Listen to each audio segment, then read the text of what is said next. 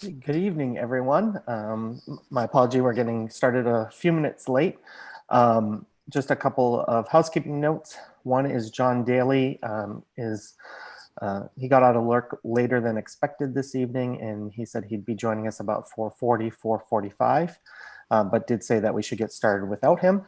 The other is some members of the Parks and Rec Committee may be you may see them pop up on the screen here as they sign on in the next half hour because we're due to start meeting with them at 5 o'clock.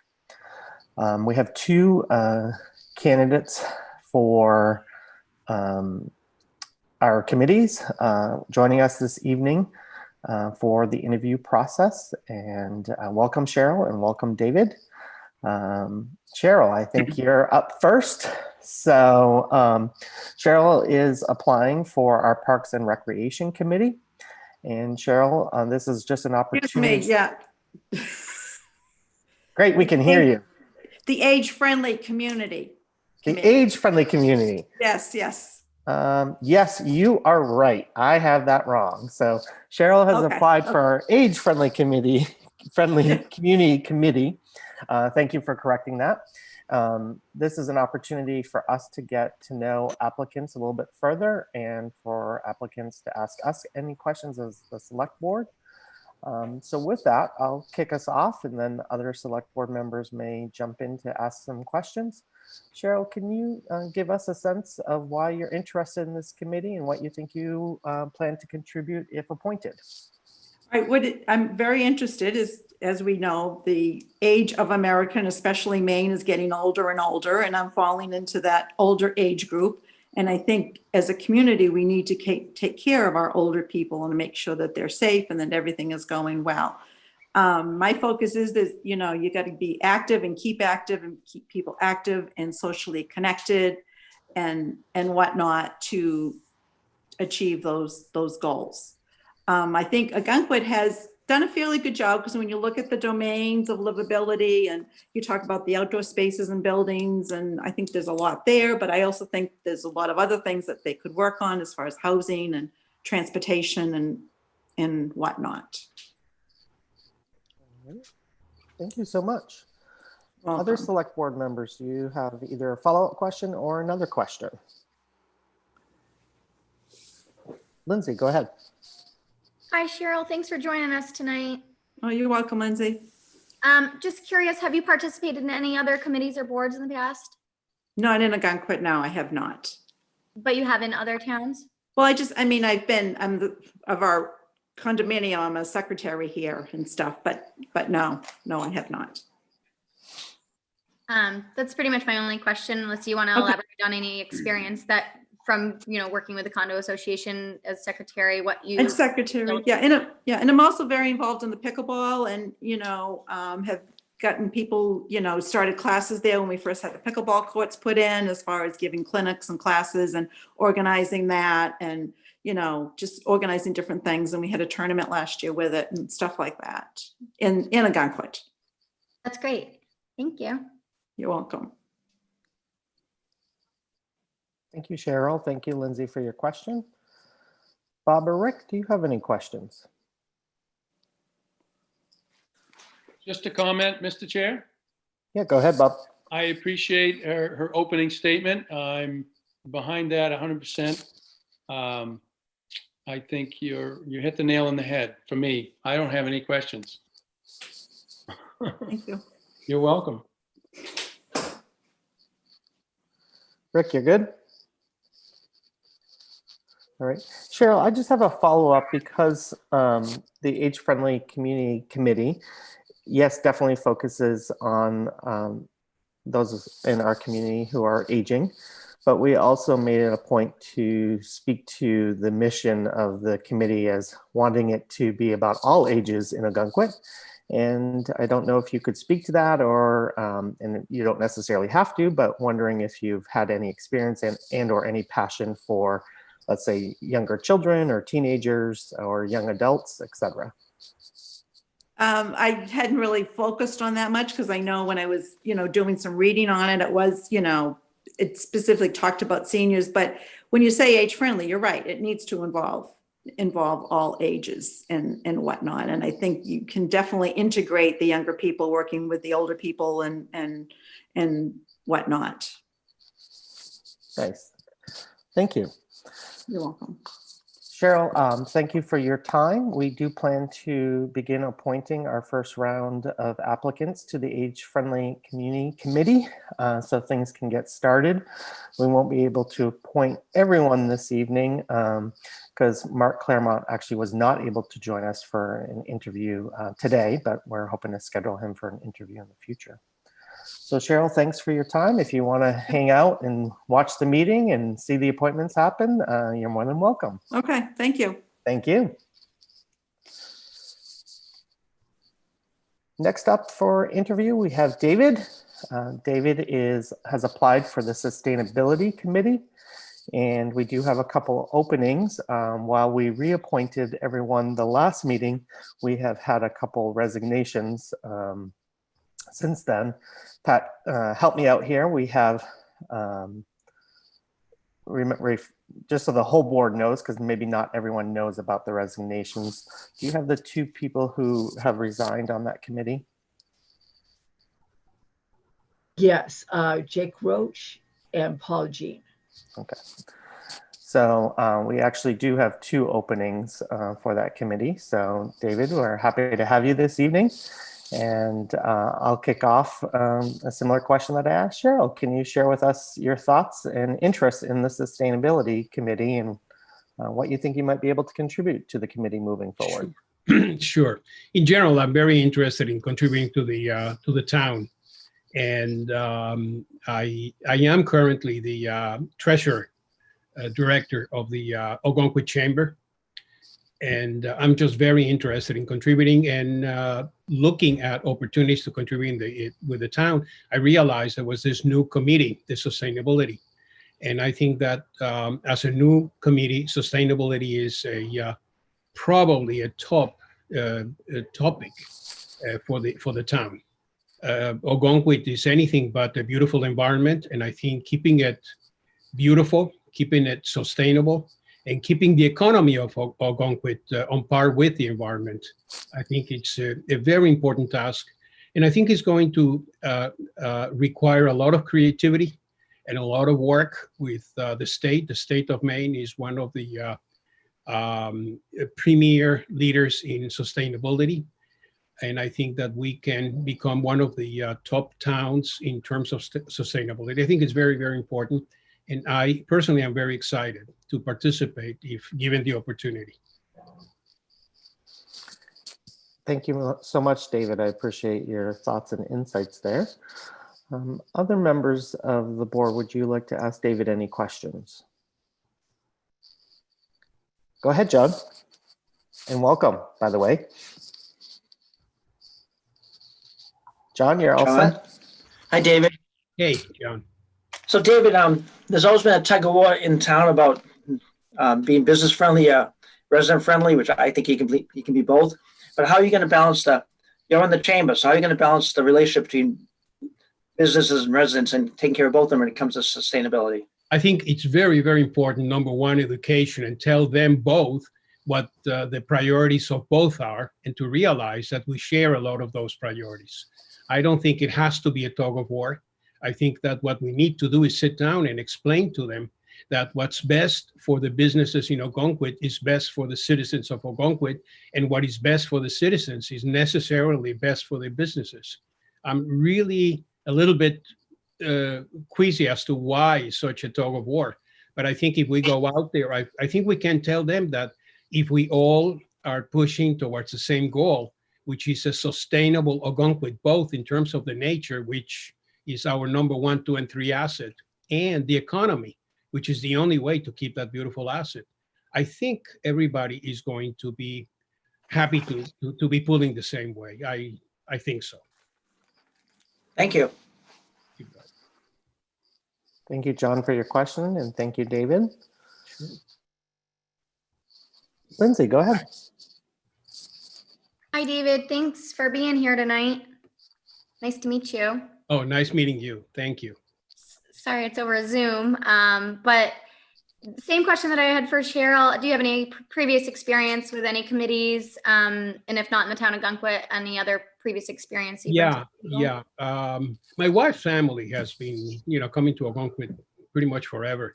Now, we actually moved to Ogunquit, I think it was 3-4 years ago. Before that, we were in Dallas, Texas, which is not really like Ogunquit, but in the area in Texas, I was very involved with the community. I was the chairman of the Project Esperanza, which is a project for AIDS patients. I was the executive director for Plan Salud. Plan Salud for over 30 years. It was a social responsible organization that was targeting and provided a medical entry for those left behind by the typical insurance. It was basically an organization that provided affordable access to those that could not otherwise have affordable access. And we did it for 30 years. And it was done in a very creative way, again, for the commitment of the community. And so I have been involved. I'm currently the treasurer of the Chamber of Commerce, and I am a CPA. At one point, I was a partner at Deloitte, one of the large accounting firms. So, and I'm very excited for an opportunity to find a way where what's best for the economy is best for the environment. It looks like Lindsay has a follow-up question for you, David. Go ahead. That's a lot of experience, and I can see why you mentioned the business world and the environmental world coming together. Is there one particular environmental issue that you're particularly passionate about? In general, one thing about the environment is I'm very passionate about the environment, but I know very little about the environment. So what I need to do is probably with the committee, do a lot of research. Again, I think that one of the key elements of the committee is going to be education, to be able to tell the citizenry, to be able to tell the businesses, not only why the environment is so important, which everybody knows, but how, can we contribute to sustainability in the town of Ogunquit and in the state of Maine. So I think there's going to be a lot of research in this area, and I'm really looking forward to leading the effort.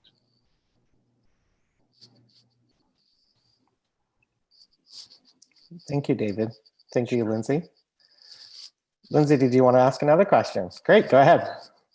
I just have one last question.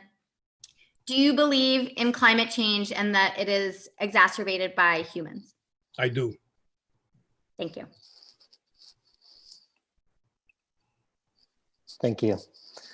Bob or Rick, do you have any questions? Just one. It's not really a big deal. Again, I'm very interested in the fact that there are more and more people that are getting interested in this type of thing. My thing is, how do you see the planning board, code enforcement office, zoning type stuff?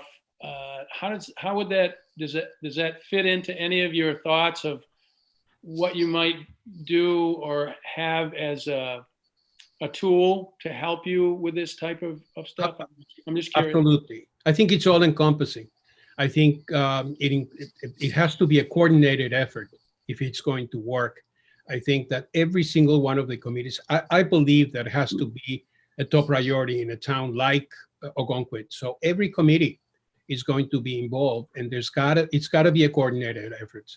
And I believe that the committee of sustainability can be the leader in terms of educating not only the citizenry and the business, but the other committees, and telling them, how they can contribute to an integrated approach to the environment.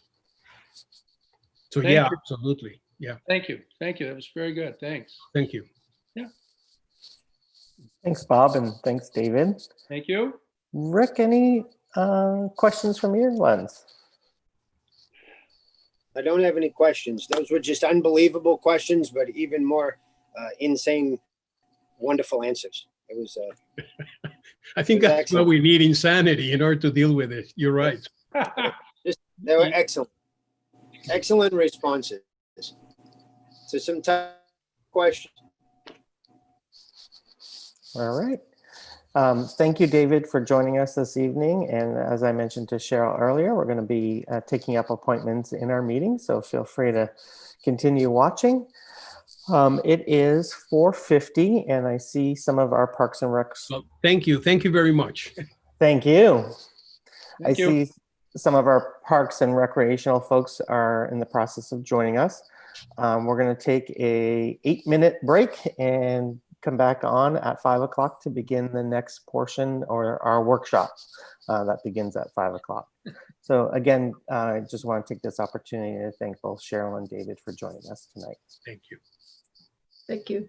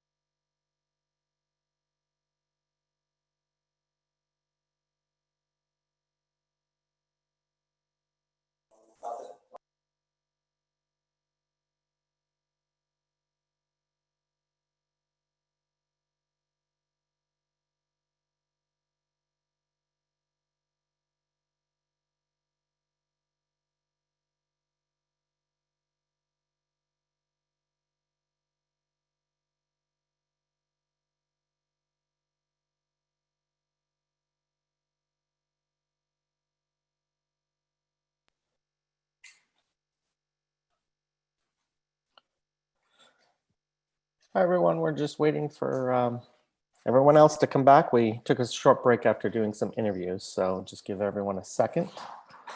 Tom, I noticed our friends from the Park and Recreation Committee are no longer on the screen. If you let me know who you need to be as panelists, I can upgrade them. Oh, Lordy. Well, let's start with Michelle Lowe and Jason Corbin, and they can tell us, make sure we get everyone else who should be on.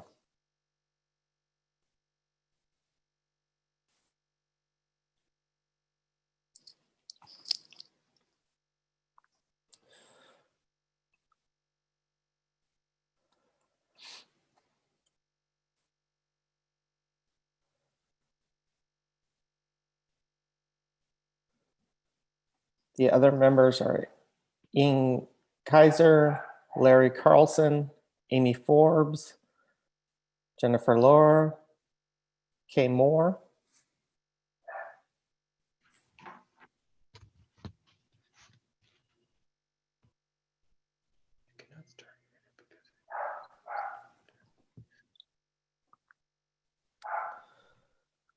I'm trying to get in, it won't let me. We can hear you, Jason. Yeah, it says video. It says that it's, well, you don't really, it says you cannot start video because the host has stopped it. Tom will probably have to change a setting. No problem. Can you do, let's see if it does it. There we go. Perfect. So Michelle, Jason, I listed off some people. Anyone else that should be on that we're expecting? I think we invited the entire committee, so we should have Larry, perhaps, Amy, Jennifer, Amy, Ian. I see Michelle? Larry. I see Ian's on, not on screen yet. I'm I here. know Amy Forbes was on earlier. Oh, there we are. I see Amy. There you go. There's Ian.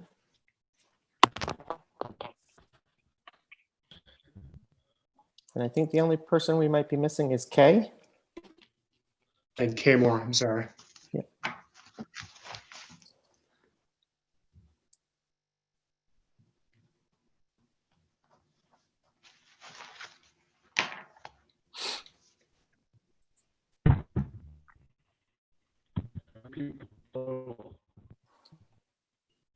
Heath, can you hear me?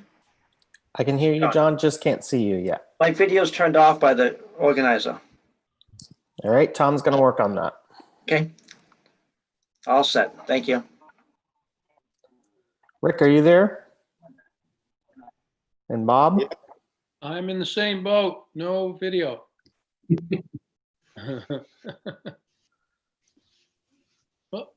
So I hit the button and Yep, it said, there we go. your host has asked you to turn on your video. If you hit OK, it should come on. All right, I think we're just, Tom K. Moore's camera is not on.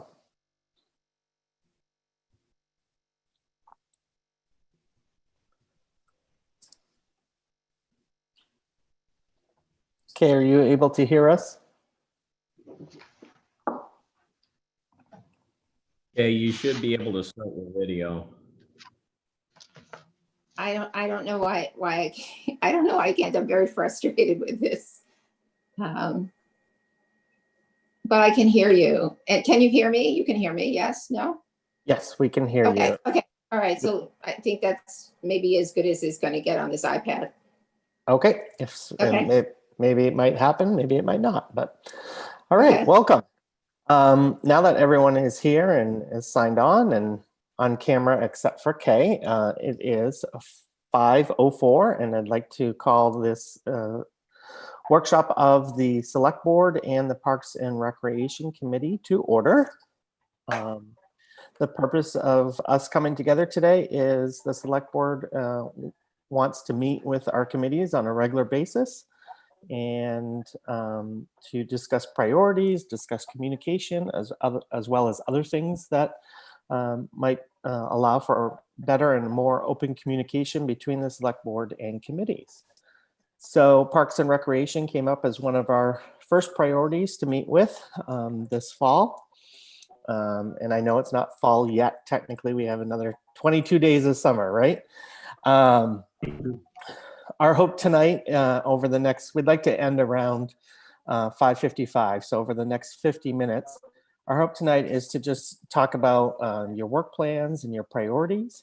We obviously want to talk about the Ogunquit 40th anniversary celebration that the events have been, at this point, are planned now for next year.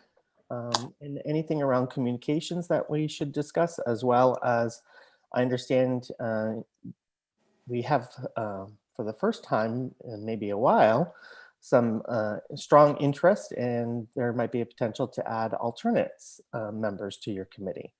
So I know we want to talk about that as well. Certainly, I'm open to any other topics that select board members have and or Parks and Recreation Committee has.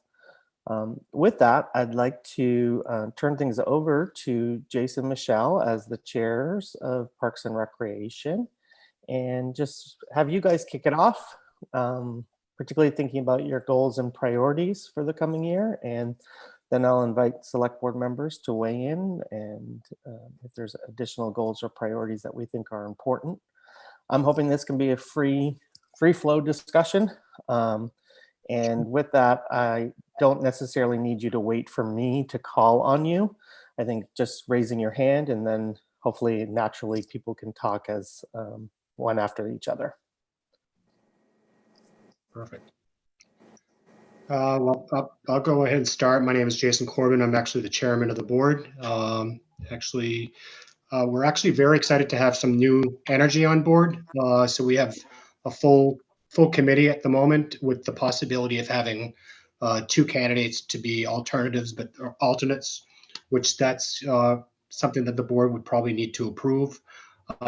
We do have 2 candidates that are interested in being a part of that, and we do have a large list of volunteers, which is great.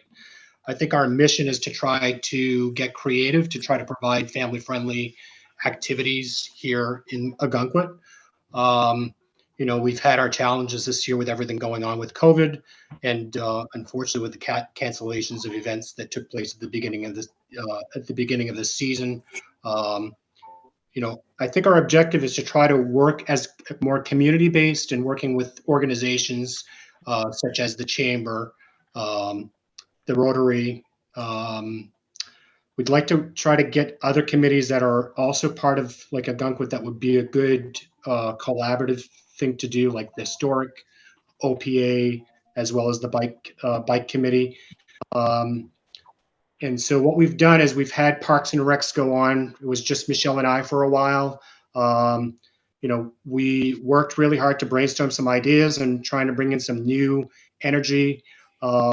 Last year or the year before, we actually did a pancake breakfast up above on top of the fire station during Christmas by the Sea. And we had some amazing support from the fire department. And they've always said, anytime you want us to be involved and do things, we're always open, and we want to do more up there as well with the police and the fire department, and try to come up with some new ideas.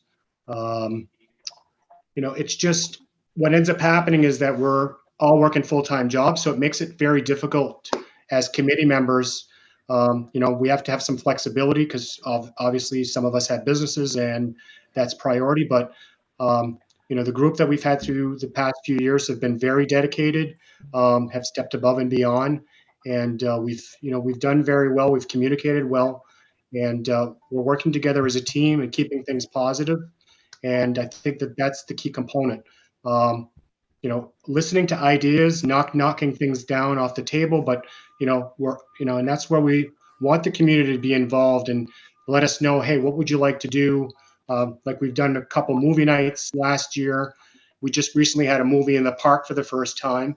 So we asked the people from the community through Facebook to say, hey, what kind of movie would you like to watch, and keep it family friendly. So we selected E.T. this past year, and with the help of a few people from the community like Jim and Donnie, Jackie Bevins, we were able to put together a large screen and make it very comfortable.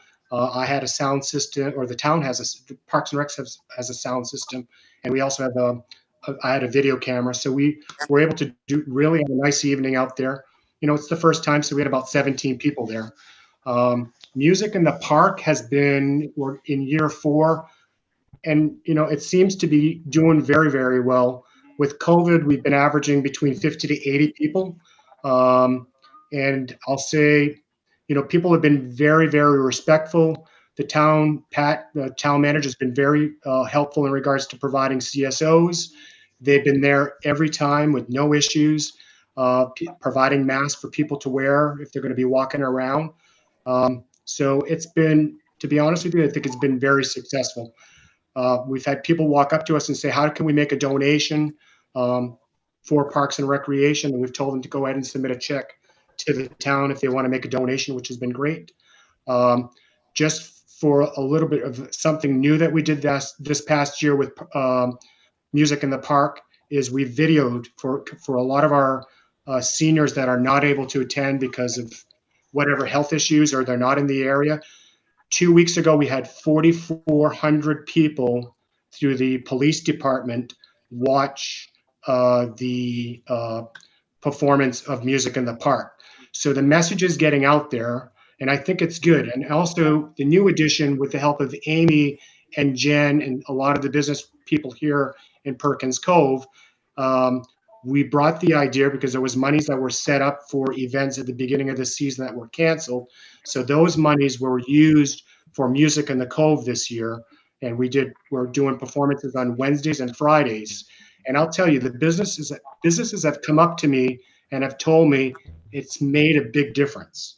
And you'll actually notice if you're down here and you'll notice a difference in the energy of people driving by that don't want to walk, that want to drive by with their car, and they open their window and you see a smile on their face from kids dancing in Rotary Park. It hasn't been congested at all.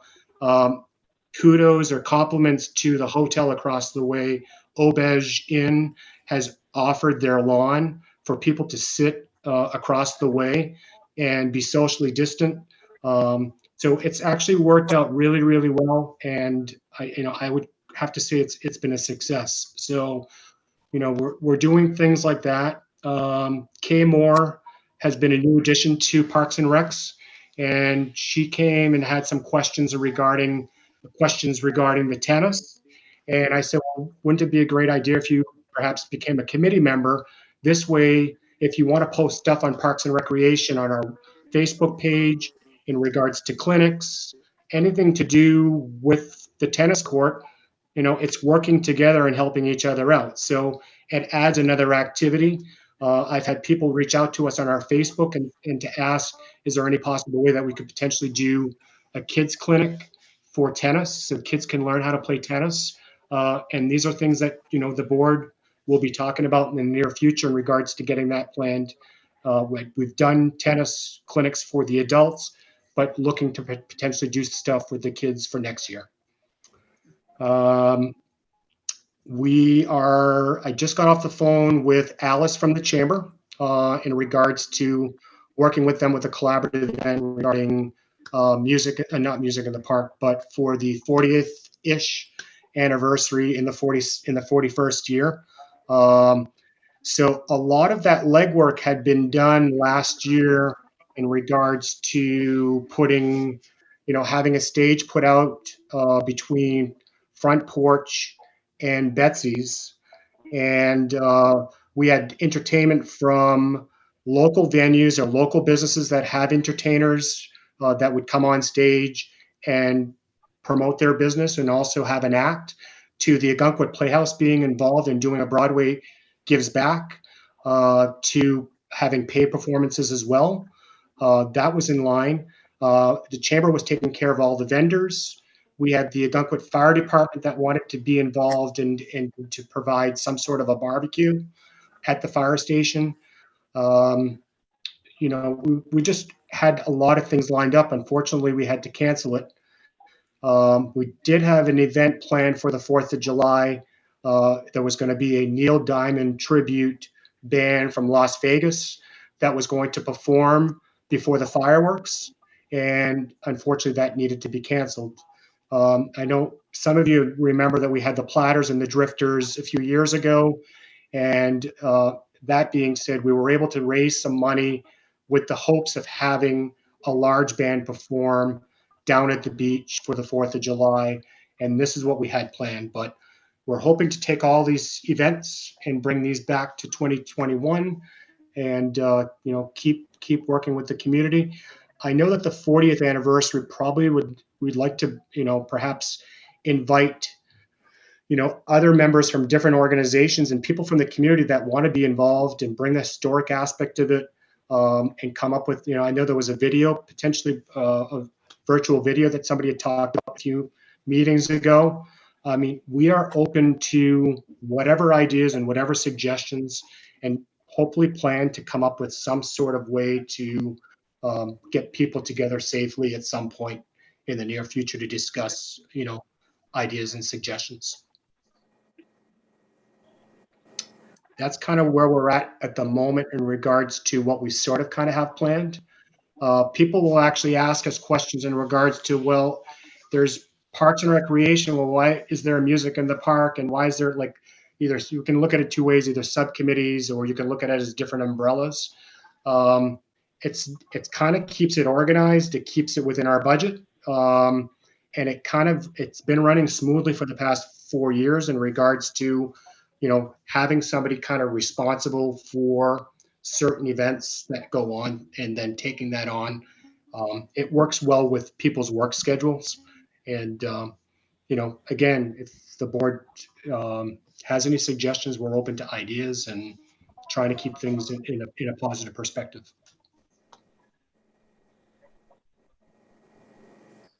Great, thank you, Jason. I don't know if there are other members of the Parks and Rec Committee who would like to add anything, and or board members, select board members. If you have questions or comments or thoughts, feel free to offer them up. I'm Kay Moore, and I was just thinking when Jason was speaking about the 40th, that many years ago down at the beach, they had a fantastic oldies night. It lasted from maybe 8 to 12. We had the village people. It was a blast. And everybody who had gone there just adored it. I mean, it really was a wonderful night, beautiful night, thank God. And the attendance was over the top.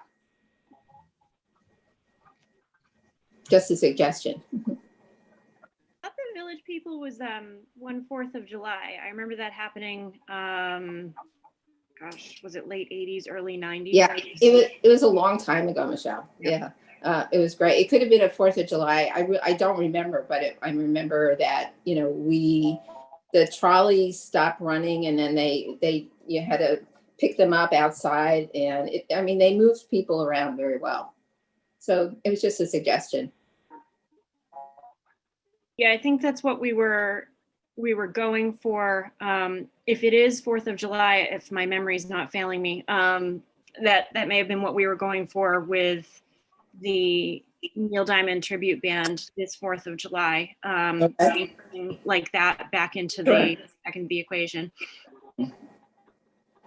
Regarding the 40th anniversary, if we can go back to that for a second, because there were a lot of moving pieces to that event. It wasn't just the stage in the center of town and the bands and the vendors in Jacob's Lot. There were also some kids and family activities planned for the schoolyard. I was working with 3 or 4 people there. There were some health and wellness activities planned for the park, because we didn't want to move all of the events entirely out of the park where it got started. And kind of thinking, obviously it's going to be the 41st birthday before this actually takes place. And my thinking was always Ogunquit has a birthday every year. And so there may be the need to, if we can pull it off, rebrand the event so that we can work with the chamber every year on making it a big, beautiful, special event every year. Because I think that's a good way to keep Ogunquit at least once a year going back to its roots. There are a lot of people who come into town who don't know Ogunquit's history, who don't know what the process was for us becoming a town, what the reason was behind it. And I think it's an opportunity, like Jason said, to work with other committees in town who are specific to that aspect of it, the Ogunquit Heritage Museum, and even bringing in the Wells Ogunquit Historical Society for some of it, just to name one or two things. I know that the Bike Ped Committee had a charity walk planned for the 40th anniversary, and I know that I do believe they plan to do that at some point. They might do it again next year. And Michelle, I was just thinking, since it's coming up this weekend and you've done a lot of work on it, talk about the sandcastle contest or the new version of it. The Sandcastle Day, as it is, it's we wanted to keep, because it's a tradition we do every single year since I was a kid, at least, if not longer, and we wanted to keep that tradition going. It's not a contest this year. It's just a day to build sandcastles. The reason being is because we had to severely limit the building space for the judges in a contest to be able to get around and see everybody's entry. This way, people can build where they are and maintain, hopefully, a safe social distance between setups on the beach. And so it's going to require more volunteers, because the idea is that we're going to be walking the beach for a couple of hours, talking with people as we spot their sandcastles, taking pictures, posting them to the Facebook album, and making it a very participatory event. I've even set up a sandcastle specific email address, ogtsandcastle@gmail.com. So in case we miss anybody, in case people have to leave the beach sooner, because the event goes from 9 to 12, but high tide is at 2:40, I believe. So anybody starting to feel a little squished, anybody feel like they need to leave the beach early, they can take a picture of their sandcastle, include whatever information they don't mind making public, and send it off to that email address, and I will upload it to our Facebook album as well. I think I have 5. I lost count. I have to double check. I don't know how many volunteers I have. I think it's at 5, maybe 6 volunteers. I could use even up to 10, or honestly, I won't even cap it. I'll take as many volunteers as I can. Anybody with a camera who wants to come down and walk around and look at some sandcastles and help collaborate on putting this album together, I would greatly appreciate the help. I'll put that on our website, Ogunquit tennis players, so senior tennis players, to see if some of the seniors will come down and take pictures as well. So I'll get back to you on that, definitely. Awesome. Thank you, Kay. I also do want to point out, just because it's kind of new, and I know Jason and I have kind of been at the forefront of the committee for a little while now, but I am no longer the chair. Jason is the chair of the Parks and Rec Committee, and our newly elected vice chair is Ian Kaiser here. So I am now just a lowly servant of the committee, and very happy to see some new leadership taking place.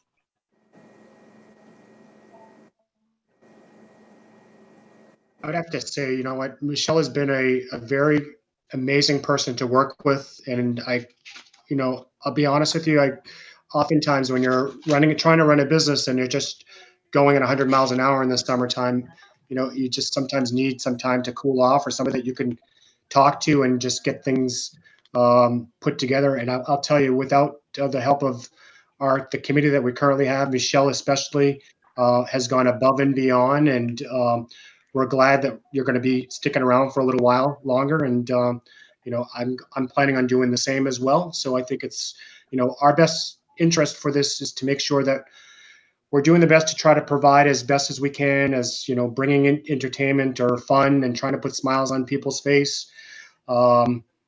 It's the best that we can do to try to, get us through this craziness that's going on.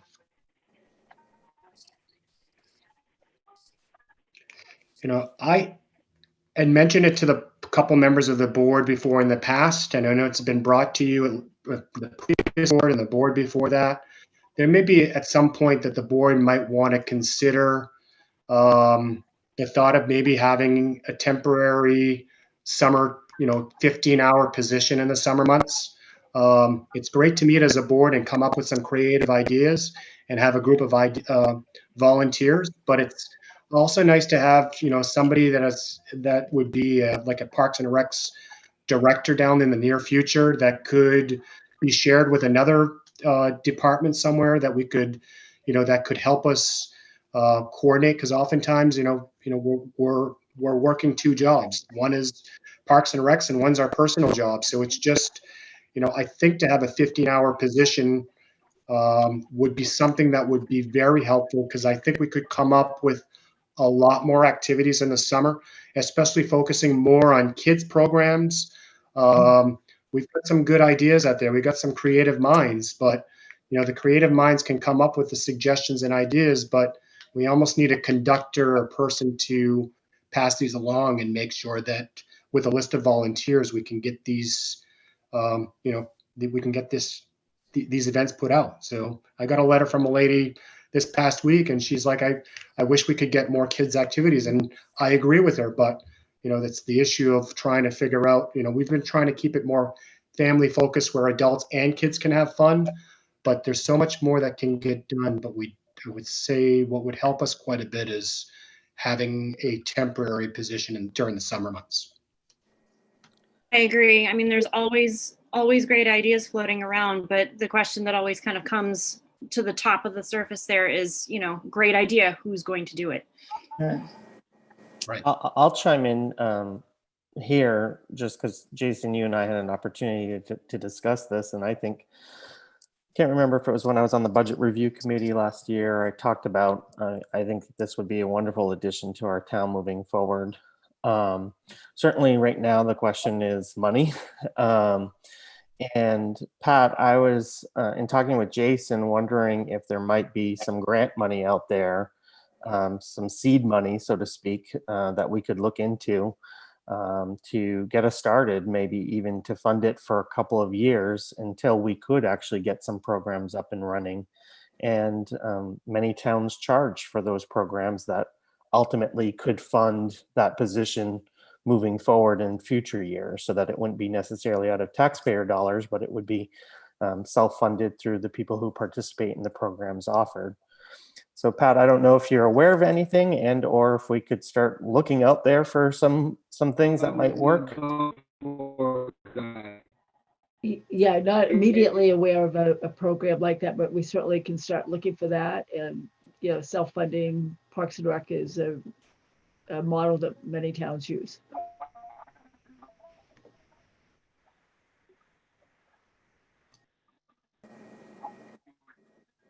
Go ahead, Rick.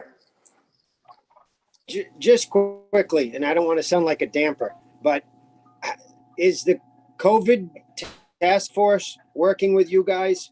Because we are dealing with outside activities.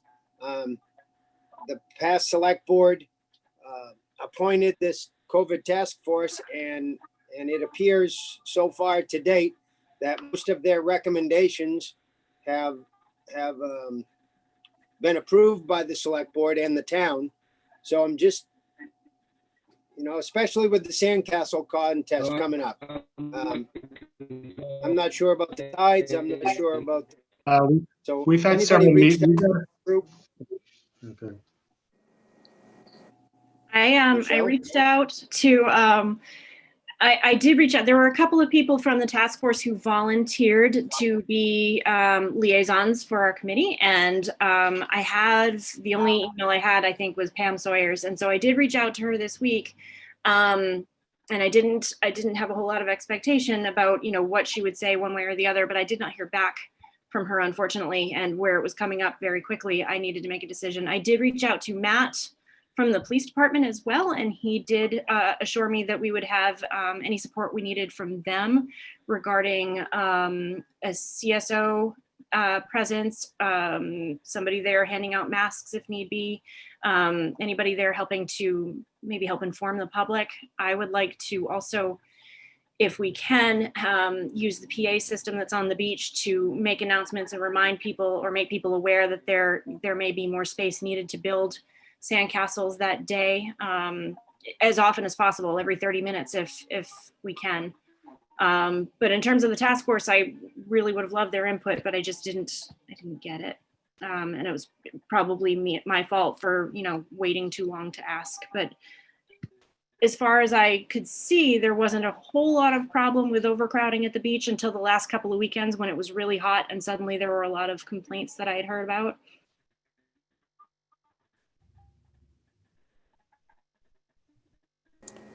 I reached out to the committee for input and, they thought that maybe we should just, go forward with it. I welcome input at any stage of this game. Pat, I'm wondering if you might have some feedback or input. I know we talked about the last couple weekends and you've emailed the select board about, particularly when high tide is around that 2 o'clock time period, that impacts a lot of space and it creates a lack of space on the beach. And I know you've expressed some concerns with that. Thank you. Yes. I think what Michelle just said, though, is like we will certainly have our CSOs augment whatever volunteers there are. Before the Parks and Recreation Committee started your season with the concerts in the park, you'd had a meeting with the COVID task force to make sure that everybody understood what that plan was and that they were all on board with that. And I think that's gone very smoothly. So I believe the COVID task force is meeting tomorrow. So I bet you that is why you haven't heard that there's probably going to be a discussion at that meeting. I don't know that, but I'm just reading some minds here. So, but certainly we will support you however we can. The regular announcements on the PA system is certainly an easy way to get people understanding what's going on and to spread out. So great idea.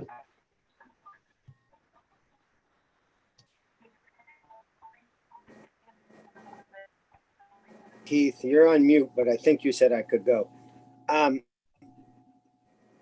I don't want to beat a dead horse, but I just want to make sure we received, as select board members, received some emails last week with some concerns of high temperatures and high tide being at peak times. And nowhere in the emails did anybody reach out through my, information that nobody reached out to anybody on the task force.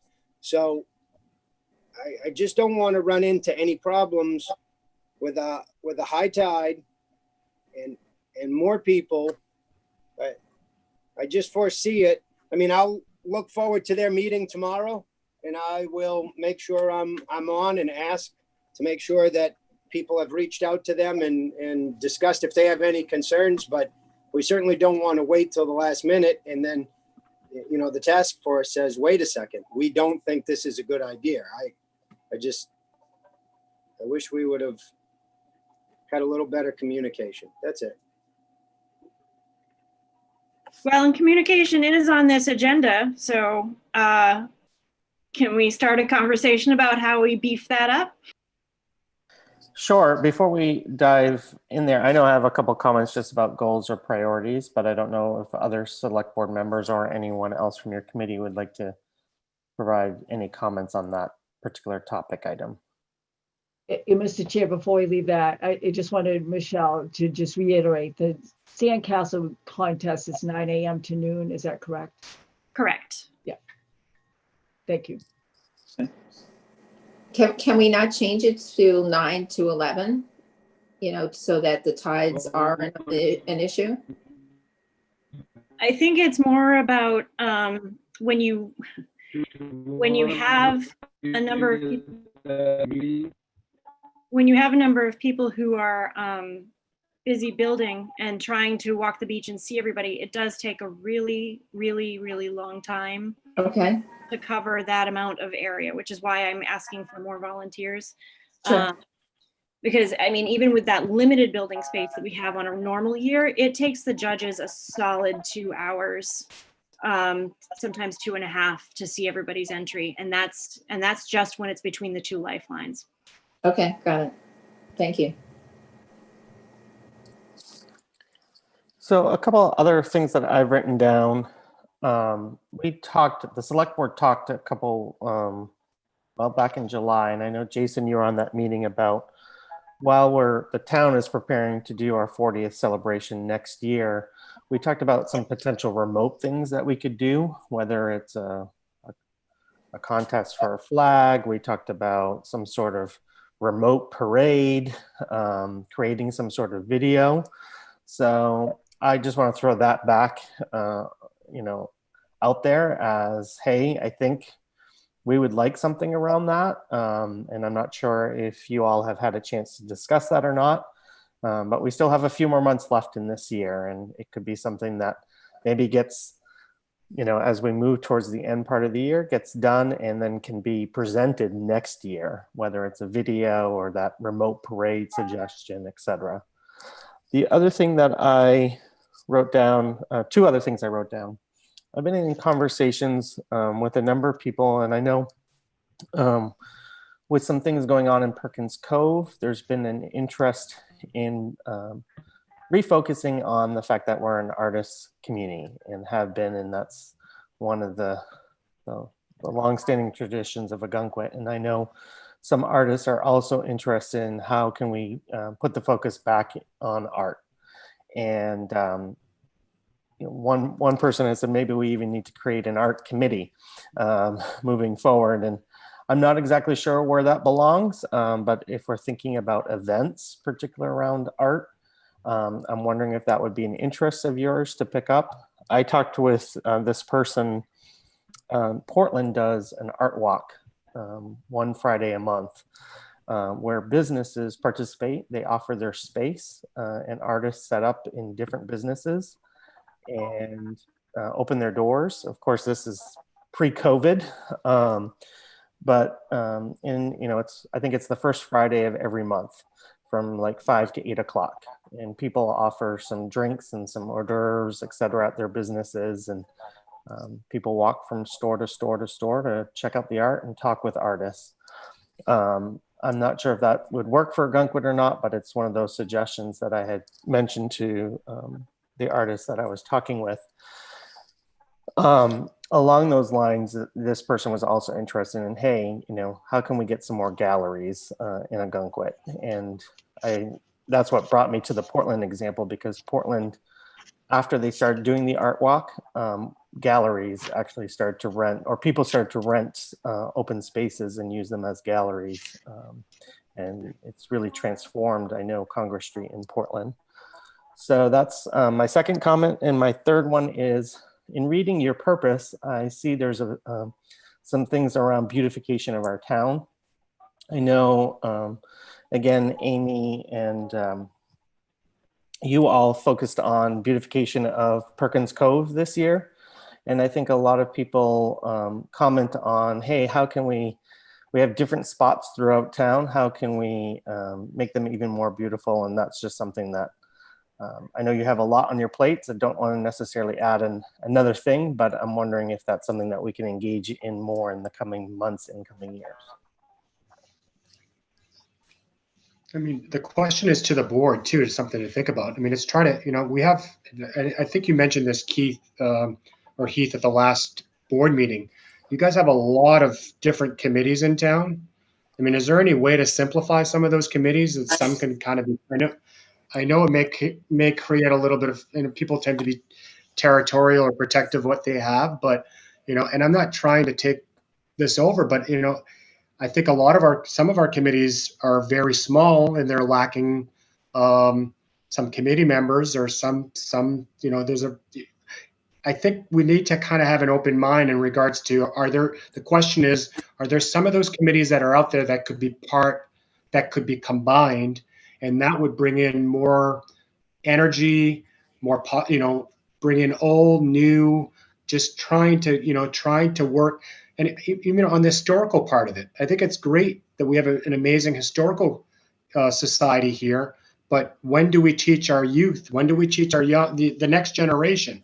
How, we need to teach them the history of what Ogunquit is all about. So if we could try to bring in, some younger generation, get some of these younger people to partake, and that's kind of what we've been trying to work with Parks and Recs, is bring in variety of different people, get them energized and having fun, and coming up with creative ideas. But I think like the OPA or the bike committee, these are things that potentially could be part of, you know, of some rebrand a little bit, you know, some other, like make a new committee, combine them. Jason, I don't think we've discussed that yet, but I know we're going to be talking about our goals and priorities, and that's been on my mind about, you know, do we have the right committees? Is it the right makeup? Are there places where things make sense to combine? We have a lot of committees and a lot of people, I think over 150 something positions. And so that's quite a bit of our voting pool in particular. Sure. But you know, definitely something worth considering moving forward.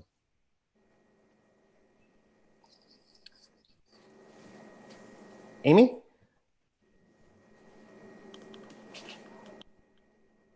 Hi. Jen and I have collaborated with Todd Benita, and we actually have artists in the Cove that is set up in the Rotary Park 3 to 5 days a week, hanging their artwork, etc. There's a form on Todd's website. Any artist can apply to use the parking spot as well as set up and paint in the Rotary Park. So that's exciting. And we've also at the Park and Recs meeting a few weeks ago talked about doing something similar, but not like what we used to have downtown, where the artists set up. They used to set up in August and sell their artwork on Main Street and also in Jacob's Lot. And we were talking about doing something like that, where they would apply, and we would probably have something in the Cove where in the boardwalk, or maybe between like the Veronica Billy's parking lot and the and Jackie's, have artists set up also, as well as like I even offered the deck at the candy store if people wanted to set up there to show their artwork, so we can again bring back what the Cove was about. The building that I'm in right now was an art studio, and it also was people came there for lessons. So it goes with the whole Perkins Cove historical. I don't know what word I'm looking for because I'm so tired, but it that's what the Cove's about. It's about fishing and art, and that's what we want to bring back into the Cove. Jen, do you want to speak? Yeah, I would like to see some kind, the art walk sounds like a great idea. We'd have to get some participation, like you said, from the other businesses to see if they'd be willing to do that.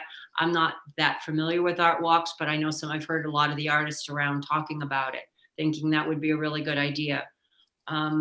That's a good plan. I also would love the idea to have an annual art show in the Cove, possibly not in the summer when it's really busy, but maybe an annual event in the spring and maybe another one in the fall, possibly even on a Sunday, when maybe work it around some of the other art shows when the big Portland art show is. If they do it on a Friday, Saturday, perhaps we could do ours on Sunday, for example, so we could get some of those artists, just maybe start talking about some of those ideas. I do think I'd like to see some of the other artists. I know there are other artists that want to be part of all of this, and I want to find a way to do that.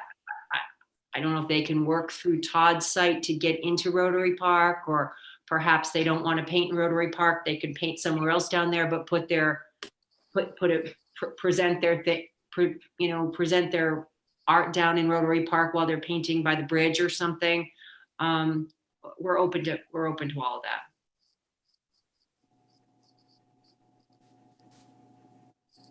Rick? Just in the last week or so, I've where John Neal had his truck by Jackie's, I've seen a lot of people painting there. I've seen him painting over by the fuel dock, in front of Billy's, in front of Todd Benita's place, and it really is cool. But all the discussion today, I listened to Jason talk about part-time direct maybe worker, and we're talking about art classes, and it just leads me back to the 2016 2017 community center / we've got to come back together as a community. And if you want to teach the history of Ogunquit and art and fishing and it would be nice, and it's not the perfect, most opportune time to take a stab at it, but we should start a brief discussion as to what we're going to do with the Ogunquit Village School. And that's a classic example of how all these things could come together in one eventually. But I think the Cove is very lively. It's great seeing all the artists down there. Rick's back in town. I watched him paint in front of Billy's. I stopped and watched it for a few minutes. It was really nice. It's encouraging. I definitely agree, Rick. And on the building committee, I think, yeah, I don't think we're going to be spending a lot of money or moving forward with anything in the near future. But now, while we're in some downtime, might be some good time to start putting plans together. So definitely, I have it on my list for when we have our conversations as a board about our priorities. So I want to recognize the time. Certainly, if anyone wants to add anything else, feel free to chime in. But Michelle, you brought up communication, or I think Rick did and you did, and certainly interesting thoughts or what might work for everyone. Lindsay, go ahead. I just want to flag, it seems like Ian has tried to speak several times, and I think he's frozen. And Ian, I hope that you don't feel like we're not listening to you, but we can't hear anything you're saying. And that's why I don't think you've been called on at all. But I just wanted to point that out because I didn't want anyone to feel excluded. Thank you, Lindsay. I was hearing at times I was hearing like somebody wanted to talk, but I wasn't sure I was pinpointing it. So thank you for that. A quick question, Keith, in regards to, we do have a liaison, is that correct? So a representative from the Board of Selectmen is supposed to attend, and I think it's Lindsay, which she has. I'm currently the liaison, but I know that there's been some shifting, and I'm not sure where we're at with liaisons. I missed the last meeting, and I know that was talked about. So Heath, I'll to you. I was trying to get it on the agenda for today, actually, but when I looked at the end, I said to Pat, let's take it off and shift it to our next agenda, just because of priorities and the length of the meeting. So, but definitely something that we plan to discuss here in the near future.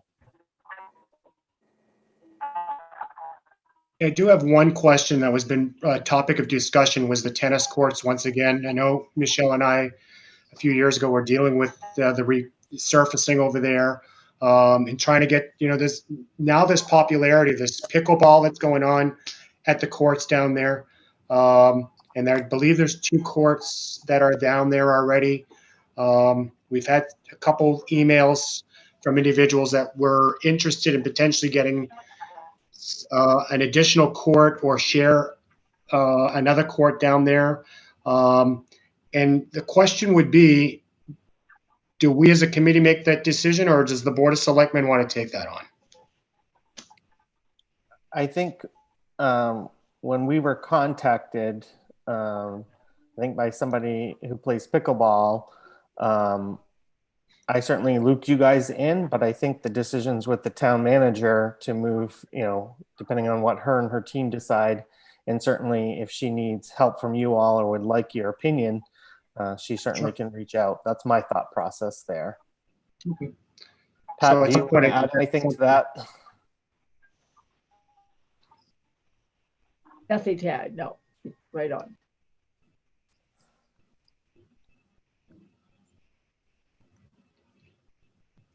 Mr. Chair. Certainly, I'll just add that, Jason, if the committee has a recommendation for the town manager, then I certainly think you guys could put one forward.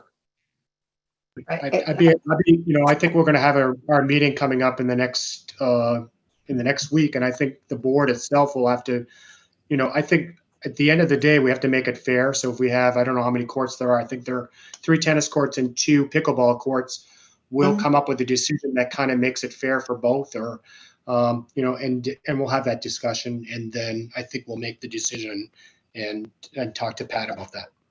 Okay, I will interject. I would, before making a decision as somebody who plays tennis down there, Sure. I would like to, have a usage survey done. The tennis courts, the pickleball players and the tennis players play at the same time. We all play at 8 to 10 o'clock. And so the courts are used very much at that time. But after that, the tennis courts have always been used, specifically that single court, which backs up to the pickleball courts, are used by a lot of tourists, Canadians, people who play singles, who don't want to run around on the other two courts after other people's balls. So I think a usage, how much is the pickleball courts being used as versus how much the tennis courts are being used, most definitely. So I think that would be a part of a decision, I would hope.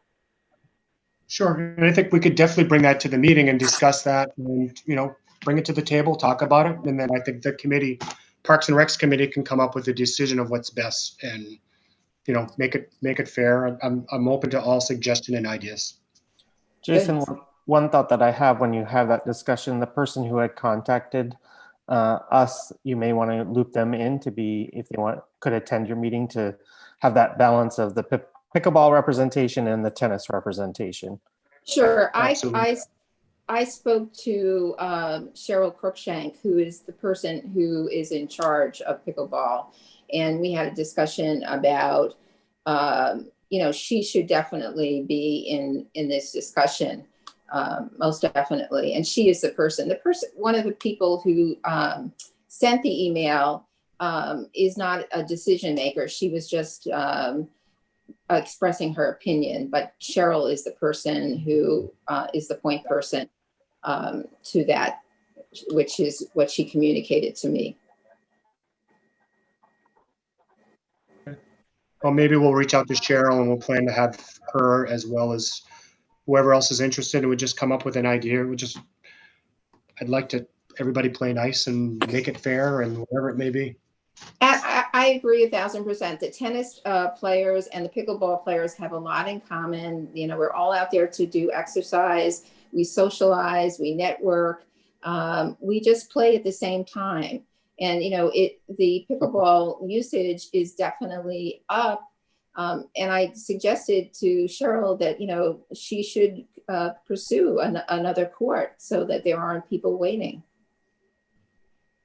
Perfect. Well, we'll have discussion. We'll talk about it at the next meeting and we'll come up with a solution. Okay. John? Yeah, hi, good afternoon, good evening. I'm glad Jason used the word family friendly. I'm glad to hear that. I think 5, 7, 10 years ago, the Parks and Recs focused mostly on children, as they should, because we need more children in this community. We need more families in this community. But do you guys think you spend enough time and effort in the winter months for activities for older people, senior citizens, bingo, whatever, game night, potluck, anything? Yeah, we've had some ideas and discussed, and now that we have a full committee and it's not just Michelle and I think there are people here that are year round. We're open to these suggestions, and we're also open to people wanting to be involved and don't have to be a committee member, but you can come and provide us with, volunteer and help out. And we could have movie nights. I know the fire department said we could potentially use the second floor if we clean it up. We could do some sort of fundraising for whatever it may be, come up with different fun activities in the winter months, like you're saying. Thank you. I want to acknowledge the time, and we probably could spend another hour talking away. One of the things that, and I want to recognize we didn't necessarily fully hit on communication, but I want to make sure that we talk about it sounds like you guys are interested in adding some members to your bylaws, including adding 2 alternate positions. Is that a correct statement? Yeah, correct. We've had 2 people that actually said, one definitely. I said, well, you need to go to the town and talk to the town clerk, because I didn't know that if the committee actually had alternates. Because, keep in mind that you know, I do activities for 2 to 4 years, and I think I'm on year 4, like Michelle. You know, it's nice to pass this information along to somebody else so that we can move on to perhaps other, town committees or other nonprofit situations that, need help in the area. So I think it's good to have new energy as well. So, I've committed to being around for a little longer, and, with the hopes that this doesn't stop, it needs to keep going. So, like I did in the past with other activities. So it's just, I think it's good to have maybe alternatives as alternates so they can kind of fall into play. So Jason, it looks like where the membership is outlined is in your bylaws. So my suggestion is for your committee to take up revising your bylaws and adding those alternate positions that you would like. Once you all approve any bylaw changes, then they come to the select board for our approval and any further comments. But any comments that select board members have on Parks and Rec adding a couple alternate positions?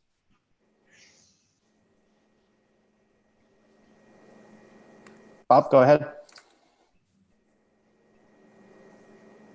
Bob, you're on mute. I think it's important to have more the merrier for, the more members you have, it gives you the ability to use those members as volunteers also. When I was on the rec committee, we had, several people on that committee at that time, and it was a lot of work, and we didn't even do half of what Jason and Michelle have been doing. So I can only understand that the fact that if there were more people, and if people do want to get involved, I don't see why we wouldn't open that up for that involvement. I mean, but that's obviously, I'd like to, hear from the committee. If that's what they need, then I don't have an issue with that. They're the ones doing all the work, so we should try to support them as best we can. Great point. Okay, I'm hoping that this isn't our only discussion. The thought that the select board has been discussing is that we want to have continuous conversations. And so right now we're doing a first round of meetings, but it sounds like there's an opportunity here for us to maybe pick up after this first round and re-meet again and have further conversations about communication, etc. If there is anything, Jason and the committee, feel free to reach out either through Lindsay, your liaison, or to me. And happy to schedule any further discussions that would be of priority right now. Sure. I want to thank you guys. I want to thank you, Keith, as well, and putting this together. I think it's great. I think it keeps the line of communications going. And if we're doing something that needs some correction or needs change, then, let us know so we can, tweak whatever we need to do. But, we're just going to continue doing what we're doing. And just want to remind the general public that we do have 3 events going on for Music in the Park and the Cove as well. Wednesday and Friday from 6 to 8, 2 performers, and we'll also have Music in the Park on Sunday, 5:30 to 7. Great. Thank you all for your time and for joining us tonight, and I look forward to talking with you all more. Great, Thank you. Thank you. Thanks. Great job, guys. Okay, how about we take a 5-minute break, and so we'll get started at 6:05. Does that sound good for everyone? Yep. All right, we'll see you all at 6:05.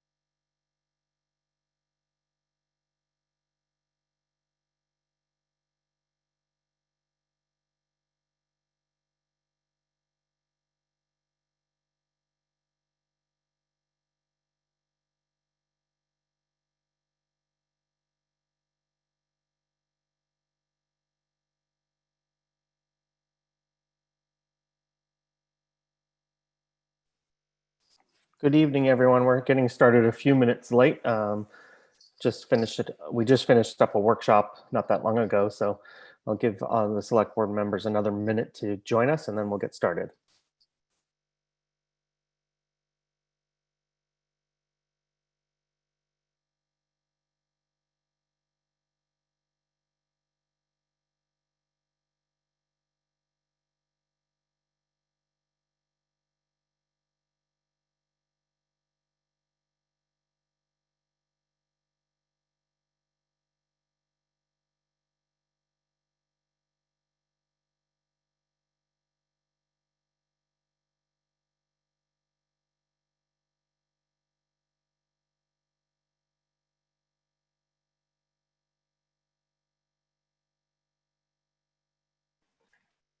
Bob, you have to share.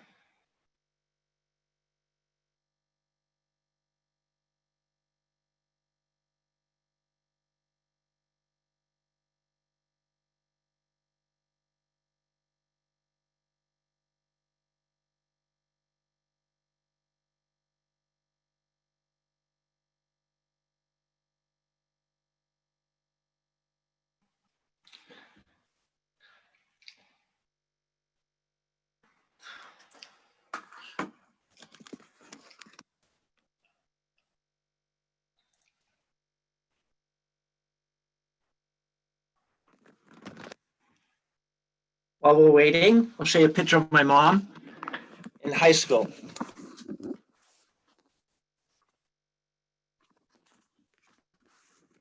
that? That's my mom in high school. Her Very prom nice. picture. Her prom Very picture. nice. Hey, gotta pass time.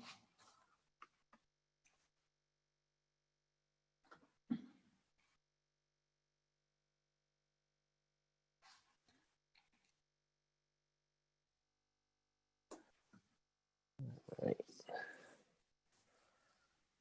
1, 2, 3, 4, 5. We're all here. All right. Good evening, everyone. It is 6:08, and I'd like to call the meeting of the Select Board. Today is September 1st to order. As we get started, I would like to take a moment to just reflect. One of the reasons why we're coming to you, the reason why we're coming to you all remotely via Zoom is because of COVID. In this past week, the United States hit the 6 million number, the number of people diagnosed with COVID. So I'd like to just start off by taking a moment of silence for all those impacted, either diagnosed and or impacted in one way, shape, or another because of the pandemic, including not only those in the United States, but those worldwide.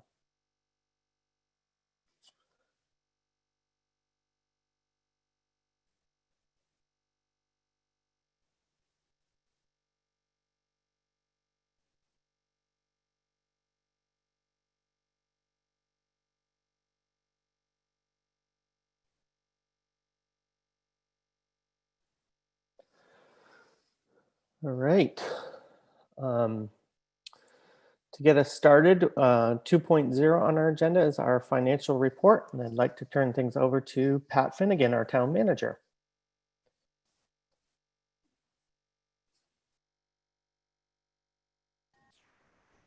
Thank you, Mr. Chair.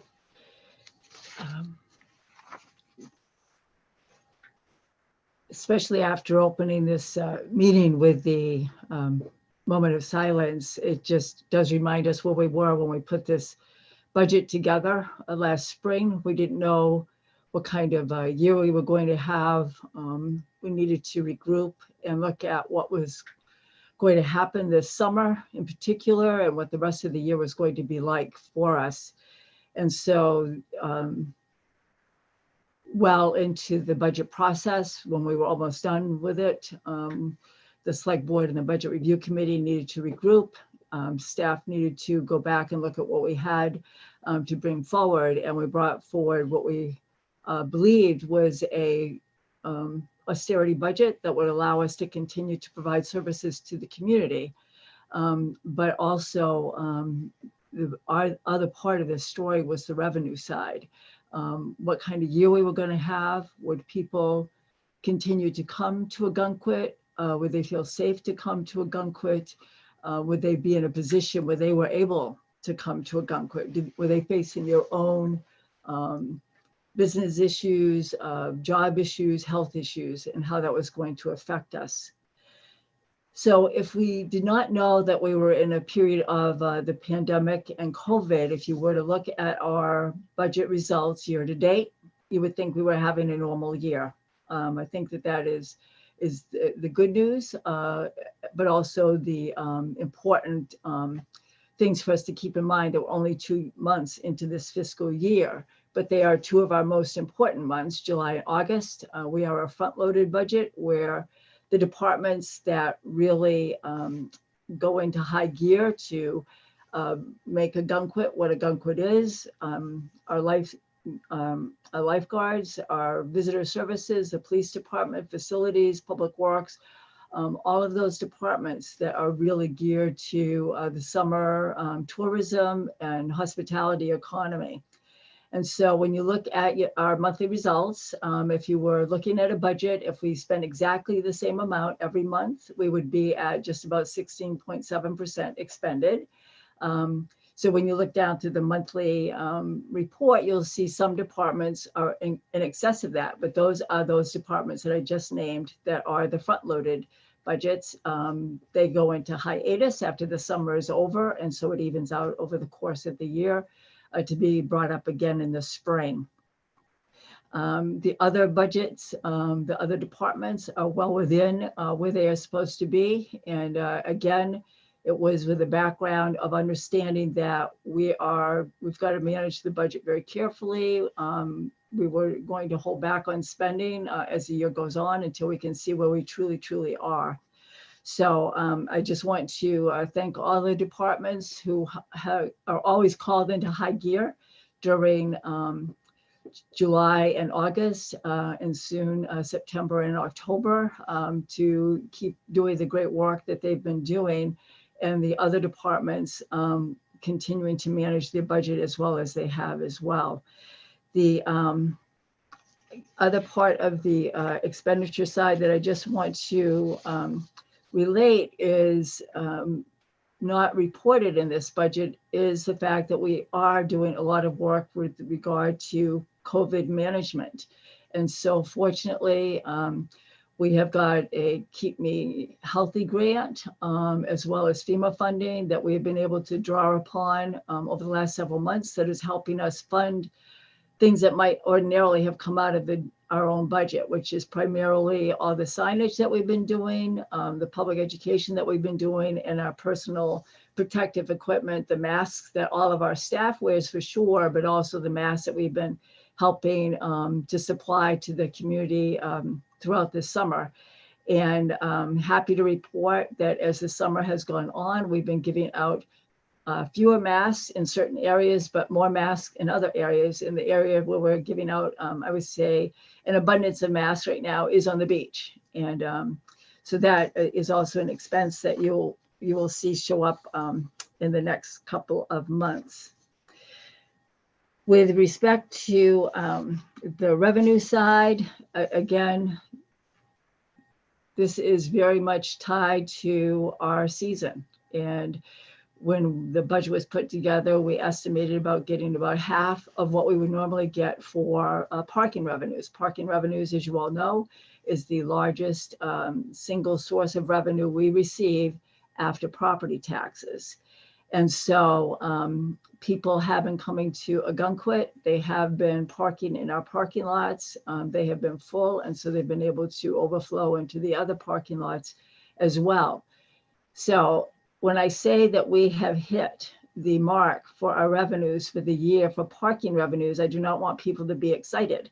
It means we hit a very low bar and we still have much more to do. But I think in terms of when you look at where we were last May and not knowing what this summer was going to be and where we find ourselves today, I just want to commend all of the town employees and the people of Ogunquit who have worked so hard to make this community a safe, welcoming community, because that has taken everybody working on that together. Part of the reason why people are coming to Maine is because our governor has worked so hard to make sure that we keep people healthy, that following the spread of this virus, trying to contain it. And certainly in York County, where we were the canary in the coal mine, we were on hypervigilance to do what we could to make sure people could stay safe. So I think that the comments that I received from our visitors is how impressed people are that our own residents and our own businesses take this so seriously, and it makes them feel comfortable coming here. And when they see everybody else wearing a mask, they put one on too. So I think that that's very important. If people didn't feel comfortable coming here, we would have had very different results. And so our visitor services employees have been way out front, making sure people know about their masks when they drive up at the visitor services booth. All of our facilities people, our bathroom attendants, our trash collectors have also been pushing that message, handing out masks when necessary. And certainly our police and community service officers have been part of that as well. And the businesses themselves have done that as well too. I think the other touchstones for revenues that people would look at is how we're doing with respect to excise taxes. That is a universal kind of revenue that throughout Maine, because Maine does rely heavily on excise taxes. Are we on track for those? And we are very well on track for that. People have been buying cars, new cars, which has helped us quite a bit. And I think the other thing I just want to note is our property tax collections. As you recall, the select board, given where we were, economic conditions, concerned about people's cash flow, the select board gave people an extra month to pay their property taxes to July 15th. We've gotten all those results in, and if you look at where we ended this year versus other years, we are basically in sync with prior years at just about 97% collected. Last year was 96%, the year before is 98%. So we're pretty well on track there. The other thing I would just want to mention in addition to the tax collections is we've completed our fiscal year. It ended on June 30th. We're in the process of doing all of our year-end results. Our preliminary results show that the town ended the year under expended and taking in more revenues than budgeted. So both of those things are very, very important. Again, I want to remind people that we ended the year with a spending freeze. We wanted to make sure that given what was going on with the economy and the unknowns, that the departments all did their best to make sure that we were not spending money on things that, unless you were absolutely essential. And then revenues certainly did better, primarily because of parking and our excise taxes. So I want to also mention that we're starting this fiscal year with a new budget format. People who have been following this along for several years will notice that right away. I want to thank our treasurer, Mandy Cummings, for doing that huge task of transitioning to this new financial software. It was something that was very important in terms of our streamlining our transactions. It is more user-friendly, I think, for both the staff, and it will be for the public. And it will also save us about $40,000 a year. Mandy also brought payroll in-house, which also brought some savings as well. So I think we will continue to do those in the months ahead in terms of looking for cost savings, not taking for granted that just because we've got a budget that you spend that budget, that you always look for cost savings. So with that, I will say thank you and look forward to next month's report. But it's always good to start off with good news for year end and where we are year to date. Thank you, Mr. Chair. Thank you, Pat. Appreciate that overview. Do any select board members have any comments or questions for Pat? Bob? Select member Bob Wynn, you are on mute. I just want to thank Pat very much for her detailed information, and sounds like herself and her staff are keeping things on point. And that, I mean, in this day and age, what's happening right now, that's pretty good. So I appreciate what you've done, Pat. Thank you. Yeah, Mr. Chair, I might just say, I'm happy to be able to put a written report in this select board packet as well. It's taken a while for us to be able to do that, but I think the treasurer's office and the business office is running very well now. And so we'll be able to continue to provide those kind of written reports and hopefully some additional analysis. So thank you for mentioning that, Bob.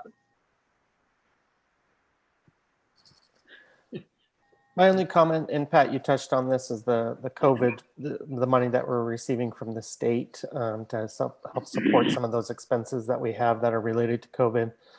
I know on the budget review committee, Mandy talked about she's looking into ways to report out not only that revenue, but how to report out on the expenses. And I think what I heard her say was she's thinking about having a line item under each department so that it wouldn't be a whole separate budget on its own. So I look forward to seeing that divvied out however you guys decide to do that in the future. Yeah, no, we definitely want to track that because the funding is obviously significant, and it's also reflects the significant effort on the part of staff to make that happen as well. So I think keeping track of that for everyone to see will be very important. It's all taxpayer money, regardless how you look at it. Select member Nguyen. You need to unmute.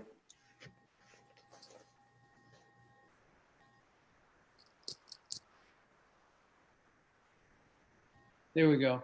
I just wanted to ask or say that, do you have to report out to the state a list of where expenditures went and where they've been spent? So yes. Okay.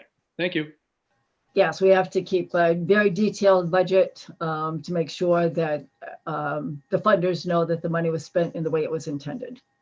So, total accountability. Thank you. Select member Dolliver.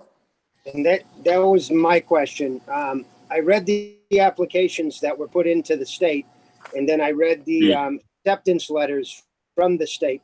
Said they're contingent to the signing of a contract. And do we have either of those contracts yet? And if we don't, we don't. But if we do, when would we have availability to those? I believe we've got the contract for round 1 of funding. I don't think we have the contract for round 2 of funding, and I can certainly forward that.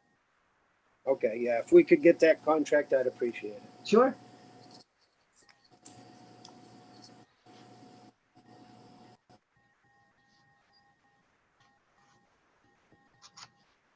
Any other questions, comments?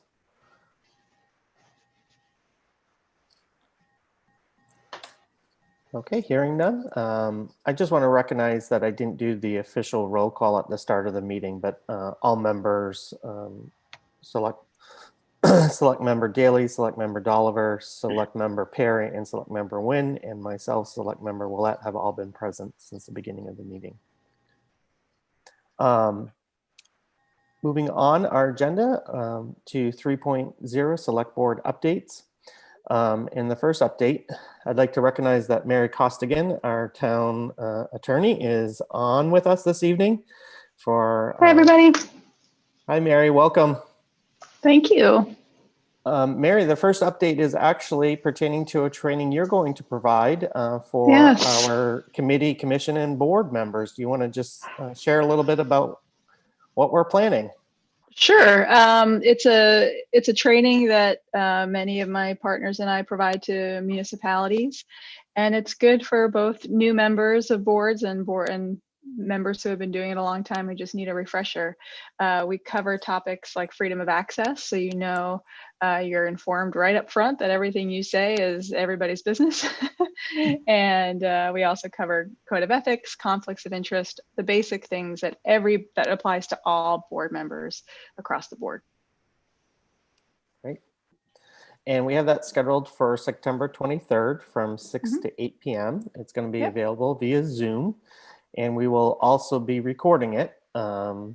So if you're not able to join via Zoom live that evening, you can watch it at a later time. John, Select Member Daley? So Chair, just to be clear, so this meeting is with all the chairmans of the different boards, or not every board member on every board? This training is for every board member. Every board member. Okay, wow. So we can only have 25 people on Zoom though, right? No, we can. I mean, we have 56 participants on this meeting. I don't think we're going to have everyone on camera like we have right now. We'll probably just have Mary on camera, is my thinking. But Okay, thank you. I'll be sure to share a screen and have a PowerPoint presentation, so you don't have to stare at my face for 2 hours. we don't mind that. Select Member Dolliver? So are we requiring committee, commissions, and board members to participate? And are we having them sign off like we did in previous years? We have them sign off on our code of ethics. We have not discussed requiring attending this workshop. Mary, how do other towns handle that? Other towns offer it and don't make it mandatory. There is mandatory freedom of access training that as select board members have to do, and other officials that I can't think of off the top of my head, but that's the mandated. My training is not mandated, but it's highly recommended.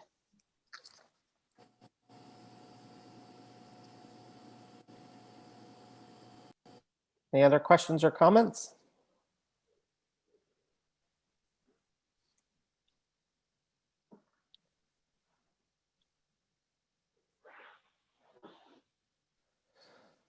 Okay, moving us on to 3.0B. We've asked Mary to weigh in on to give us some opinions on a couple of things. Mary, I didn't ask you to give this update, but now that you're here, I'm thinking, hey, it's better to come directly from you than from me. Do you want to just give us, we have your opinions in our board packet, what you've written to us. So that's available for us and for the public. But do you mind just giving us a highlight on each of these opinions? Sure. So the first one, I'm looking at the agenda, the committee member terms, de facto members. What that's about is the fact that this year, probably more than other years, because the election was delayed, the election happened after the June 30th term end of many of the board members, if not all board members. So it created a lot of board members who were continuing to serve beyond their term. And what did that mean? And so the general rule of thumb is that it's generally accepted that board members can serve beyond their term and until that seat is filled. To hold otherwise would really, stop a lot of business at the town.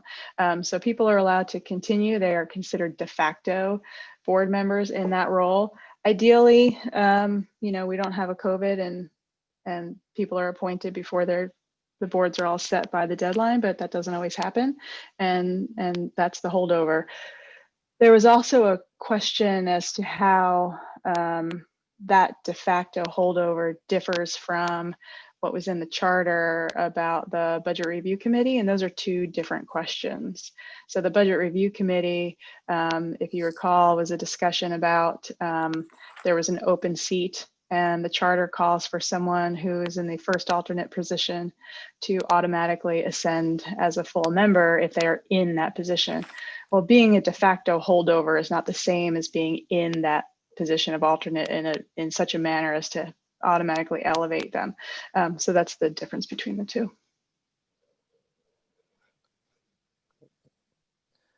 Great, thank you. And there's an additional question that we asked you that came up at our last meeting, and that's we asked you about specifically, can somebody be on the planning board and the Historic Preservation Commission at the same time? And then following that, our charter sort of identifies that the Board of Assessment Review is a required committee. But state law, if I understand correctly, actually doesn't indicate that it's required for us to form that committee. We choose to, our charter says we form it, but it's not required by state law. And so you've given your opinion as well on can somebody serve on both the Board of Assessment Review, which is not required by law, and the Zoning Board of Appeals, which is required by law. Do you want to just highlight those?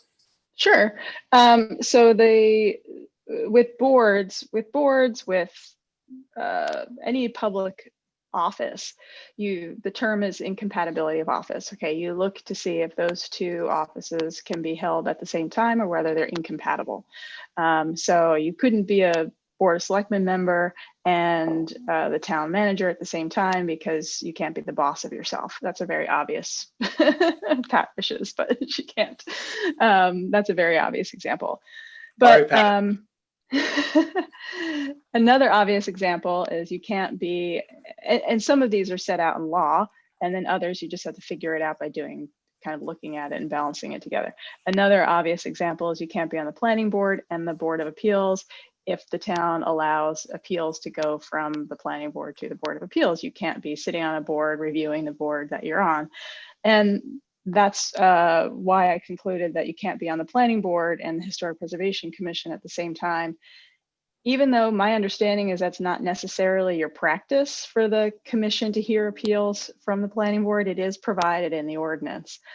And because it's provided in the ordinance that you can appeal a decision of the planning board to the Historic Preservation Commission, you can't have the same person on both boards because it's incompatible positions. The positions of Board of Assessment Review and Zoning Board are compatible. There's no overlap there. And as you pointed out, Select Member Willett, creating a Board of Assessment Review is not required by law, which is the term used in your charter. Thank you. And just to clarify, I think our ordinance says that anything Historic Preservation Commission related can be appealed to the planning board. Oh, I'm sorry. Did I get that? Yeah, I think that's all right. Yeah. Just sorry, to clarify. Yes, that is correct. Yeah. John, Select Member Daley. Mary, can't just the person recuse himself if that happens? Because there's alternates. It's an incompatible. It's about holding the office. So, and it's about creating a bias or a perception of a bias. And so if you have a board member who is part of the decision making that was brought up, and even if they recuse themselves, they're still a board member, they still have a relationship. It could be viewed that they have some sort of influence. They could be completely innocent, but it's just not, it just creates count number 3 on an appeal. And why put yourself in that position? Thank you, Marion. Wasn't necessarily planned, but glad to have you here. Selectman Oliver, do you have a follow-up comment or question? Just a question that I don't think we've asked before, but can a zoning board of appeal, does a member of the zoning board of appeals have to be a resident? I don't know that off the top of my head. I can talk amongst yourselves and I can figure that out. But I will pull up our town charter. I think our town charter references that you have to be not necessarily a resident, but you have to be a property owner or a resident of Ogunquit. Oh. Well, and I only asked because, you know, planning board, you have to be a resident. And I just want to make sure we're,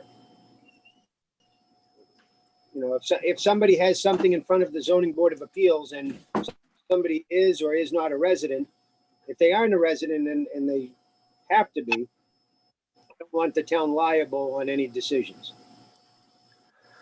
I had asked this a couple of years ago, and I actually, so what our town charter says under section 801, members of boards. You beat me to it. I just found it. It says members of boards required by law shall be registered voters of the town of Ogunquit. And that includes the Board of Appeals. That was my question. So Mhm. a zoning board of appeals member must be a resident of Ogunquit. A registered voter. Yep. Mary, Thank you. sorry to follow up. I thought we said that a board of appeals was not required by law. That's Board of Assessment Review. Oh, okay. Thank you. Sorry. If you have a zoning ordinance, you have to have a Board of Appeals, and you have a zoning ordinance, so you have to have a Board of Appeals. Makes sense. But we did get a question, Pat, somebody who owns property that actually is half of their properties in Ogunquit, half of the properties in York. They're a registered voter of York, and the question was, could they be on the Board of Assessment Review? And I guess the answer to that would be yes, they could be at this point in time.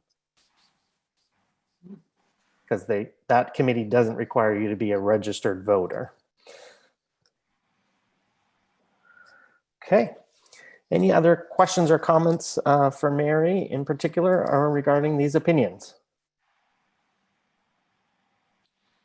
All right. Heath, I just want to interrupt you just for a second there on Yes. that statement that you just said about Board of Assessment Review. It said members of appointed boards, committees, or commissions not required by law shall be registered voters, property owners, or full-time residents of the town of Ogunquit. However, it then goes on to speak to if it's not required by law, assuming we could have members of nearby towns, et cetera, as Okay. long as it's not a majority. All right, okay, so registered voters and property owners from adjacent municipalities may be considered. Okay, just wanted to go through all of that. Okay, got Yeah, it. absolutely. Glad you brought that up. All right, moving us on to number C under 3.0 is answers to some questions that were asked by the public at our last meeting. There were a number and I've reviewed them, so I'll take the first stab, and select board members feel free to chime in as well. The first question was about public comment and input. We have done something different. For some people, it feels like the last two meetings. From my perspective, it's been a little bit different with each chair. It is true that our current rules state that the process before we take a vote is that we're supposed to allow for public input according to our current rules. The select board is in the process of revising those rules and has actually discussed taking out all those step-by-step comments in our rules. So we'll see what we end up voting on. As chair, one of our first discussions that we talked about was allowing for public comment at the beginning of our meetings, as well as at the end of our meetings, which is something we've been trying. And I know that different select board members have different opinions on whether they like it, don't like it, whether they think it's working, not working. And we're going to continue to have those discussions as we revise our rules. My thinking was with adding select public input at the beginning of our meeting, that allows an opportunity for the public to weigh in before we take votes on anything. The comment or question that came forward was, well, sometimes people like to hear our discussion first before they comment. I don't know, an example could be if they hear that all five of us are in agreement and they're in agreement, then somebody might choose to not comment on that, versus if they hear, hey, we're not necessarily in agreement, and they think offering their thoughts or opinions might help sway select board members to one side or another, then they may choose to comment. So my thinking on this has been, before voting on anything, that I do believe the public should have the opportunity to give input. So as I've been developing the agenda, so for instance, tonight we're going to talk about CIP expenditures. We're not making a decision tonight. So the public gets to hear what we're thinking tonight. And then at our next meeting, we're going to vote on those CIP expenditures. And before voting, we'll take public input. Certainly, though, if an agenda item comes up, both where we need to discuss an item and vote on it on the same night, I do think it's important that we give the public an opportunity to weigh in. That said, not every item requires public input. So past chairs have not done public input when it comes to voting for committee members, etc.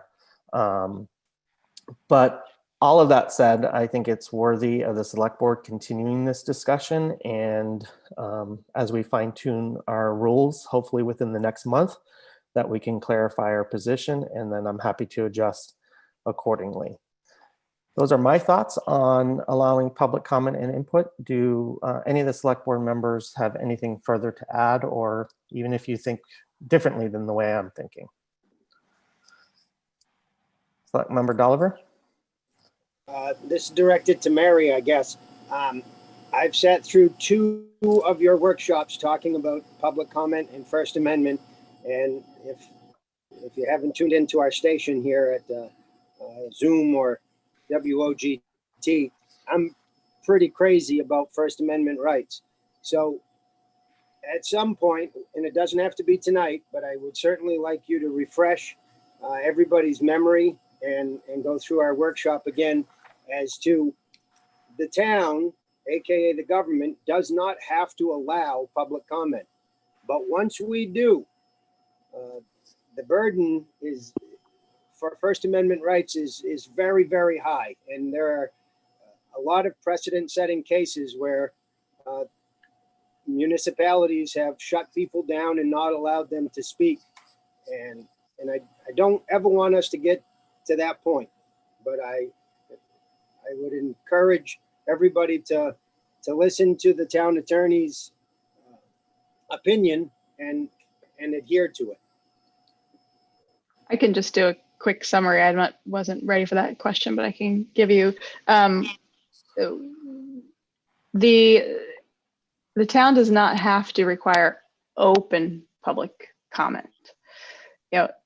You can control, there are more controls on comments related to agenda items, because the idea is that comments you can control what is being talked about to the extent that you are managing the conduct of your meeting. And so if you're getting business done and you're on an agenda item, the comments have to be related to that agenda item. Open comments, once the floor is open, it is a public forum from the First Amendment perspective. But it is very open, but it is not a free for all. It can't be language that disrupts the production of the meeting. And so it's more of a standard of whether the behavior is disruptive, offensive to the point that it is really disrupting the conduct of the meeting. It's more about the impact of what's being said rather than what is being said. Thank you. Thank you for your question, Mr. Dolliver, and thank you, Mary Costigan, for answering that. Any other comments or questions regarding when we allow public input? Select member Perry. I would like to see input come back after agenda items. I think that hearing that input is super important. I don't particularly care for having open public comment at the beginning of meetings. I don't know if it's been super productive, especially because I think that one of the things that was brought up was that if people ask questions or need answers when they open up, that we would be getting back to people. And I feel like hasn't consistently been the case. And I don't think that it's any person's fault. I just feel like there's just always so much going on and there's a lot of business to take care of. And it's just been hard to keep up with that. And I think that's on all of our shoulders, that burden. But as far as public comment goes, or at least adding input in after certain agenda items, I really think that that's important. And I'd really like to see that come back. Great. Thank you, Select Member Perry. And I think we started this conversation during our last workshop and hoping we can, actually we finished our rules, going over our rules at our last workshop. So I think now we're ready to review a draft next, so we can discuss it further at that time. Any other comments regarding that particular item? Question? The next question that came up at our last meeting was around, somebody brought up bullying and used the term social media stalking. They asked why we don't allow public comments during Zoom meetings. Excuse me, not public comments, why we don't allow chat during Zoom meetings, but the town allows chat when they stream our meetings on Facebook. So my understanding is we've tried to set up Zoom meetings as close to what it would be like if we were doing live in-person meetings. And therefore, during live in-person meetings, people aren't allowed, or the select board members aren't allowed to have sidebar conversations with people that would in essence be like having this separate chat conversation off to the side. So that's why actually the past chair stopped allowing chat to occur between attendees and the panelists. Regarding why it happens on Facebook, I think that that is an extra forum where people are viewing. And I think the select board did ask, actually, I think select member Perry in particular asked if it could be streamed without allowing comment. That would be her preference. And I believe that was looked into, and I don't think the town has, if the town's gonna stream it on Facebook, that I don't think Facebook allows the option to not allow comments. And at that point, I think it gets into that whole conversation around free speech. And, you know, should, the question was, you know, about is the town fostering bullying? And I'm not sure that we're fostering, we're posting it on social media so people can see it. What people comment, what the public comments is not necessarily the town controlling it one way or another beyond the posting on social media. Any other comments or questions on that particular item? I think the only other thing I'll say is this board, the question that came before the board or that was asked is, what are we going to do about this? And I think we started a discussion about civility at our last regular meeting, and it's on our agenda tonight. And with the thought of discussing next steps. Select member Perry. Yeah, I think that if the possibility of shutting off the chat on Facebook is not there, that we've done our job and as far as looking into it. And, you know, back to what Rick was saying, there is that aspect of freedom of speech, and that's on a, you know, public forum where comments are allowed. And I think that if people want to say negative things and out themselves in a negative light, you know, that's their prerogative, and that's not us fostering that. That's something that's beyond our control. And I think by just looking into it, we did what our job was. As far as it not being allowed on Zoom, I think it's totally appropriate that it's not there. I think that's the only place that we have a sort of a collective responsibility to make sure that it is like an actual meeting. No, you can't shout out from the audience. So the panelists or the attendee chat is not needed there, and it shouldn't be there. But I hope people don't think because we have it streamed on Facebook, and you know, because that was another issue too, was that some of our meetings weren't being streamed on Facebook at one point in time, and I think we made a group decision to bring that back because to be able to get this information out to as many people as possible. So I hope that people don't really think that about this board or the town, that we're trying to foster bullying, because I don't think that that's the case. I'd like to see it shut off, but if it can't, it can't. That's not, it's not a thing. Thank you, Select Member Perry. Moving us on, the next question that came up was regarding the town manager's 6-month contract extension. The term, or it was said that, or referenced that the 6-month contract extension was actually a term notice. We clarified that already, that that was not our intent. Our intent was to allow 6 months to complete performance reviews, as well as evaluate whether or not we wanted to do another contract, and then give us time to negotiate that contract. With that said, the follow-up question was, what are the expectations of the town manager beyond what's outlined in our town charter? What I think is, what I want to share with people is the plan for the next couple of months. So this month, September, the select board plans to meet with our town manager and have some open conversations regarding performance, as well as any other just town related items. In October, the plan is for us to conduct the formal performance review process and actually come up with a performance review document. The goal would bring us to November, which is our deadline, where we would need to make a decision as to if it is our plan to renew the town manager contract and to give the town manager 90 days notice based off of the contract extension. And then if it is determined that we'd like to renew her contract, then we can start negotiations in December. And the hope would be that brings us into January, where we could actually present a formal document for us as well as the public after the negotiations have settled for us to approve if that's the direction that we decide to go. So that's the timeline. I think if there are any expectations that it would certainly come out in that contract, if there were any further expectations beyond what's outlined in the town charter. Would anyone like to add anything further to that plan?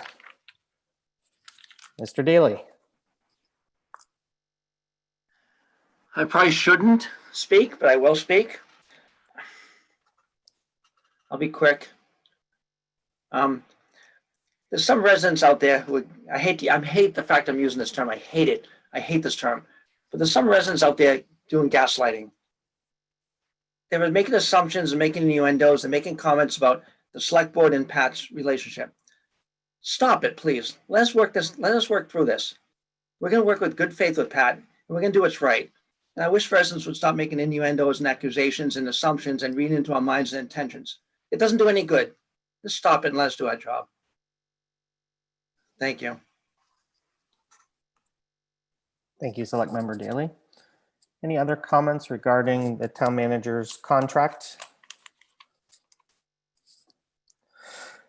Okay, next question came regarding committee appointments. We discussed a lot of this at our last meeting, so I'm not going to go over every single thing, except to say that it was sort of put out there that the process is ambiguous and suggested that it's been different in the past. I don't see that the select board is doing anything different than what has been done in the past.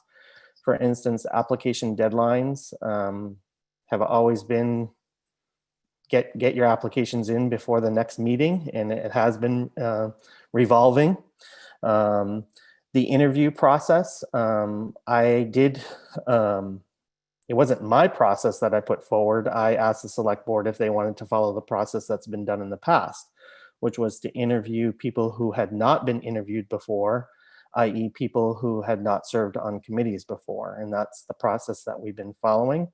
However, I've also said as chair, if somebody feels like we need to re-interview an applicant, that any member could request that, and I'd be happy to schedule that interview with the help of the town manager. So just to clarify, I don't think we're doing anything new or different as far as our interviewing process or the application deadline process. There was a question brought up as to why we interviewed somebody for the planning board who already served on a town committee.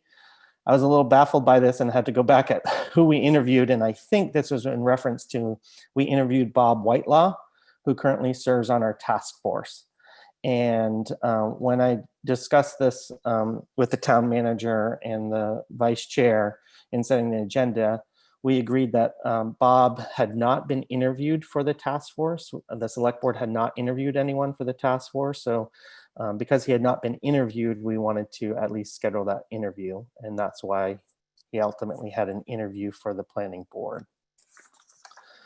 There was a question that came up about it seemed like there was one particular committee where we only appointed people who had been interviewed that night. And the person suggested that that was not fair to those who did not get interviews.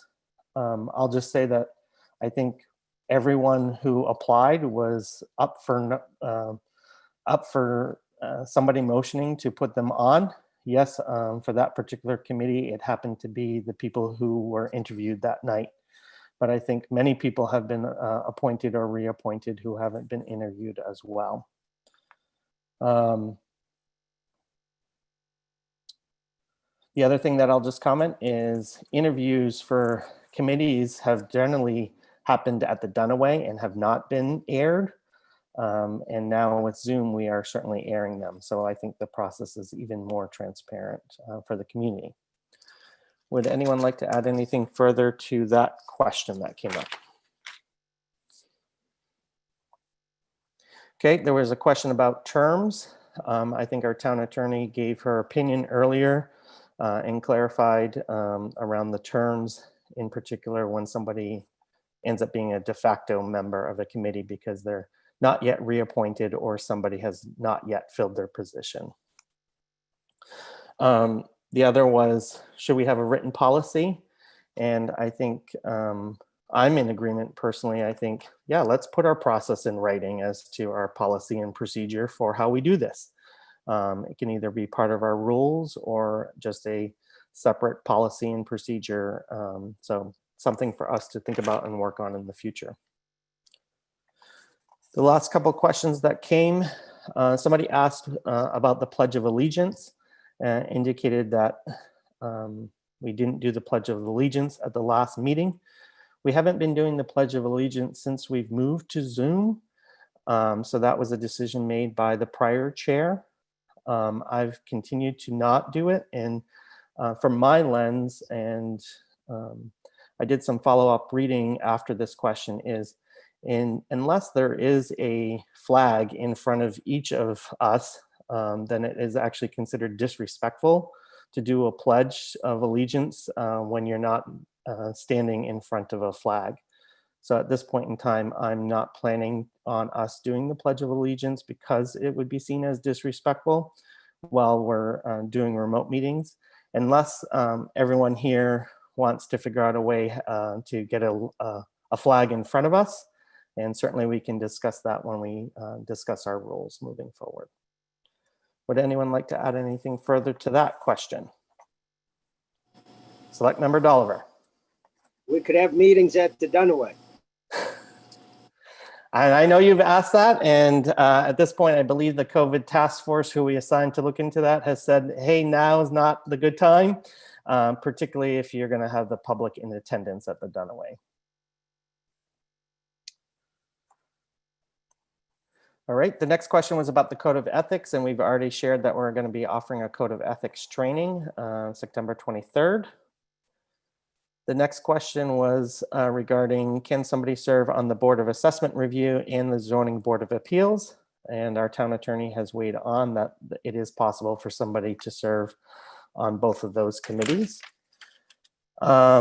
The next question was, what's the difference between committees, commissions, and boards? And the town manager and I don't have an answer for you tonight. We're continuing to work on that. And I think it's something that would be good for us to post online under our committee section. So to the person who asked this, just know it is something that we are working on. And lastly, sorry, I'm moving us along, assuming if anyone wants to say anything, you'll raise your hands. The last thing was somebody asked about, they heard that we've used the word change, particularly since elections happened in July. And somebody asked, what really is our vision moving forward? And my answer to that is something this board is going to discuss as we discuss our priorities moving forward. Don't necessarily have, at this point, I don't believe this board has come to a collective statement or vision or priorities list yet, but it is something for us to do most likely in the next month or so. Would select board members like to add anything? I apologize, I started to kind of go through the list to any of those final questions that we received. Select Member Perry. I don't really want to add anything. I just want to thank you for keeping track of all those questions and getting them answered, because that was something that I just brought up a little bit ago. And I think that that's very appreciated and probably going to be very appreciated by town members. So thank you for doing that. Yeah, definitely something that I agree. I don't think it was anyone's fault that sometimes questions, I don't think anyone purposely did not answer someone's question in the past, but sometimes I think things did get missed from one meeting to the next. And so that's why at this point in time, I've added this as an agenda item so that we can answer people's questions as we've said we would. Okay. Our next agenda item is for us to continue that discussion of civility in a time of change. I want to recognize that the last time that this came up, Select Member Nguyen was not able to be present at our meeting. So I'd like to offer him an opportunity if he has any comments to share, as well as invite other Select Board members if you have any further thoughts. I know at our last meeting, I threw out some questions and want to just offer an opportunity for people to share if they have any further thoughts. And I'm hoping we can discuss any next steps that we're all thinking about at this time.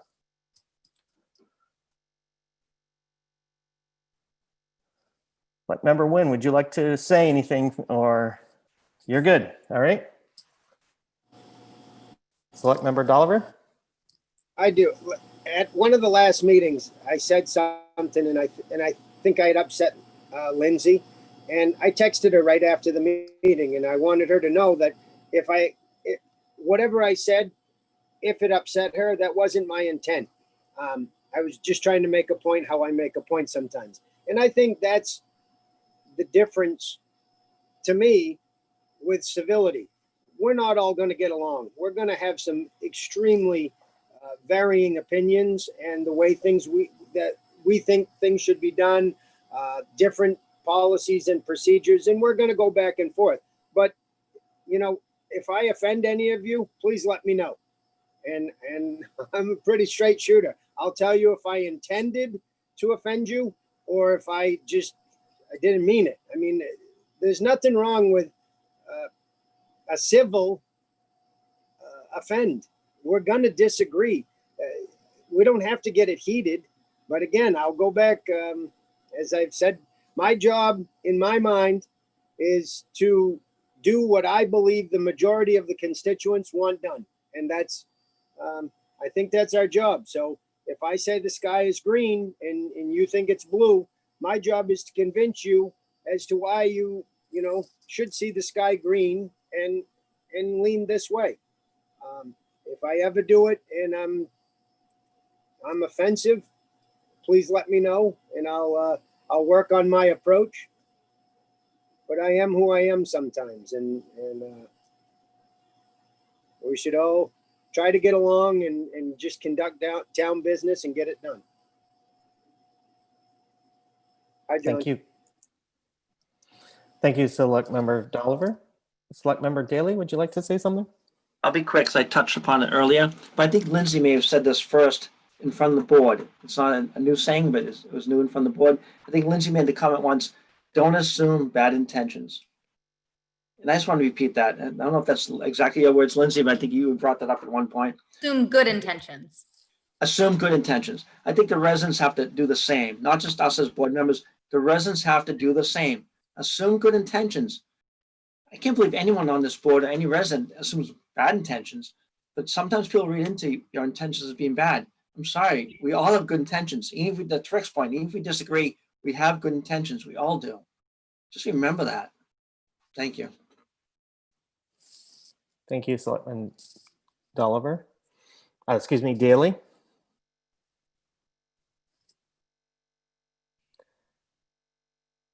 At this time, are there any, from the select board's perspective, any thoughts on next steps? Should we continue this discussion? Should we do something more formal? Somebody suggested that we hold a public meeting and get public input.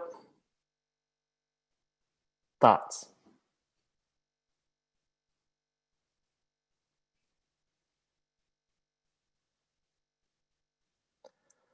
Select Member Dolliver. I personally don't need public input and a big Zoom meeting to have civility. You know, you're going to have the same people calling in. You're going to have this one and just everybody try to get along. This is, you know, in a normal world, it's hard to get along. Not every, you know, you're a Red Sox fan. He's a Yankees fan. I get it, but you can still have a beer together. This shouldn't be that bad. And I don't need somebody to tell me how to be, you know, I don't need an email to say you're harsh and abrasive. I understand that I'm harsh and abrasive sometimes. I come across, I say what I got to say, but just be direct and honest, and try our hardest not to offend each other. Let's just do town business. But seriously, I don't need another meeting or a workshop to be civil to each other. Let's move forward and get it done. Thank you, Selectman Dolliver. Select Member Or Rick. Yeah, I mean, I just think that there is a responsibility as elected officials, and this includes myself because there have been plenty of times where I was very frustrated, and it's very hard for me to not wear it on my face, especially this close in a Zoom meeting. You all know what I'm talking about. But words do hold a lot of power, and being passively offensive in just sort of like a brash way is one thing, but making comments that are offensive to groups of peoples or minorities or you know, other communities that aren't us have a really big impact. And I think it's our responsibility to the community to be mindful of our words and how we use them here, and that we're being as inclusive as possible, and you know, doing unto others as we would want them to do unto us. And I think that the civility definitely goes both ways. It goes here from us on the board, and there is obviously an expectation from people making public comment of civility. But I think that outrage and frustration, I think, is more expected in a way from the public when they're very passionate about things, whereas it's our job to stay as calm and collected as possible. And like I said, myself included, I recognize that I have not always been the best character to represent that, but I think that we could all take some time to really reconsider how we put things out there into our community, saying things, you know, that are prejudiced or racist or anything like that, even if we didn't mean to. Just really be mindful before we speak.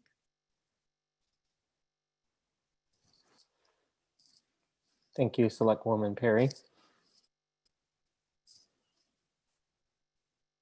Any other comments, thoughts?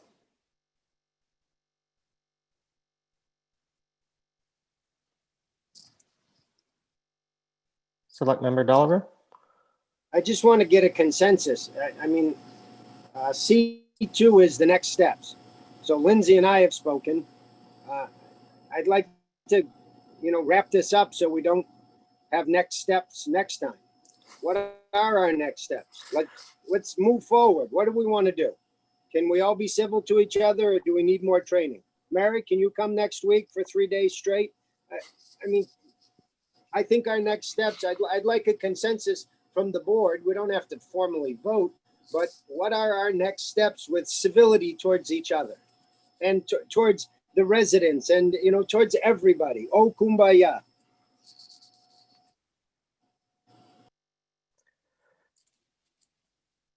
I would, I'll just offer this thought, and I know different people have different opinions on the work that Steve Wessler did.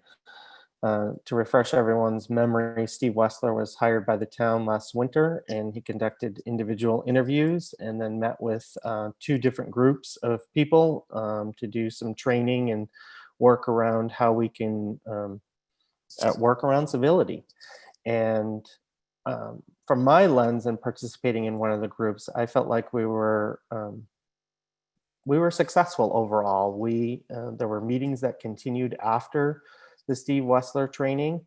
And it doesn't mean everything was all pretty and roses. There was discussion, there was disagreements, and I think there were times where but we were able to talk with each other and say, hey, I disagree about this, can we revisit this, etc. That group that met has drafted a document, I think, around civility. And I think it would be good for us to hear from that group as to what they put together as guidelines for, hey, how do we interact with each other? One of the simple ones was, let's keep the focus on the issues, on the town issues, and not on people or personalities. I would like to see if that group is interested in presenting that guideline document to us, to see if it's something that at least sharing it could help all of us moving forward. That's one of my thoughts.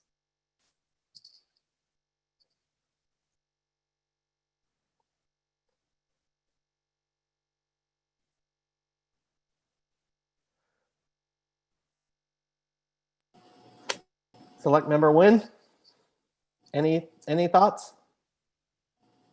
All right, select member Daly, any further thoughts? I need time to process. I need time to process what you said. You said a lot, and I need time to process. I'm sorry. Okay. Select member Perry, any further thoughts?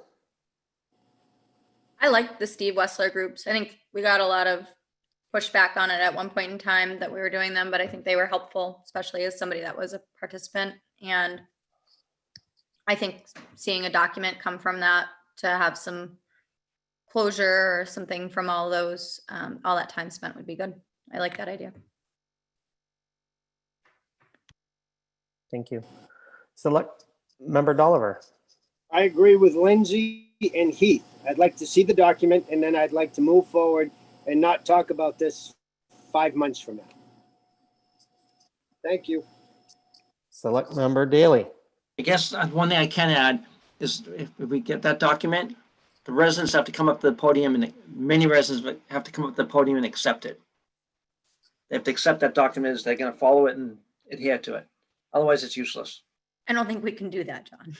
We can ask them to please come and speak to it, because if the 5 of us agree to it, it's useless. The residents have to agree to it as well. Do you want every resident to? No, not every, just a handful. Just a handful. Those are more involved than others. The ones who tend to speak at every meeting anyway. Do they agree with it? Do they support it? That's all, just a handful, 5, 6, 7 people. Because their voices will carry to other residents. Select member Daly, though, are you saying, hey, yeah, let's see if this group is willing to present that document to us? Are you okay with that? Yes, 100%, yes. All right. And adhere to it. Great. Coming back to select member Wynn, would you be okay if we reach out to the Wessler group to see if they're willing to present the document?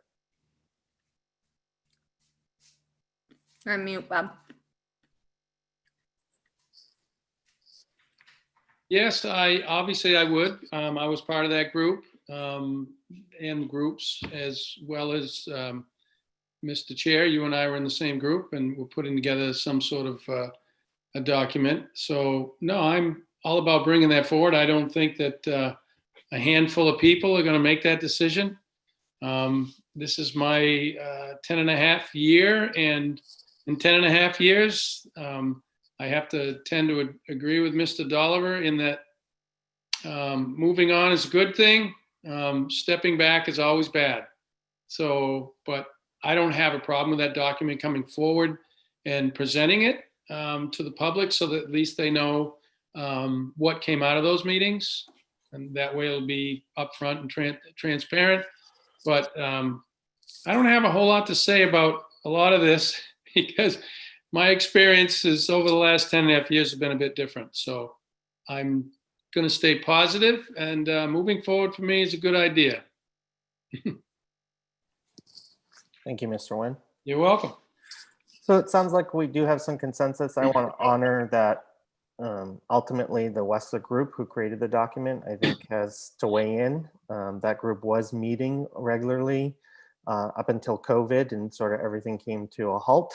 And so certainly though, Pat, would it be okay if that group wants to meet, that we offer the town Zoom account for them to meet and discuss so that they can make a group decision if that's the direction they want to go? Absolutely, we can do that. Right. Thank you. Select Member Perry. Mr. Chair, I don't know if this is appropriate, but I do see that somebody has their hand up in the audience, and I didn't know if we would be able to see what We they- are moving on to public comment next, so certainly that can be an option for someone to weigh in. Okay, thank you. Select Member Dolliver. Real quick, is that document available now? Is it created, done, and on the website? No. I think the So committee, it's, I don't want so they to, have, sorry. I don't want to overstep, but I think the group was planning sort of next steps for how to move the document beyond just their group. But like I said, COVID hit and the group stopped meeting. And so it feels to me like, you know, let's bring it out to the public as now. But again, I think that needs to be discussed with that group. And if they don't want to share it, then that's their right. But it certainly, we can ask them to. Are you part of the group? I was I part just- of that West group. I was part of that Westler group. Yes. That's what I'm saying. So you've seen the document? Yes, I have. Okay, that's what, there we go. All right. Mr. Chair, Select Member Wynn. Rick, if I had time to dig, I have I have the paper somewhere in my cabinet. It was, we all had, I do as well. we were all, do. yeah, we were all presented with the paper. So the select board did get the document? No. No. Well, John, okay, so the Bobby Members has, did. We were all in the group. We're all in the group. oh, John was in it too? Yes. Yes. Ah, sweet. Okay, let's give us a, well, everybody probably like to see it.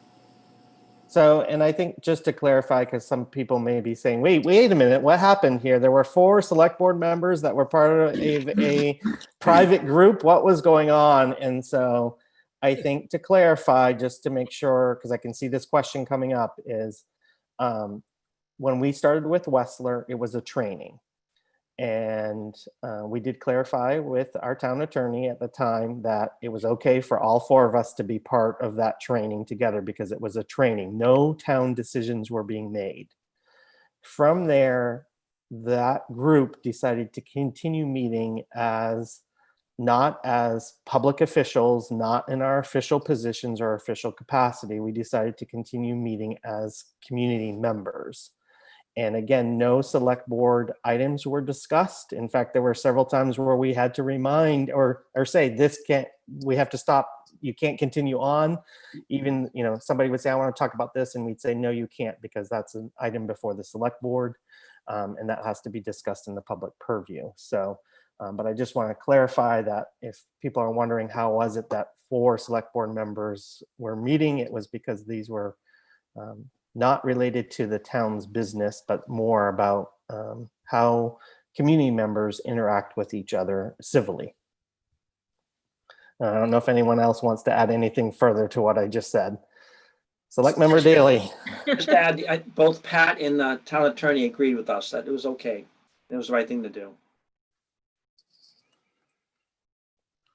Okay, are we good to move on? All right. Select Member Wynn, could I ask you if you'd be willing to reach out to that group as a whole to say, hey, we would like to move that document forward if they're all willing? Would you mind? I will give. No, you were unmuted.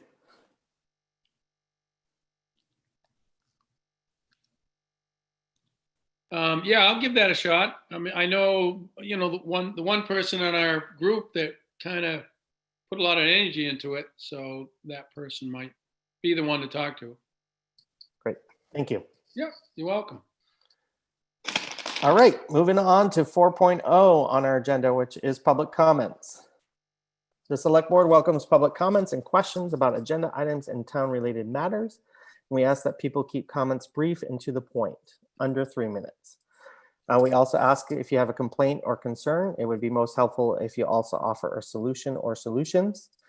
And since our last workshop, I added to our agenda, please begin your comments by stating your name and your affiliation with Ogunquit, such as are you a resident, taxpayer, voter, business owner, etc.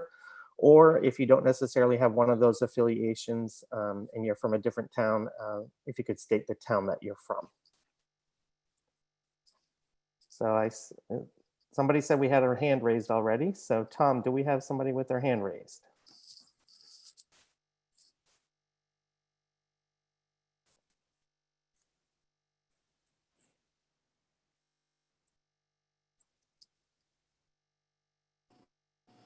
Did we lose Tom? He looks like he's there. Tom, are you there?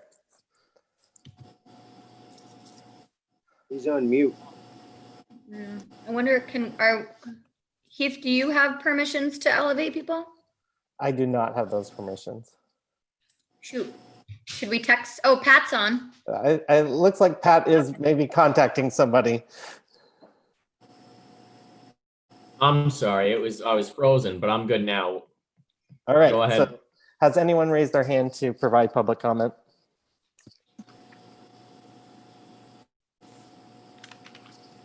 He's frozen again. Oh. 1, 2, 3, 4. There's 5 people with their hands up. I don't even see that, so I don't even.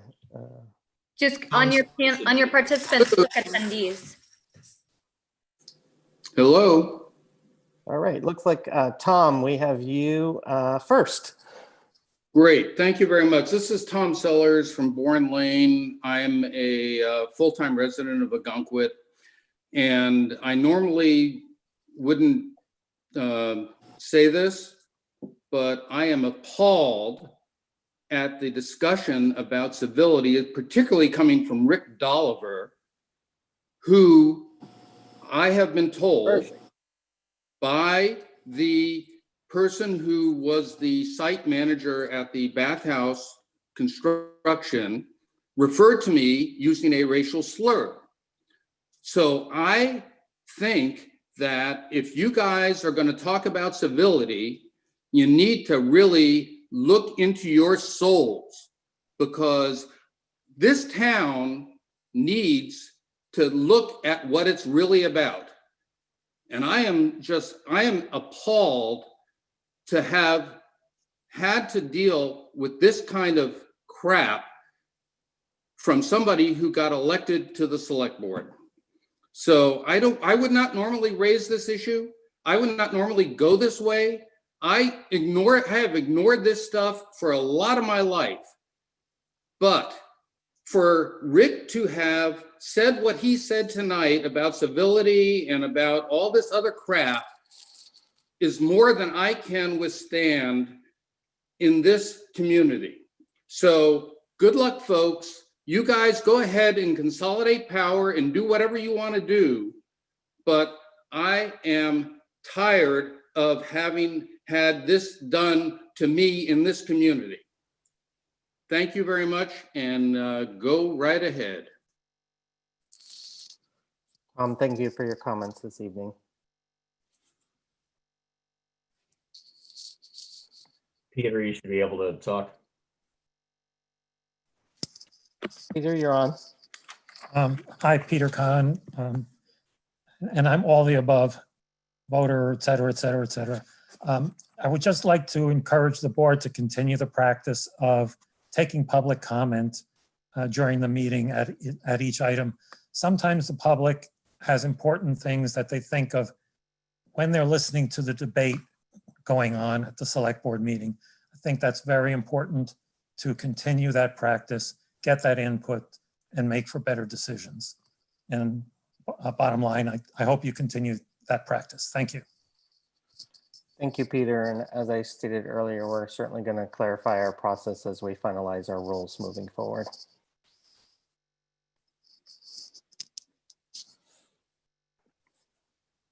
Rick, you should be able to unmute.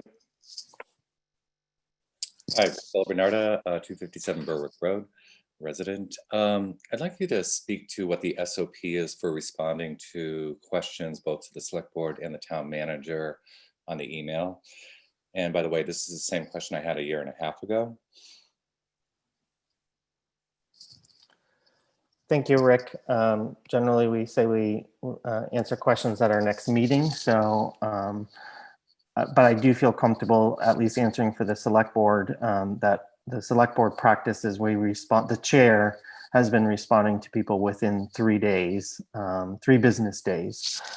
I do understand that there's been a challenge with particularly communicating with you that you haven't received my email. And I brought that to the town manager's attention. So hopefully we can get that resolved. And Pat, maybe you want to speak at your next town manager report regarding your process. Would that work? Thank you. Thank you, Rick.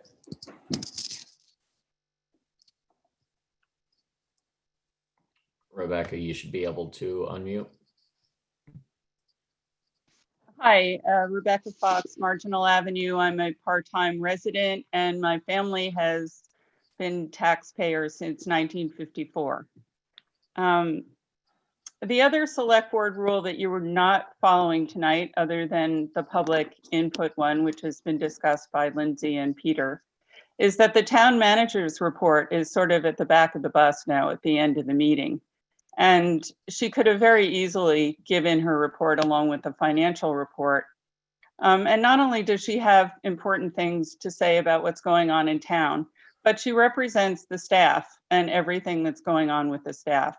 And as we all know, when these are long meetings and they go on until late, people tend to tune out. And I think it's really important that you put the town manager's report back to where it is in the select board meeting rules, which is 0.6.3, I think is where it's addressed. Thank you. Thank you, Rebecca, for bringing that to our attention. Since I participated on the board, so this is not a new thing. The town manager report has been after new and old business, but Pat, you and I can certainly look at that order moving forward.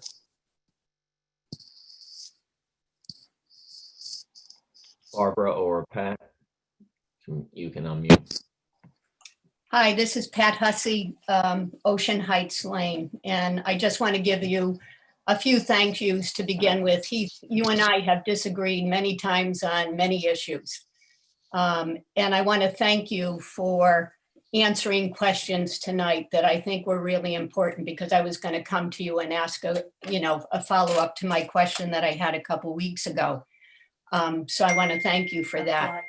Also, a thank you for Tom Sellers, who is one of the few African-American members of this community, had the courage to lend his voice to an issue that is not only present in this community, but also throughout the United States. And I really appreciate his voice being offered. I do have to say that I felt that Mr. Daly was taking a swipe at me for the residents asking questions about you acting as select boards in good faith, which is definitely something I did. And to tell residents to really stop talking, or that we're gaslighting, is essentially gaslighting by you, John. And I think you really need to own that. I hear you talking tonight, and I had to really shake the cobwebs from my hair, from my head, because I have seen that you have very, very loose lips on Facebook, derogatory remarks on Ogunquit United, against your colleagues, against planning board members, and you participated in the recall that, let me remind you, began with wanting to get rid of Pat Finnegan because she terminated Mark O'Brien, not because Mark was a bad man, but because he was a poor leader and firefighters made that known. So I think there really needs to be accountability for remarks that you made in that regard. I want to trust that you will act in good faith as you consider the non-termination, as we heard Pat say a few weeks ago, that 6 months is essentially a termination. And that I hope it is true that you will act in good faith. And I trust that, or I hope, let me say, I hope that other select board members will act in good faith as well. As Pat put her hands and her fate and her job in your hands. I could say more, but I just really want to say that. Anyways, thank you. Thank you for your comments, Pat.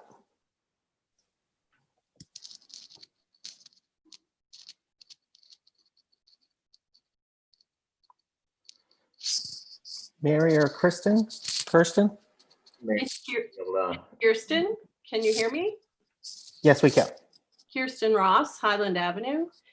And I have a procedural question which feels a little trite after the discussion that's taken place, because I could certainly speak to issues of civility. And I really look forward to being treated differently now that you've had this open discussion. I mean, I thanked you, Heath, for thanking me for coming to the bathroom meeting.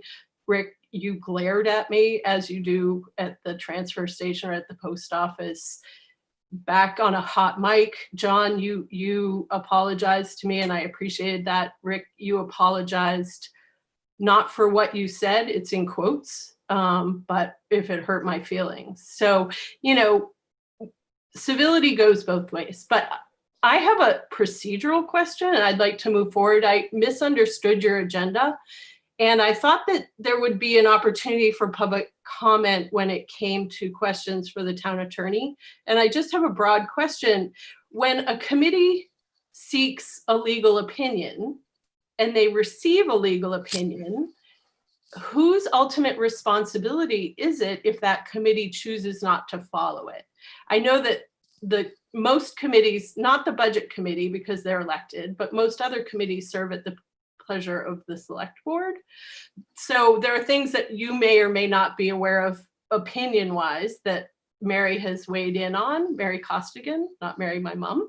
And so there was one opinion that was not heeded by the planning board and it became somewhat personal in the way it was presented. It was never personal. I just asked a question of the code officer. And then ultimately he and the chair sought an opinion from Mary and that was never brought forward. So ultimately I'd like to know, how do you as a board take legal opinions and utilize them or not utilize them, assess whether they will or will not be adhered to? I understand with attorneys, you can seek another opinion if it's not to the pleasure of what you're looking for. So I don't believe one opinion is the only opinion, but I'm curious if you're our land use attorney, is that board and the CEO, is it a recommendation to adhere to your opinions? And I guess I'll stop there. Thank you. Thank you, Kirsten, for your question. And Kirsten. I will, I'm sorry, I guess I'm mispronouncing your name. Thank you for your question. And I think this is not why the town attorney was on, and I'll reserve that. We'll wait till next week to answer, our next meeting to answer your question.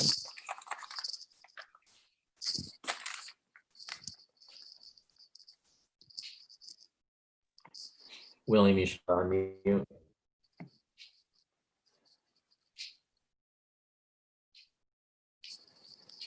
Bill, you are on if you want to unmute.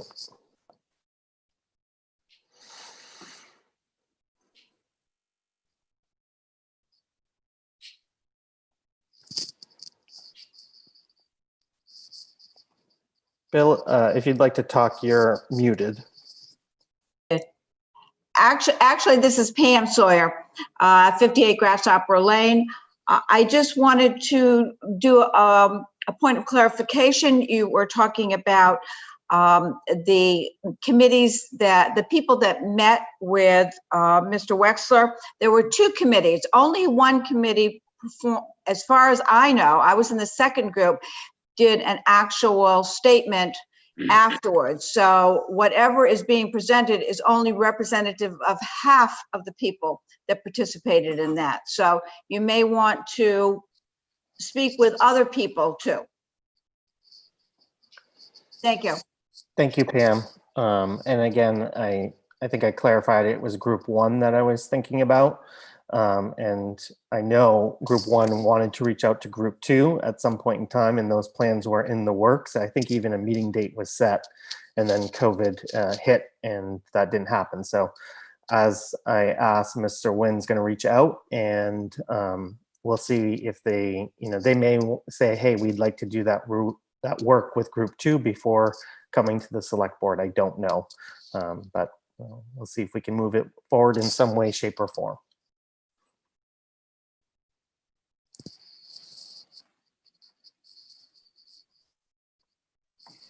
That's it for fans. All right, thank you very much. I'm going to move us on to 5.0. Tom, do we have a hand raised? Yeah, a couple more raised right as I was saying that.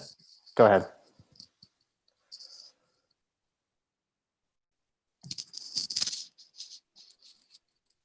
Jim, you should be able to unmute.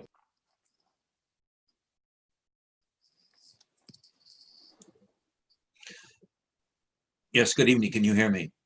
We can, Jim. Okay, moving on a totally different issue. I just wanted to bring up an issue that concerns short-term rental regulations for the town. I'm going to just read an abbreviated article from the York County Co-Star. It has to do with the select board meeting of Kennebunkport. The town officials, I'll read it, the town officials are working on a draft for the Board of Selectmen that could lead to a new ordinance regulating short-term rentals in the community. The board discussed short-term rentals during its virtual meeting last week, focusing primarily on issues related to noise, parking, and the fact that the town does not have any regulations to deal with those and other matters. Selectman Ed Hutchins said the community is subsidizing out-of-state owners' properties by allowing them a laissez-faire rental process with tenants who live short-term in their local homes. We don't charge them a fee, Hutchins said. We don't really regulate them. We don't ensure that the properties are safe, up to code standards. The board approached the matter of unregulated short-term rentals in the town once before, but eventually set it aside. I want to have another crack at this, Hutchins said. Hutchins noted that the COVID-19 pandemic has caused to come to light a number of discrepancies and vulnerabilities in the community related to the way we're able to govern and protect the town. And I thank you, Heath, for your introduction related to the COVID-19 pandemic issue. Town manager Laurie Smith confirmed that she and the planning director could work on a document after select chair Alan Daggett asked her if it could bring us something that he could chew on in a couple of meetings from now. Daggett and Selectman Mike Weston agreed with Hutchins. Weston, who lives in Cape Porpoise, mentioned a couple of instances which he saw as many as 8 or 9 cars parked at one house in his neighborhood. There needs to be some way to regulate parking because of some of the parking is where it's not legal, Watson said. Weston also agreed with Hutchins and Daggett, who both expressed concern that the town currently doesn't know who is renting short time or whether these renters have smoke detectors and other safety measures in place in their living spaces. Smith said one important question centered on whether an ordinance should have established a minimum amount of time in which short-term rentals could rent a property. Absolutely, we should have a minimum stay, Hutchins said. Selectman Vice Chair Sheila Matthews-Bull kept quiet for much of the discussion because she states she owns a hotel and does not want anybody to think that's why I want to have regulation. But she did make one point, however. I live in a residential area, she began. If you're taking money from somebody to rent out of their house, you're actually doing business. So why am I living in a residential area when all the homes around me are conducting business? A few property owners weighed in with the discussion, with some expressing concern about whether they could continue to rent to others on short-term rentals if the town were to take action. We're not trying to stop you from renting at all, Daggett said. That has never been on the table. Weston later offered the same reassurance. We're not looking to stop rentals at all, he said. But we do need to have some kind of discipline in the process, and that's the way to look at it. Thank you very much. You said on your agenda, Heath, you like solutions to issues raised. At the next public hearing, I will put forth a process which I think we could implement. Thank you, Jim.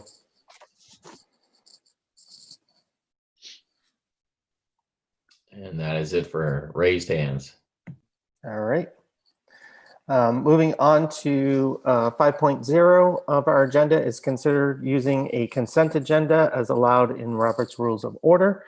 We discussed this at our last meeting, but folks had some particular questions, wanted to think through this a bit further, and Select Member Wynn, we wanted to have you present if we made this decision moving forward. So I'm once again asking the board to add the consent agenda option to our rules. Any discussion before I ask for a motion?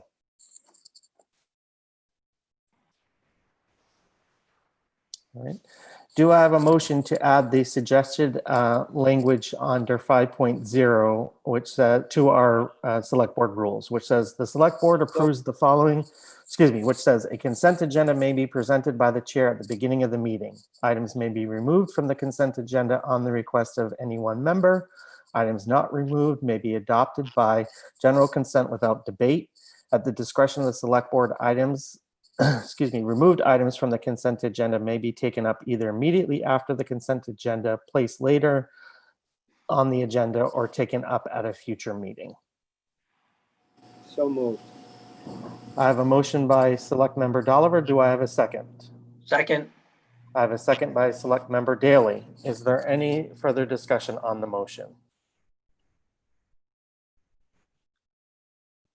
All right, all those in favor of approving the motion on the table? I need to do a roll call vote, if you remember from the last meeting. So I'm going to do this alphabetically. Start with Select Member Daley.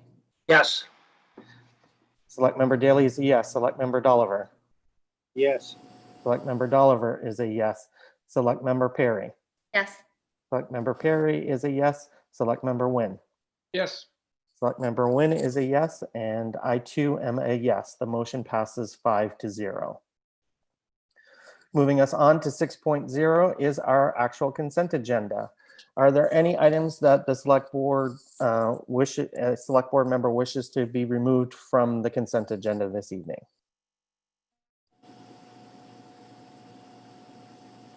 Hearing none, do I have a motion to approve this consent agenda under 6.0 of our agenda? So moved.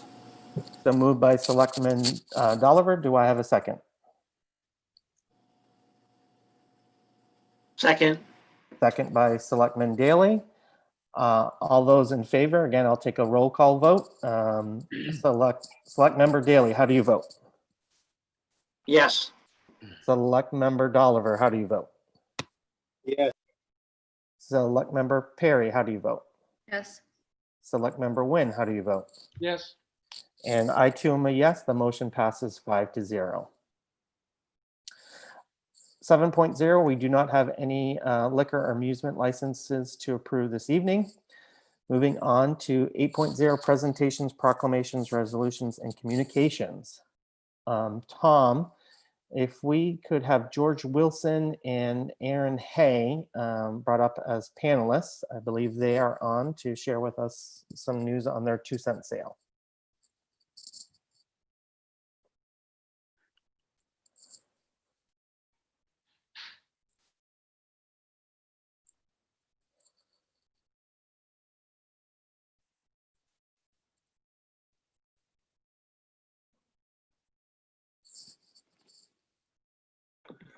Who are the two? I don't see George on here. George Wilson, I did see him sign on earlier this evening, and Aaron Hay.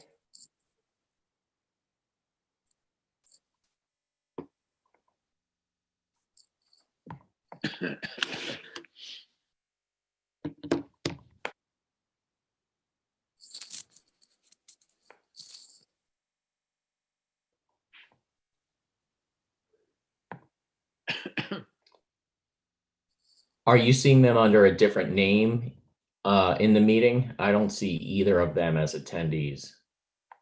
They're both gone. Yep, it doesn't look like they are currently on. So I guess we'll move on. And if they join, we can double check before moving on to the next agenda item. So let's move on to 8.2 and presentation by Alice from the Chamber of Commerce. Alice Pierce. She's at the top of our list.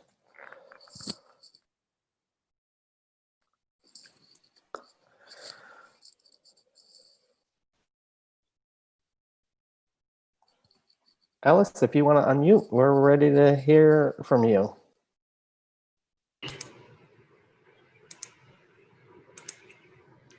Hi, everybody. How are you? Hi, Alice. See you all. Thank you. you. Just wanted to give you a quick update on the Labor Day sidewalk sale. As you know, it's traditionally a one-day event on Saturday of Labor Day weekend.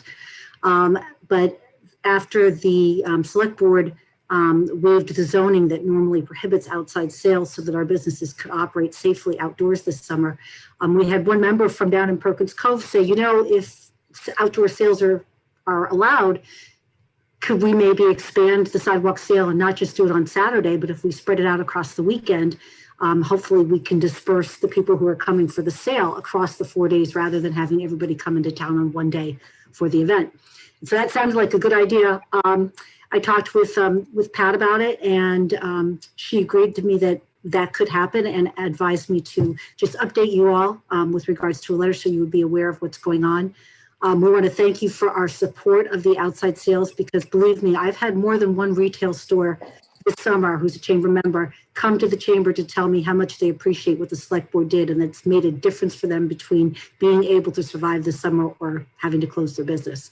So we really, really appreciate that support. And I think it's really helping our member businesses and all the businesses in town to be able to survive this summer and get through to next summer season.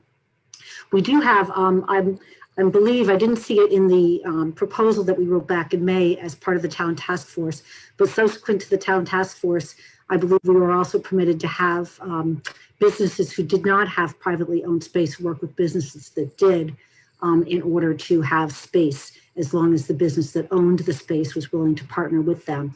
And we do have one business person in town who's worked with Gary LaTulip at Sea Chambers, and has some space in front of Gary's property to be able to set up and sell this coming weekend. So does anybody have any questions about that? The member just came to me and said, are you sure I can do this? And I told him I would mention it tonight so you all would be aware of that. But it is David Sullivan Photography, and he'll be up in front of Sea Chambers this weekend as part of the sidewalk sale event. And then secondly, Ogunquit Fest. We were really trying to make it happen in its normal form as much as possible. A signature part of the event is the Crafters Fair down at the beach and the car show. We surveyed all of our crafters. We had about 70 that were planning on coming, and about 2/3 of them said they weren't going to come either because they were uncomfortable or they are based in Massachusetts and they can't stay overnight. And then all of them let us know that all their craft shows have been canceled this year and they haven't gone to a single one. So just out of caution and safety, we decided that we shouldn't be the outlier in that case. And we've canceled the craft show.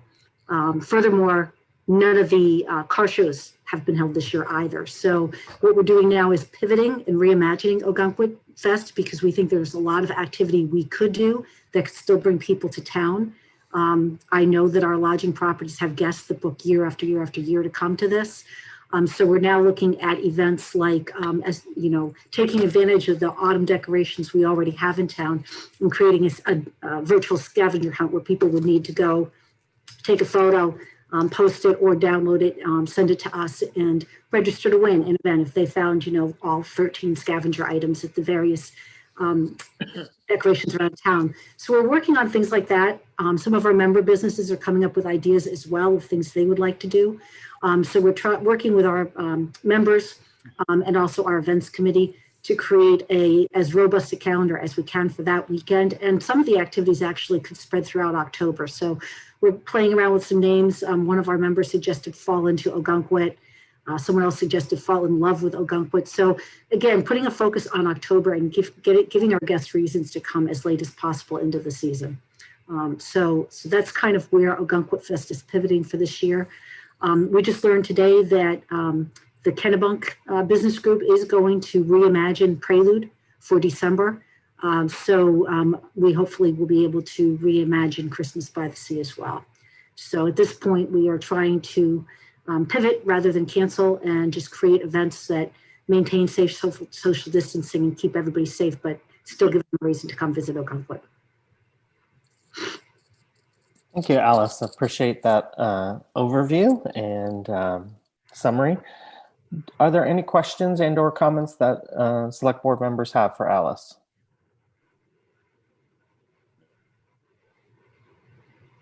All right, thanks so much. Select member Dolliver. Just a point of clarity. In your letter, you said the outside sales ends November 3rd. Mm-hmm. I'm trying to find where that came from. I watched the May 21st select board meeting, and I can't seem to find it, and the minutes aren't online. So if I thought it was 90 days, and 90 days would not put it at November. So I'm just not sure if we could. Yeah, the town task force actually did not put any deadline in the proposal, and rather thought, if the question came up, we would have some proposed dates. But I think, and again, I know that we started having the conversation and then it was moved to a special select board meeting. And so I'm not sure if that's the 21st one that you're referring to. But I believe it was Heath that made the recommendation at that time to keep it to after Ogunquit Fest, so that we could, again, at that point, we were hoping that this would all be behind us. But we wanted to be able to keep the businesses operating outdoors as long as possible, knowing that even if tourism had returned to kind of its normal level, that we would still probably be operating outdoors for the duration of this season. And I think that was the rationale. Heath, do I remember that correctly? I'm not sure where to find it either, but that's how I remember it. Yeah, I remember us extending it to just after Halloween. I can't remember if it was November 1st or November 3rd, but Pat, let's you and I figure that out and get that clarified. Would that make sense? Okay, good, thank you. Thanks for your question, Mr. Dolliver. Do we have any other questions or comments from select board members? Thank you, Alice. Thanks for hanging in there and staying with us a couple of hours before getting to you. But we appreciate you taking the time to share your thoughts with us. Yeah, always happy to do so. And thank you again for your support of our business community. Enjoy the rest of your evening. Thank you. I'll be listening. Next up, Tom, we have Bill Sawyer to give us an update from the Charter Commission.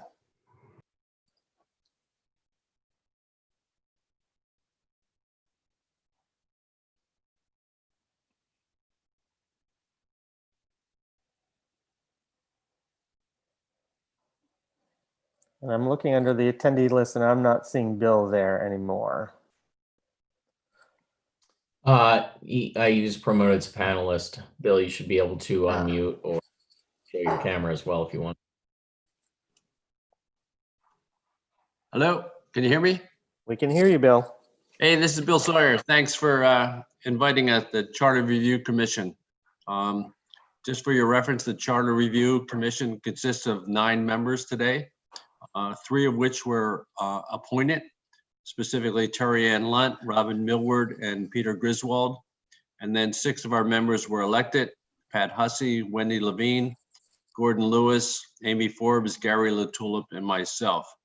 We had an organizational meeting on August 4th, and tomorrow night, September 2nd at 6 p.m., we will have our first official meeting. In fact, this is a statutory public meeting in accordance with our charter, where we will primarily dedicate the meeting to input from the public. We'd like to hear from the public what you'd like or what you don't like about the charter, what you prefer to amend or delete from the present charter. The agenda of this meeting is posted on the town website. And it was also posted and printed on several local newspapers. We will also do a review on a summary of municipalities across Maine, both with and without charters. And you'll find that at least only 25% of the municipalities in Maine, in fact, have a charter. So we would welcome on the input from the public as to whether or not you think the town of Ogunquit, in fact, needs a charter.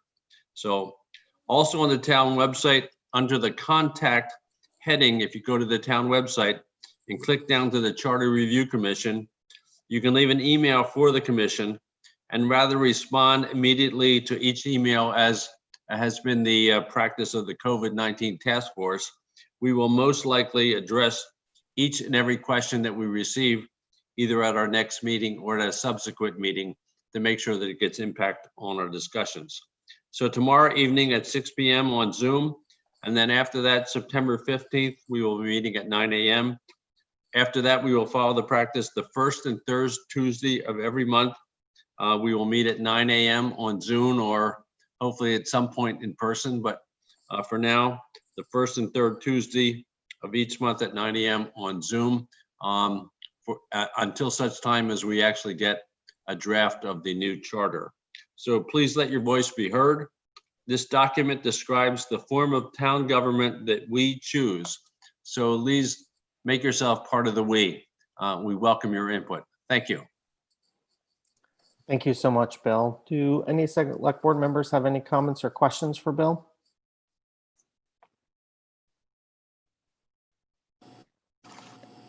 Select member Dolliver. Just a quick comment.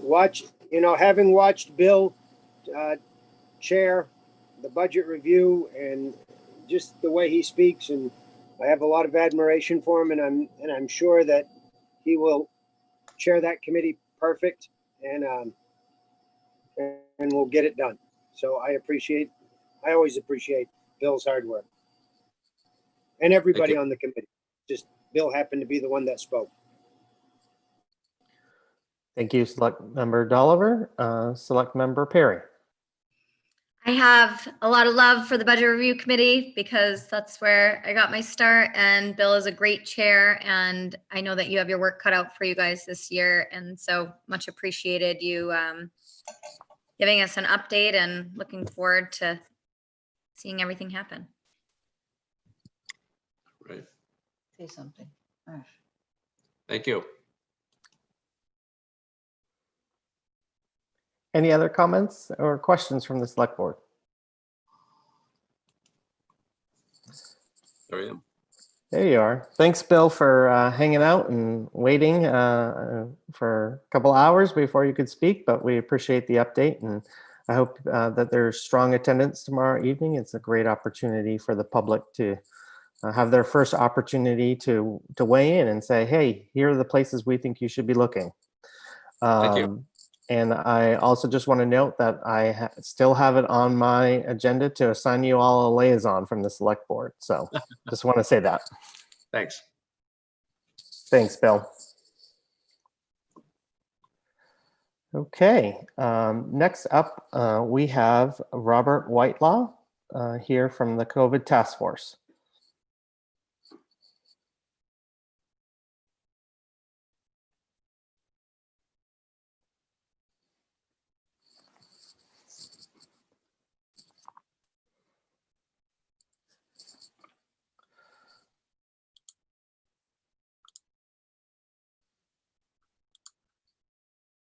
There you are. Hi, Bob. Can you hear me now? Yes, we can.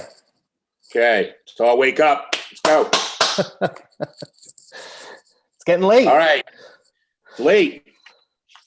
I'll make you all very happy. I don't know. We'll see. I think that really did wake Pat up. I just saw her go like that. Yeah. So, I spoke in front of thousands of people, literally, and never wrote a single speech down. But for you guys, I always got to write it down. I don't know why that is. So it has been some time since my last visit with you. I thought it prudent to review some of the things the task force has discussed over the past weeks. And in no particular order, I would like to begin with the activities that have us focused on slowing the spread of the disease. Experts in the field of health management deem mask utilization as being important, obviously. We all know that. We have seen good compliance in most parts of our town. I will not put a percentage on users versus non-mask users because that will require some level of empirical observation, which to date has not occurred. Anecdotal rhetoric is just that, it's anecdotal. The fact that rhetoric sounds plausible and may be consistent with some specific group's appeal does not exempt it from the test of empirical evidence.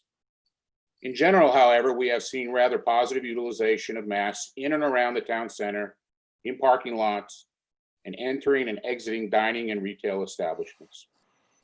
As for the beaches, the town moved 2 of their electronic signs to the entrance to the main and footbridge beaches at the recommendation of the task force. These signs ask you to enter and exit while wearing your mask. I think the sign movement has been successful. As for being on the beaches, we have seen some congestion, particularly at high tides. Task Force Data Subgroup is working with at least 1 resident on a way to model beach usage. While outcomes from these discussions may not affect how beaches are managed this year, we will certainly have some recommendations for ways to manage beach traffic in the future, particularly should the health issues we face today continue into next year. Hopefully that will not happen. Testing continues to be an important topic for the task force. Eric Fogg, PA, is a consistent contributor to our meetings. As you may know, he is the director of COVID-19 testing at York Hospital. Eric keeps us informed on the state of testing capability in our area, including the number of positive tests versus the number of those tested. Also, Eric answers our questions about the state of testing technology. Recently, Abbott Laboratories has unveiled an FDA-approved simple testing kit that uses none of the special equipment current test methods require. It uses a swab and credit card size media collector that can provide results in a few minutes and can be easily administered. We look forward to hearing more about this technology from Eric, hopefully tomorrow, and most importantly, how it may help fight against the disease. Vaccines and other therapeutics continue to be developed by researchers around the world. There are now 170 vaccine candidates in development, and they fall into 5 broad category types: genetic code, virus-based, viral vector, and protein-based. As the task force is not commissioned to discuss medical advancements, I will not bore you with the details of vaccine development.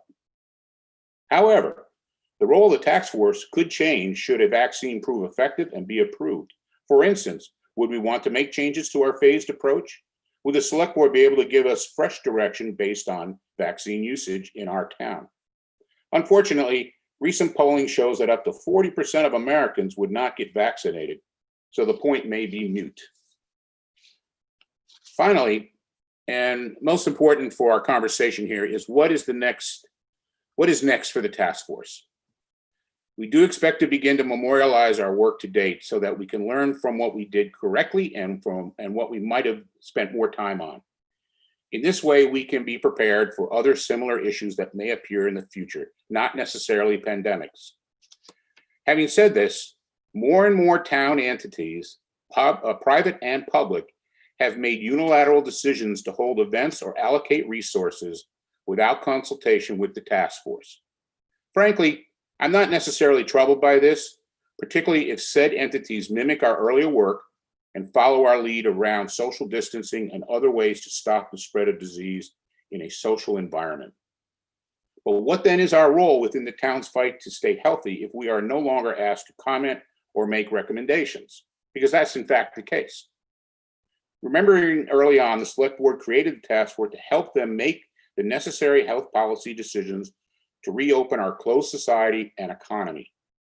And while a return to pre-COVID life remains distant, most observers can see the progress made to date so far in our town. So it may now be prudent for the select board and other town authorities to make the decisions they couldn't make in the spring. Again, as we serve at the pleasure of the board, please consider what, if any, role you want us to play going forward. If you can make the decisions on your own, there's probably no role for us. I'm happy to answer any questions you may have, and thank you for the time to speak to you tonight.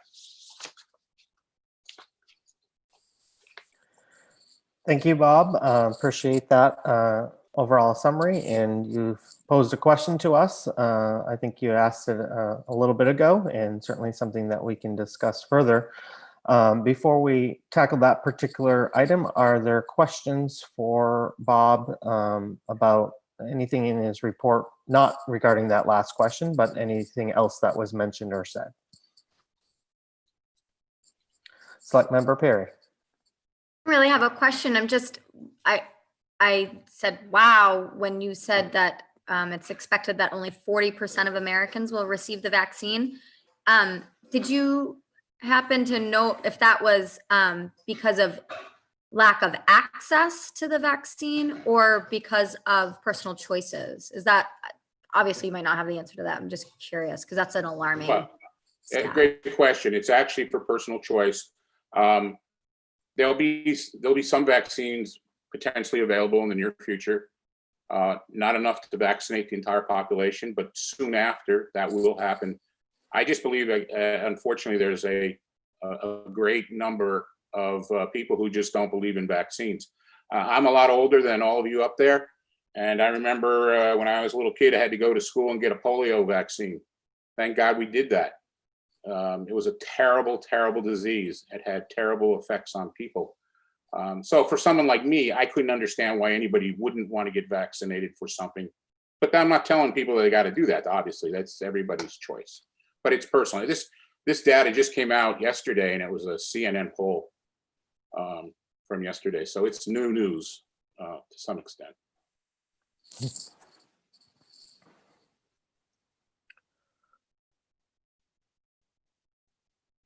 Thanks for clarifying that, Bob. Any other questions, comments? Select Member Dolliver. Oh, did I lose you? Just a quick comment. I appreciate the data, and we take what you say as facts, and that's important because then, at least as a whole group, we hear what you're saying. Hopefully, we all believe in it, and I think we should be looking towards you and that group for a lot of decision making and helping us determine what the correct policy and procedure is. I thank the entire group for your work. Thank you. Thank you, Select Member Dolliver. Any other comments or questions? So Bob asked a question about, in essence, feeling uncertain as to, I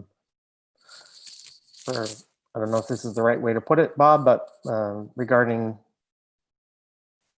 what's your purpose moving forward, and do we have a purpose and or need for you moving forward as a committee?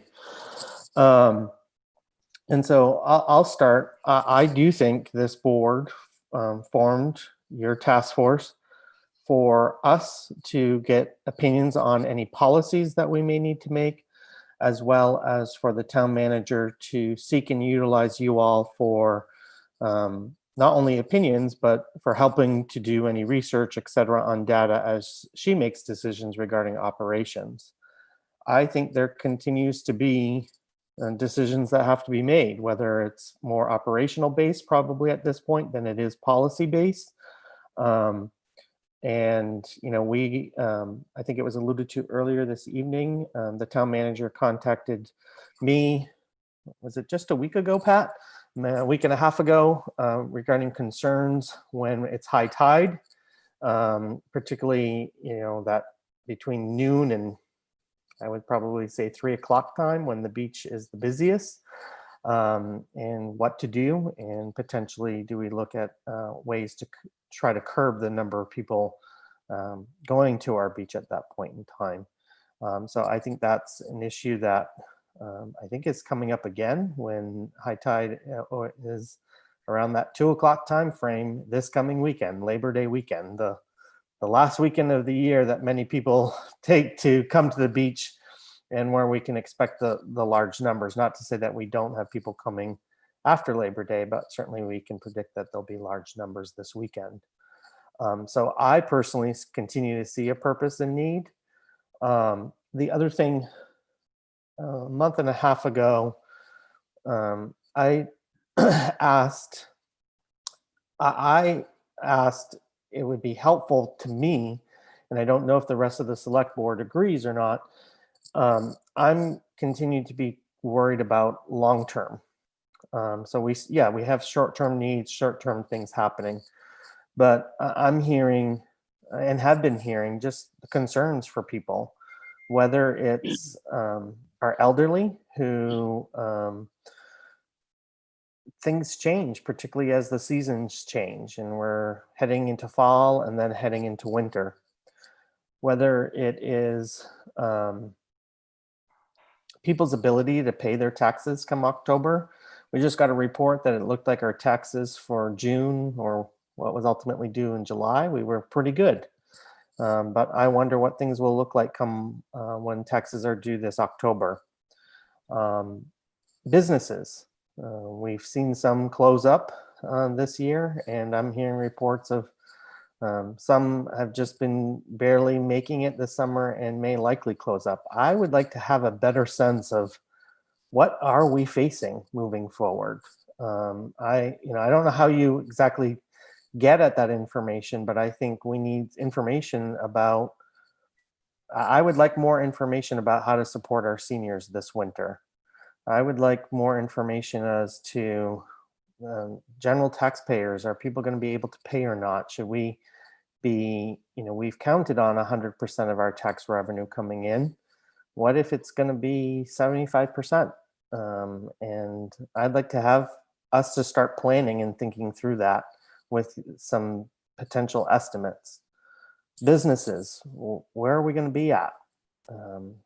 That's something I would like help with. Again, I don't know if I had asked this a couple months ago and people, I'm not sure I articulated it clearly, as well as I heard from some of my fellow select board members, we're taking this 1 week at a time.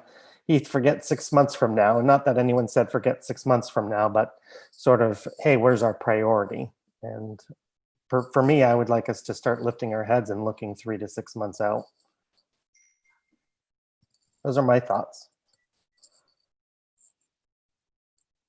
Select Member Daley. Yeah, we need the COVID team still in place. There's still a long road to go. We need them in place. Please keep going. You're doing a great job. Please keep going.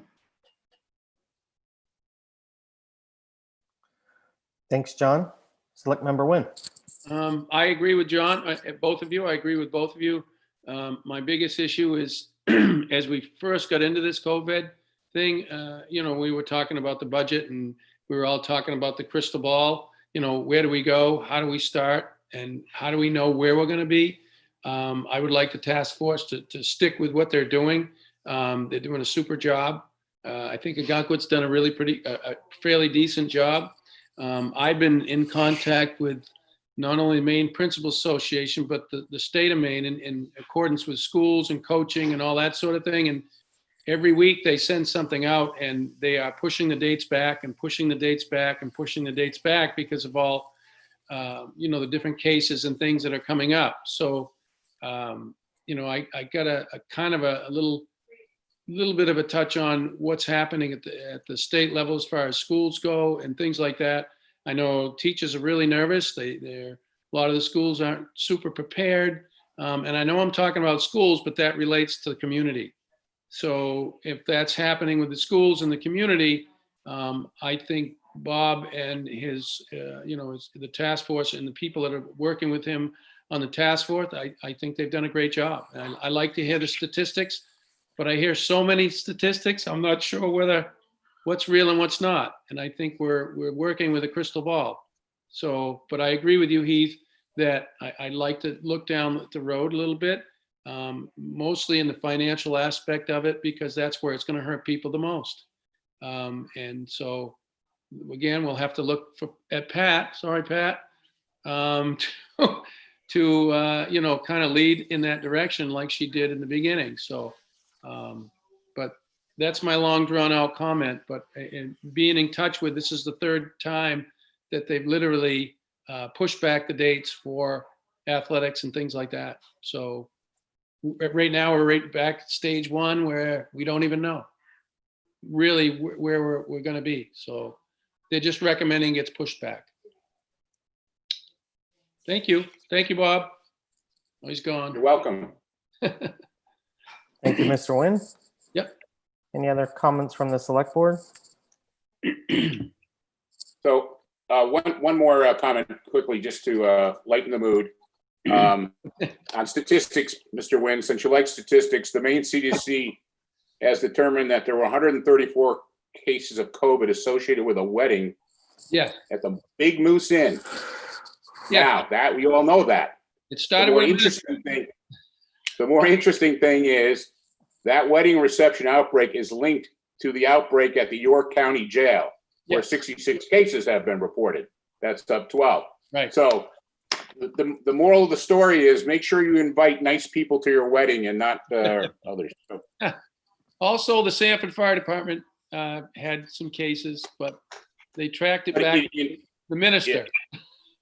in seriousness, you can see how these things can go awry very quickly. Oh, yes, yes. So I would ask that if we're going to do events, at least let's talk about what those events look like and how big they are, so that we don't get on into the newspaper and have an outbreak. So They're looking more at the Penobscot and the York County area because of the different things that have happened. That's what the state's looking at. Appreciate your time tonight. Thank you. Bob, earlier this evening, the Parks and Recreation Committee, we had a workshop and their sandcastle contest came up, and I know somebody mentioned trying to reach out to Pam Sawyer.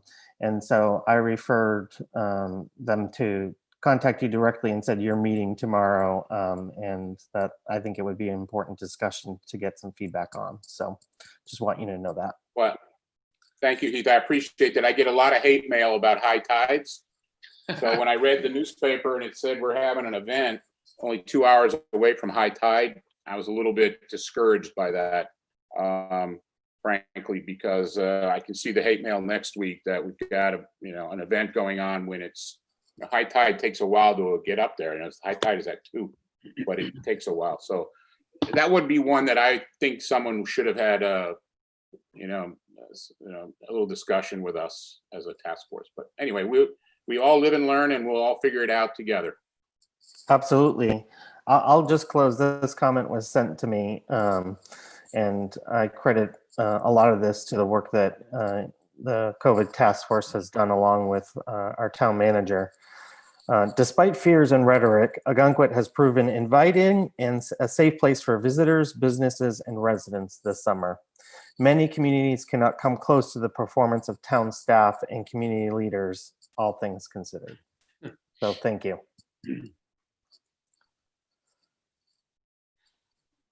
Bob, I'll just say the last in closing, thank you for hanging out with us, and we're approaching 8:30, but appreciate you hanging in there. Okay, we'll be back at 4 p.m. tomorrow afternoon. Come Wonderful. see us. All right, bye-bye. Moving us along, we have no old business under our agenda, 9.0. So we're going to move to new business, which is 10.0. And our first item, 10.1, is a discussion with our town attorney and making any decisions regarding the process to conduct the voter eligibility hearing. And so, Mary, thank you so much for hanging in there with us all evening. And I want to make a note, and I want to ask the select board to just consider this. As I said earlier this evening, past chairs have not always allowed for public input on every discussion item. And this is one that we're going to hear from our town attorney what the process for this hearing should be, and we're going to make any decisions. My question, and again, you don't have to answer this right now, is do you want me to open up for public input before we take any official votes regarding our process or not? So just be thinking about that as I turn things over to Mary to share with us the process and what decisions she believes we need to make moving forward. Mary, we cannot hear you.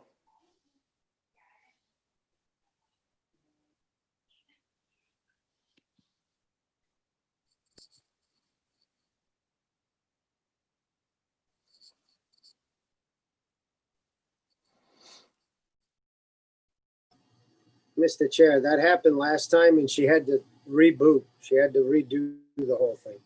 Yep.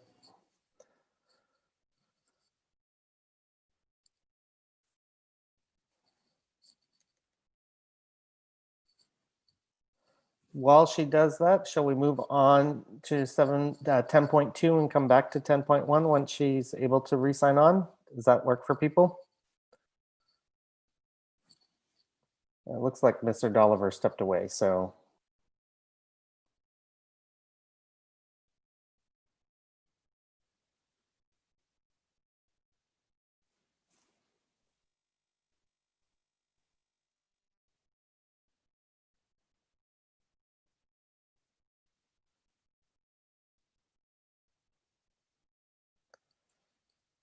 Rick, are you there? All right.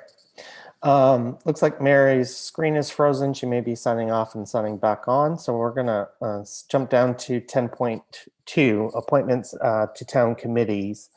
A is appointment of members to the Age Friendly Community Committee and to set the terms. We have 3 openings that terms to expire June 30th, 2023, 3 members with terms to expire June 30th, 2022, and 1 member with term to expire June 30th, 2021. The applicants that we have are Mark, Cheryl, Charlie, Louisa, and Patience. We interviewed Cheryl earlier this evening. Charlie, Louisa, and Patience have already served, and we haven't had a chance to interview Mark yet. Is it the pleasure of the board to move forward with making some appointments this evening, knowing that we have not yet interviewed Mark, and or would you like to table this agenda item?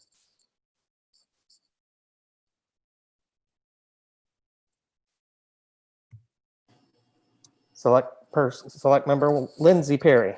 Getting good at that, Heath. Look at it, trying to. I'm just trying to pull it up and get it in front of me, and I just need a reminder of how many spaces there are to fill while I do that. I apologize. There's 7 spaces, 2 3-year, three 3-year terms, 3 3-year, 3 2-year, and 1 1-year. 3 3-year, 3 2-year, and 1 1-year to fill. Yes. So we have With 5 people. Yes, so we have more positions than people. Yeah, I think we should just move forward. Okay, would somebody agree like with to make Lindsay. a motion? Oh yeah, I move that we move ahead.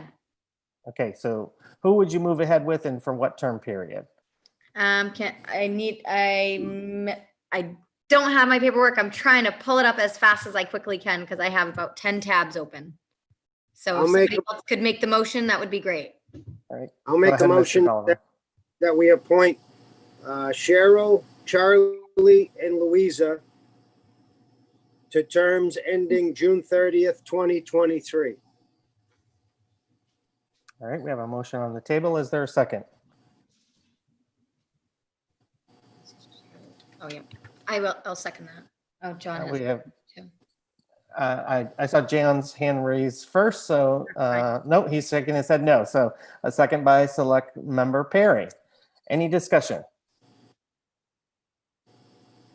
All right, I'll call for a roll call vote. John Daly, how do you vote? Yes. Rick Dolliver, how do you vote? Yes. Lindsay Perry, how do you vote? Yes. Bob Wynn, how do you vote? Yes, yes. And I too am a yes. That motion passes 5-0. Mr. Chair, I'd like to make a motion that we appoint Mark and Patience to members with term to expire June 30th, 2022. We have a motion on the table. Do we have a second? Second. All right, any discussion? So my concern is that we have not interviewed Mark yet. And so I happen to know Mark personally. I don't have an issue moving him forward, but I just want to point out that our practice normally is to interview somebody before we appoint them. Chair, Yes. I also know Mark. He'd be a great candidate. You know, I didn't interview him. Any other comments? Mr. Wynn. Yeah, I just want to make sure if we make that precedent that we continue with that. I'm fine with it. As long as we start a precedent, we should honestly continue with that. Yeah, and that makes me uneasy. I would like to. And I don't disagree with what John said or you. I just saying if we do make a precedent, we should stick with it out of integrity and honesty.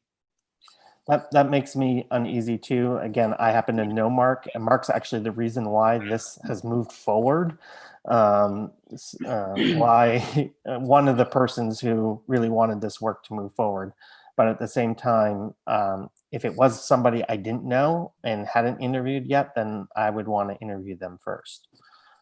That's my opinion. Mr. Dolliver. Mr. Chair, you just hit it.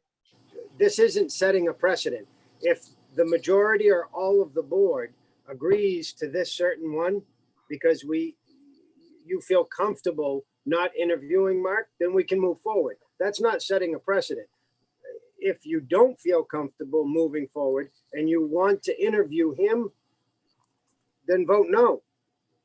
But we're not setting any precedent. This is, each individual one is an individual vote, an individual discussion. If you appoint this person, we still have two open spots. So I don't believe you're setting a precedent. Everyone is individual. If no single board member feels comfortable appointing anybody in any position without an interview, you should voice your opinion and the board would discuss it. But I don't believe you're setting any precedent by allowing it if the majority of the board agrees. Mr. Chair? Select member Perry had her hand first. I mean, just quite frankly, I don't know Mark, so I wouldn't feel, so in that case, I would be the one person voting no because I don't know him, and then I'm overridden because everybody else knows him. And so I feel like that's where the precedent changes. So say we have another candidate where 2 people know the person and the other 3 don't, like, it just feels like it creates a cycle. And that is what is literally like the definition of a precedent. If there, Select member Wynn. yeah, if there's no precedent, then I feel uncomfortable doing it also. But I also think the motion should be changed. Instead of putting the 2 names in there, we should have just the one, and then move on and have an interview. I'll redact my motion. Well, first, Mr. Wynn, would you like to remove your second? Yes, I would. All right. And Mr. Dolliver, would you like to remove your first? Yes. Okay. So there's no motion on the table currently. Would somebody like to have any discussion and or make a motion? Mr. Daly. I noticed that Mark is in the audience. Interview him now. Interview him now. I made a call when I set the agenda. We set our interview time for 4:30. Mark wasn't available, and I said we would interview him at our next meeting. Fair enough. Okay. Would somebody like to make a new motion? Interject, Mr. Chair. We have the town attorney there. Is it precedent setting in this situation? And I'm fine either way. I just hate pushing it another week or 2 weeks. In this situation, it's the general practice of the board to interview people that have not been on boards or committees in the past. Can you hear me now? Yes, we can. Okay. If you were to vote to appoint someone that you have not interviewed, you would be setting a precedent that someone can be appointed without being interviewed. That's the precedent you'd be setting. I think a majority of the board is saying we would like to follow our procedure, which is to interview people who haven't been interviewed before, served on boards before. So with that, would somebody like to make a new motion? I'll motion to appoint Patience Sunderson to the Age Friendly Community Committee, term to expire June 30th, 2022. Second. I have a second from Select Member Wynn. Any further discussion? All right, Selectman Daly, how do you vote? Yes. Selectmember Dolliver, how do you vote? Yes. Selectmember Perry, how do you vote? Yes. Selectmember Wynn, how do you vote? Yes. And I too am a yes vote. The motion passes 5-0. I'm going to move us back up our agenda to 10.1 to Mary. I Sorry about apologize. that. I thought that was going to be quick and it ended up taking longer than I should know That's better. okay. All right. That's okay. 10.1, take us away. Okay. So, by way of background, last November, we're almost at November again, there was a challenge to a particular voter that was submitted on election day. And what happens when you have a challenge is that on election day, the voter is allowed to continue to vote. Their ballot is marked, and the ballot is, if it means something, in other words, if it was a tie vote, and then that ballot matters, but it didn't at that moment. So the vote went through, and then a hearing was held in front of the clerk regarding that challenge to determine whether that challenge was verified or not. And as a result of that challenge, the clerk determined that the voter, the challenge was based on an allegation that the voter did not have residency in the town of Ogunquit for the purposes of voting. And the clerk found that the challenged voter did not demonstrate residency for purposes of voting, and issued a decision. That voter is allowed to appeal that decision of the clerk to the select board, and that's what you're going to be doing. So that's being brought to you as an appeal of the clerk's decision. That appeal is governed by Chapter 21A, Section 163. If anyone wants to read it, it's very clear, very simple. They come to you, they file within 30 days, which in this case the voter did. You fix a time and place for a hearing. You have to have at least 20 days notice. So if you set the date and time for the hearing, it has to be at least 20 days notice before then. You hold a hearing. The hearing is de novo in the statute. And what de novo means is you are not reviewing the clerk's decision to see if she made any mistakes or errors, or if you disagree with her. Everything is brand new, de novo of new. And so the challenged voter who's appealing the decision has a brand new opportunity to demonstrate to you that she is a resident for purposes of voting and should stay on the Ogunquit registry. And there's a really clear statute that has a whole list of things that the board can look to when determining residency, and you'll have a copy of that if you don't already prior to your hearing. My understanding is that the voter has that as well, because she was given that prior to the clerk's meeting. So that's really your guidance. We'll be looking at that list to determine whether, in accordance with the ordinance, in accordance with the statute, whether the voter has demonstrated your residency. Residency for purposes of voting is different than any other residency definition. You can't look up Webster and figure out what the residency is. It's very specific in the election statute what a residency is for purposes of voting. So you will take any evidence she has to offer during that meeting and make your decision as to whether she's demonstrated it in accordance with the law.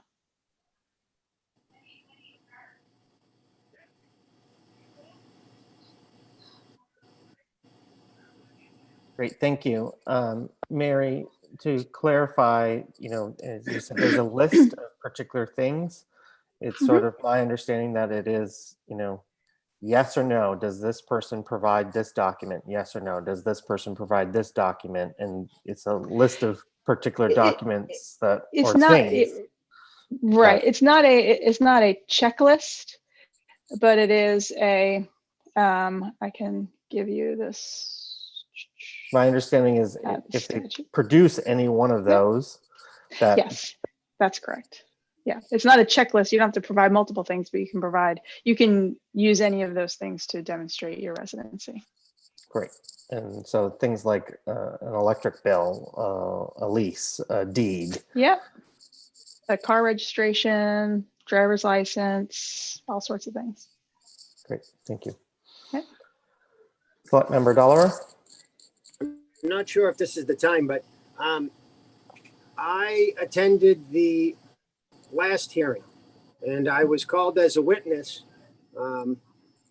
And I testified I didn't really testify, we weren't sworn in, but I gave my opinion as to what I thought of somebody's residency. I've been questioned by members of the board, so I want to full disclosure that I'm friends with the applicant, or I'm friends with the person involved in the appeal. I feel that I can make a true unbiased decision, as now it's the second time we've heard from the town attorney that it's pretty cut and dry. They either produce it or they don't. I might be wrong on precedent, but come on, Bobby, that was a good one. You're supposed to laugh. But it's pretty clear, and it appears to be pretty clean and dry. Either she has it or she doesn't. So I just want everybody to hear that if you believe there's a bias, say it now. I'm pretty confident that I can hear the case and judge on its merits. We're not going back on what Chris Murphy did or anybody else did. We're going on, it's like a whole new trial. So that's my story, and that's where I'm at. Thank Can I just respond to that really quickly?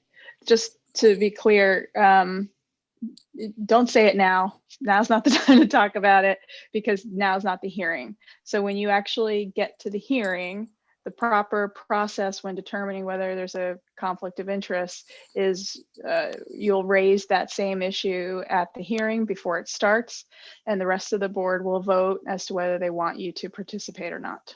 And that is the proper way to deal with a potential conflict.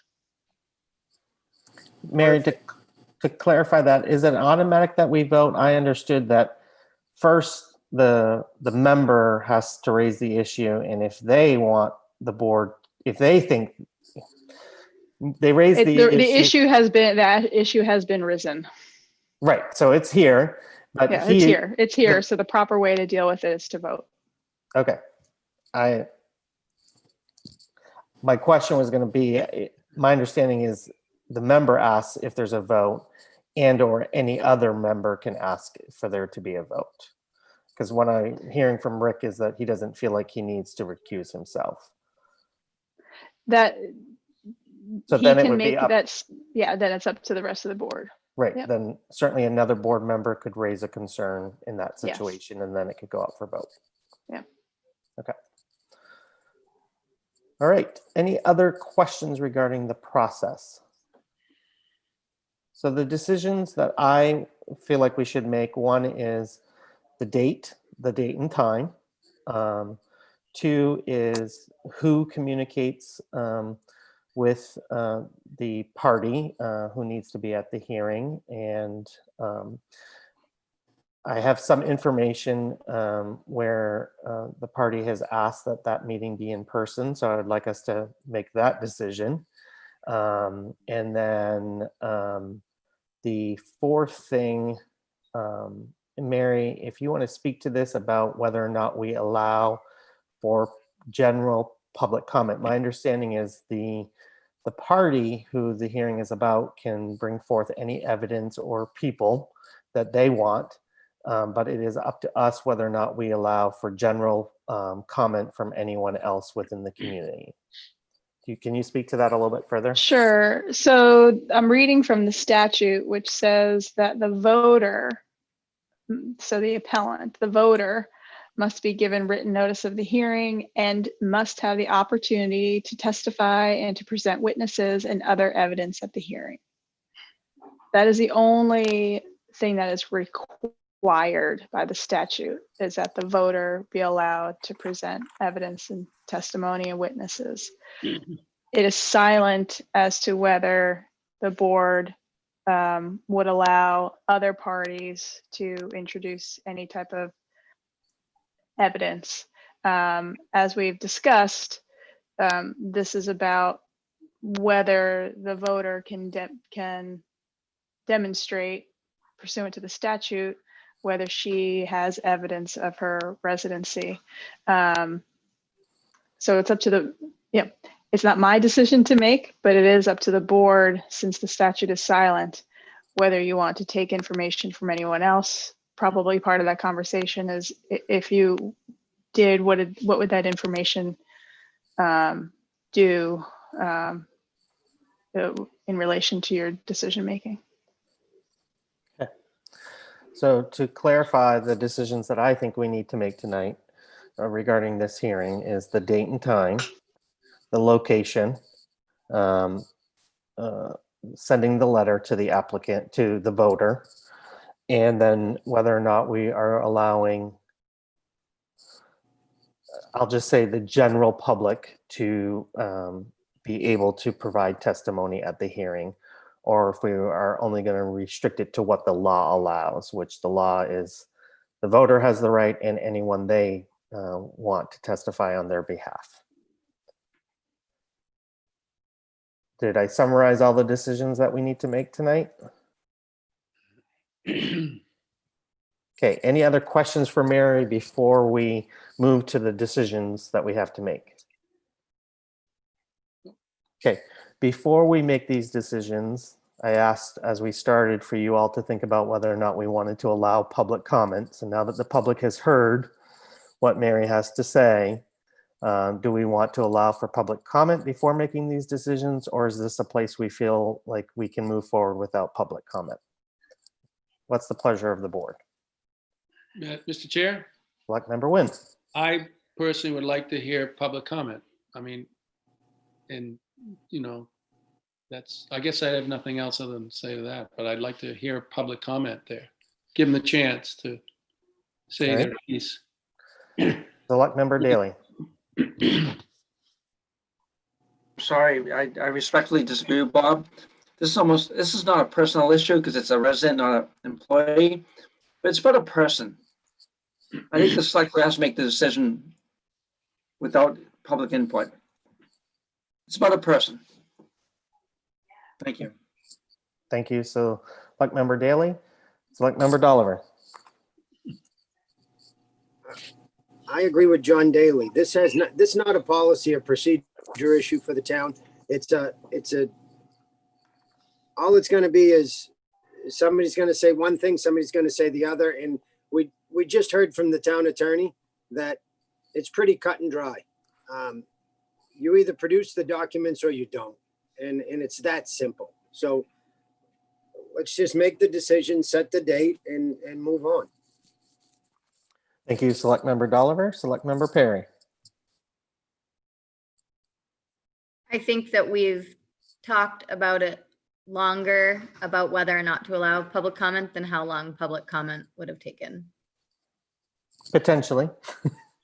But with that being said, since I think everybody recognizes that it is cut and dry, there may be valuable information that has to do with this sort of thing and not the person. And so I think that by not allowing public comment here, once again, sets a precedent to not do it on all agenda items. But I'm with whatever you guys want to do.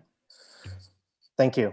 My opinion, as I said earlier, is I will always err on the side of public comment where we've discussed it and we need to take a vote before taking that vote. So it looks like the majority of the board is open for public comment. Am I good to proceed? Or I would like to do it that way versus taking a vote. But if you all would think we should take a vote, just let me know. Okay. All right. Is there any discussion that we have regarding date, location, letter, and other parties besides the voter and or who they elect to make public comment? So date and time, I have polled the board and I have communicated with Mary Costigan and I have consulted with the voter, and it looks like as of well, last I knew, September 29th. No, excuse me. I'm on the wrong calendar. Mr. Chair, can I interject, please? Sure. I thought our discussion right there was about public comment right now. Yeah, me too. It is, but I'm putting forth our we said that we'd have discussion. I haven't asked for a motion yet. So I'm trying to engage in the discussion so the voters have our thoughts and opinions before we get public comment. All right, sorry, that was confusing. Apologize. Sorry. Yep. All right. So the date that we're proposing is September 29th at 5 p.m. Does that still work with everyone? Mary saying yes. I'm hearing yes. Any objections?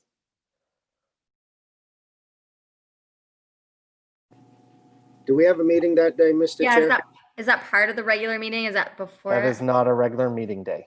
This would be a special, it would be a hearing, not even a meeting. Okay. I have select board meeting in my calendar. You may have that because at some point I emailed and I asked you all to hold every Tuesday for the next couple months. For this reason, knowing these things were coming up. Okay. Okay. So it's all right. So the public knows we are considering September 29th at 5 p.m. for the hearing. All right. The next discussion item is the location. When I spoke with the voter regarding her availability, she did express to me that it was her hope that she be allowed to attend in person and to share her thoughts face to face rather than over Zoom. And just for her that she feels more comfortable that way. So I said that I would bring it forward to the board to discuss what's our thinking.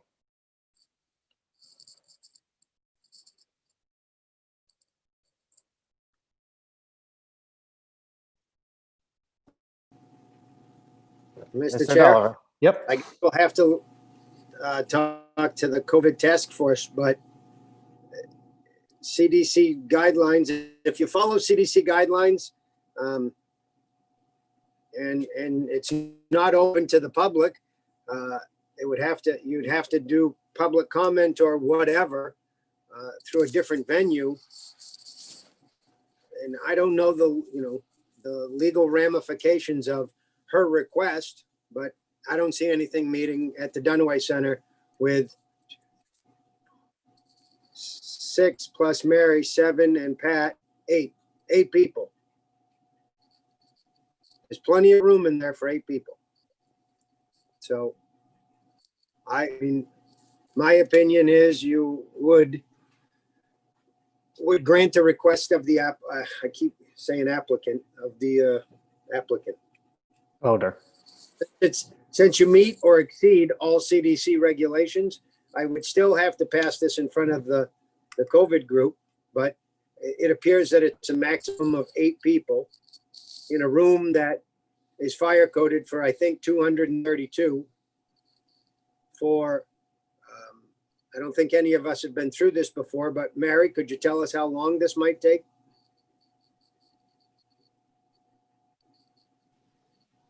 It depends on if you're going to take any comment from anybody, but I can't imagine many people have too much to say on this topic. It shouldn't take long, but I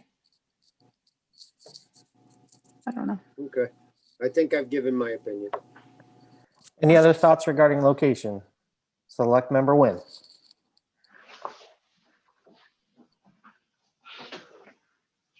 You are on mute.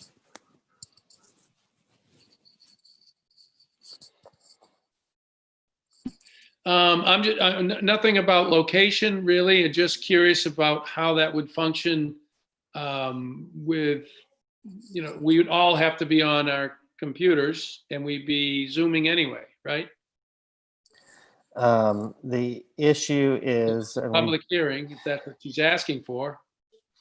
So the issue is if we're all on our computers, then unless we all have headsets like I do, then it would present an issue with feedback. So good question. Does everyone have a headset that they can use with their computer or laptop? I could probably find one, yeah.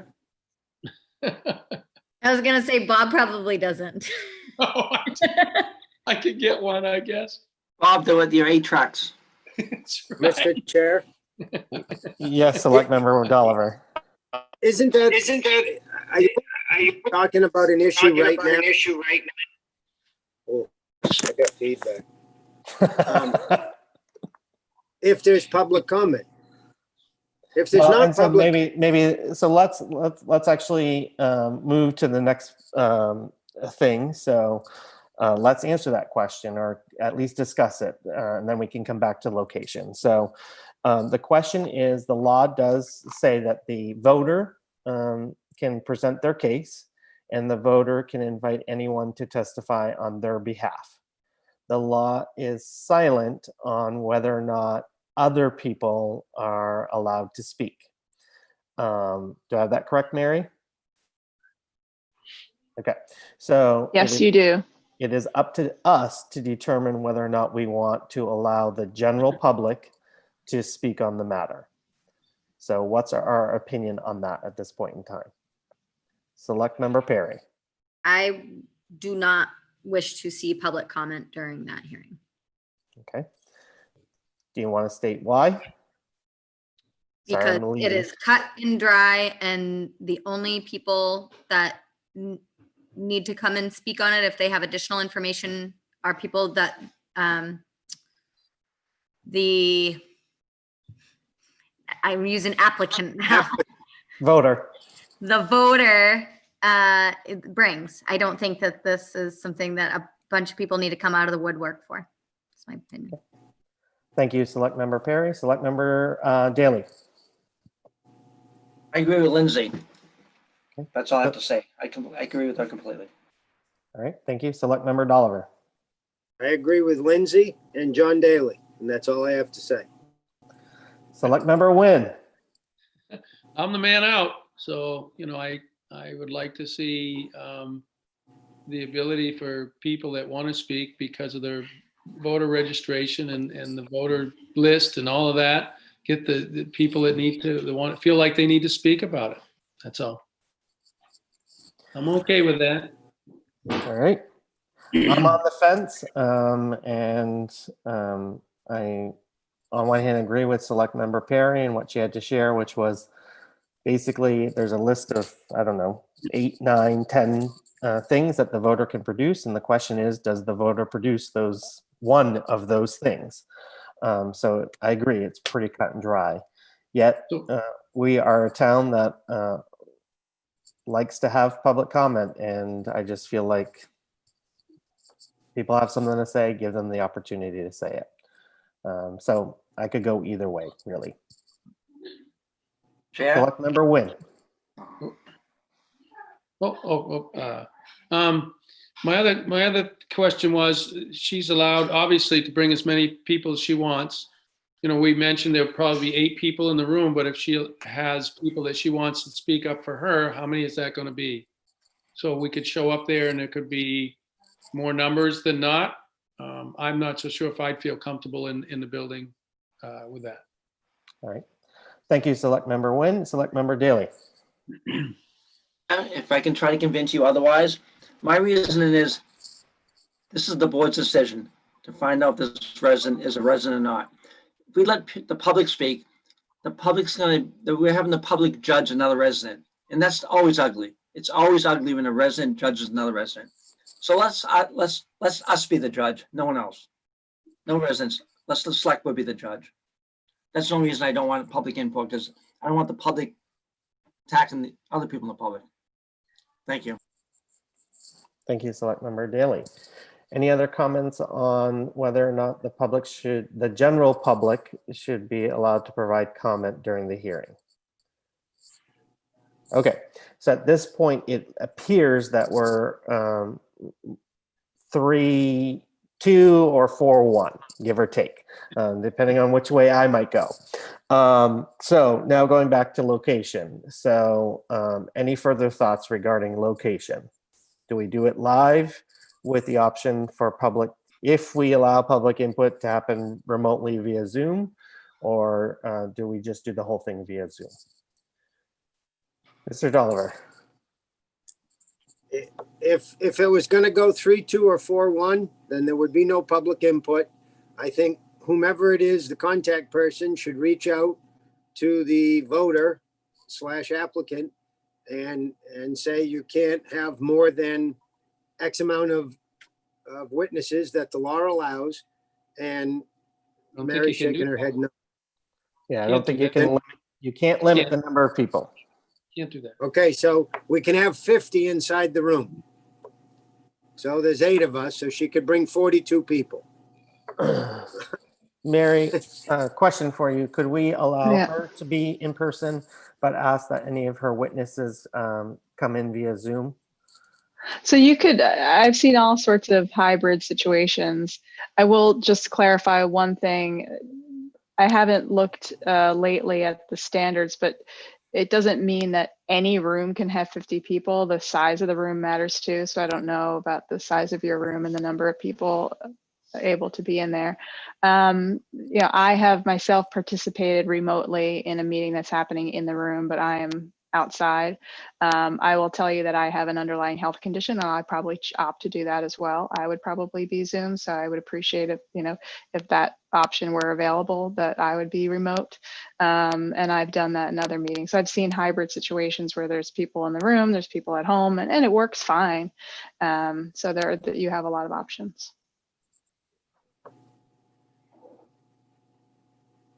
Any other further comment on location? Mr. Dolliver. Since Mary's been through this, can we ask the town attorney what she might recommend is the best option for us? Before she chimes in, I'll just give my opinion. It sounds like we can do a hybrid, including members here could choose to be at home or could choose to be at the Dunaway face-to-face. So I say we give everyone the option, and that allows the voter to get her wishes granted. She feels like she can present her case better being face-to-face with whoever wants to be there, and whoever doesn't can participate via Zoom. Just my thoughts at this point. Mary, did you want to? Yeah, I can, as long as the technology is available. So the meetings that I've been in that have been productive and have gone smoothly is, as Bob had suggested, where everyone was sitting in front of a computer. Yep. So it looked the same. It was a Zoom meeting, but people were in the same room. There was, I don't know how there was one camera that one of the screens on one of the squares on my screen showed the entire room, so I could see the entire room. And then I could also see the individuals. And it's really important, particularly that everyone can be heard and seen. So, and you don't want to be you don't want to have a microphone, so you don't want to have to share a microphone. So if the applicant or the voter should also have a laptop that she's sitting at, and that she can speak to and be heard. I'll also just add that in this age of COVID, as we've all been learning, it's September 1st, and you're talking about a meeting in September 29th, and going back to school and things, the scene could look different. So you might want to have a backup plan. Thank you. And we tried a meeting with not having our computers in front of us, and I think we all would say we won't do that again. So anyhow, okay. Any other discussion on location? Right. The final thing is just a letter. Is who sends the letter, and is there any particular contents in the letter? I personally would like Mary to send the letter, and I would like Mary to list the documents, the acceptable documents that the applicant can bring forward in the letter. The notice, the notice letter you're talking about? The notice letter, which if we have the meeting on September 29th, we send out that letter in the next day or two. Or we have to give her a minimum of 20 days notice, 20 calendar days notice. So we're going to meet that requirement as well. Yep. Any further comments on that? Selectman Dolliver. Just quickly, do you get the information or the evidence from the applicant before the 29th? Great question. No, she can bring it to the hearing. Can she supply it in advance? My point, what if it's Zoom? You don't hold Oh, it in to a terms of screen and- yes, right, yes. So she, So yes, yes, that's she my can point give you printouts is of things. if it's Yes. okay, if it's a live meeting, then yes, the Yeah. documents would be, whatever Right. evidence is handed to you. Yes. If it's a Zoom meeting, so then would you get the information ahead of time? So And that doesn't seem real right.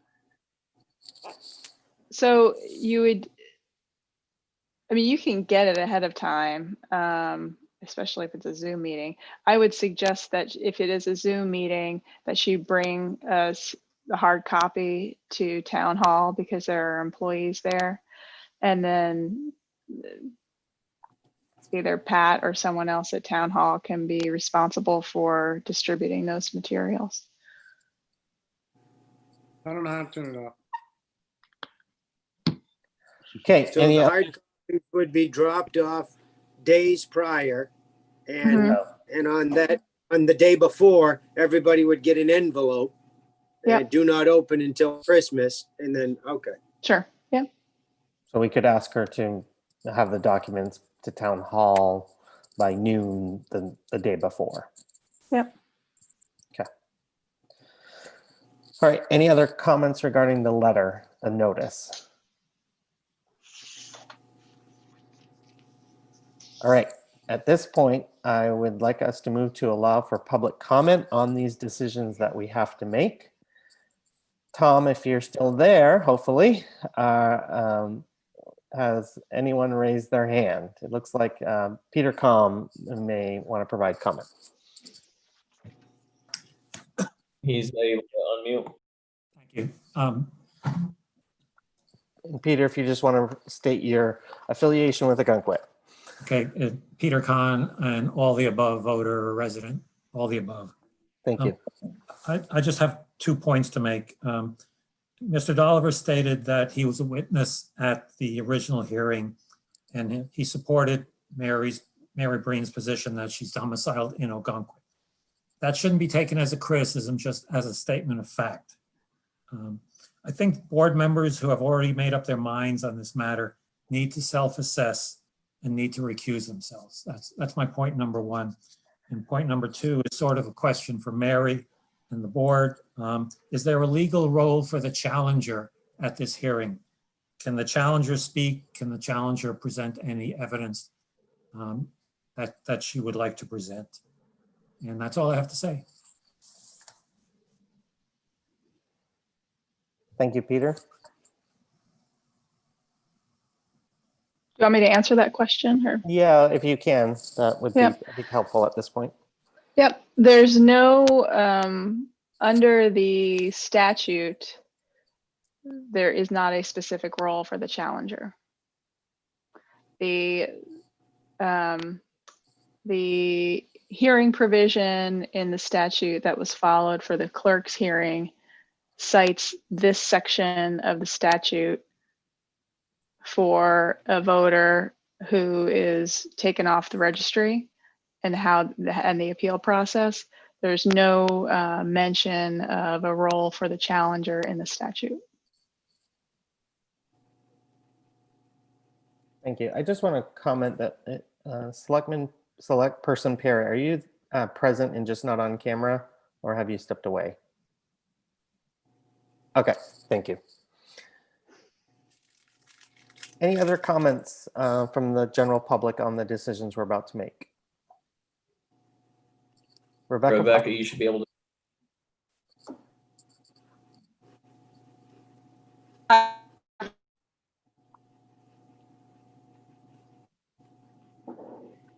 We're not able to hear you, Rebecca.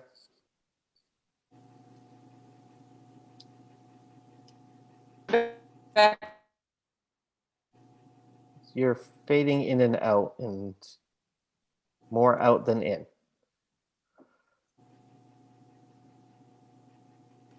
Family, is your dog there? Okay, hold on, Rebecca. We've missed everything you said, but it looks like you're coming in now. So how about you restart?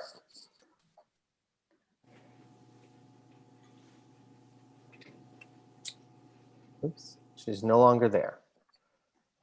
Okay, well, wait a minute or two, maybe she can come back on. Tom, do we have any other parties wanting to speak at this time? Looks like Rebecca's back now. Okay, great. I don't know exactly what happened, but I Okay, express a start if you concern. can if you can start from the beginning, because we did not hear anything you said. Okay. I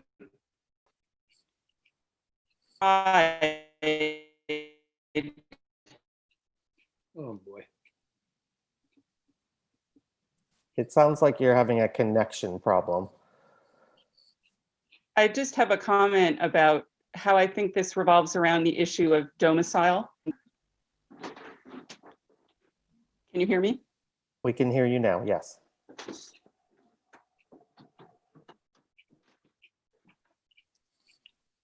Hello?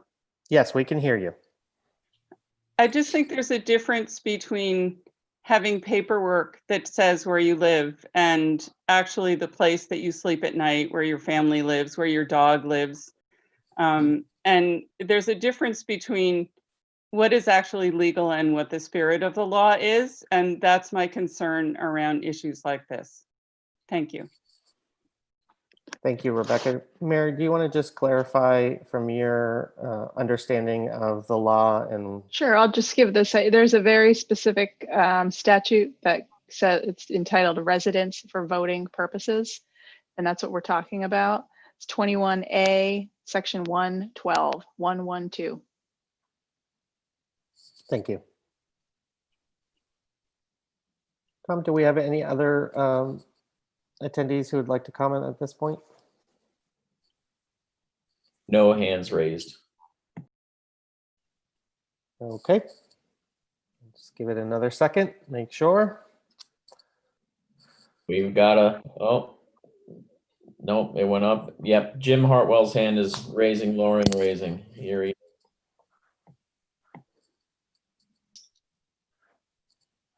Jim, you're on.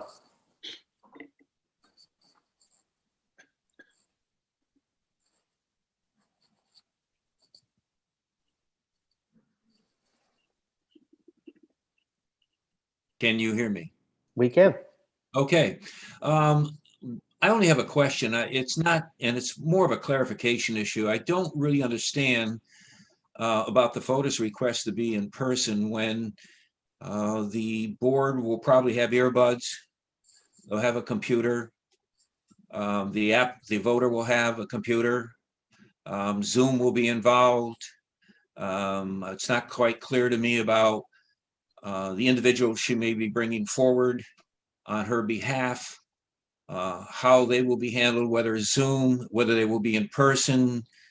I think it's a very complicated situation, and I just am not trying to be critical, but on behalf of the select board, I think the whole thing is confusing is the voter's request for in person, which doesn't really seem to be an in-person situation.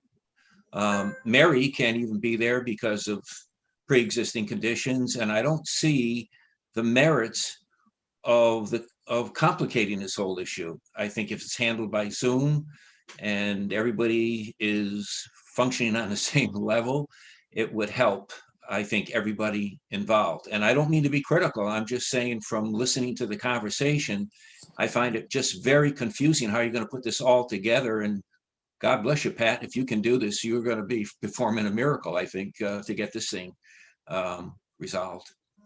Thank you very much. Thank you, Jim. Any other comments? Looks like Mark Claremont has his hand raised.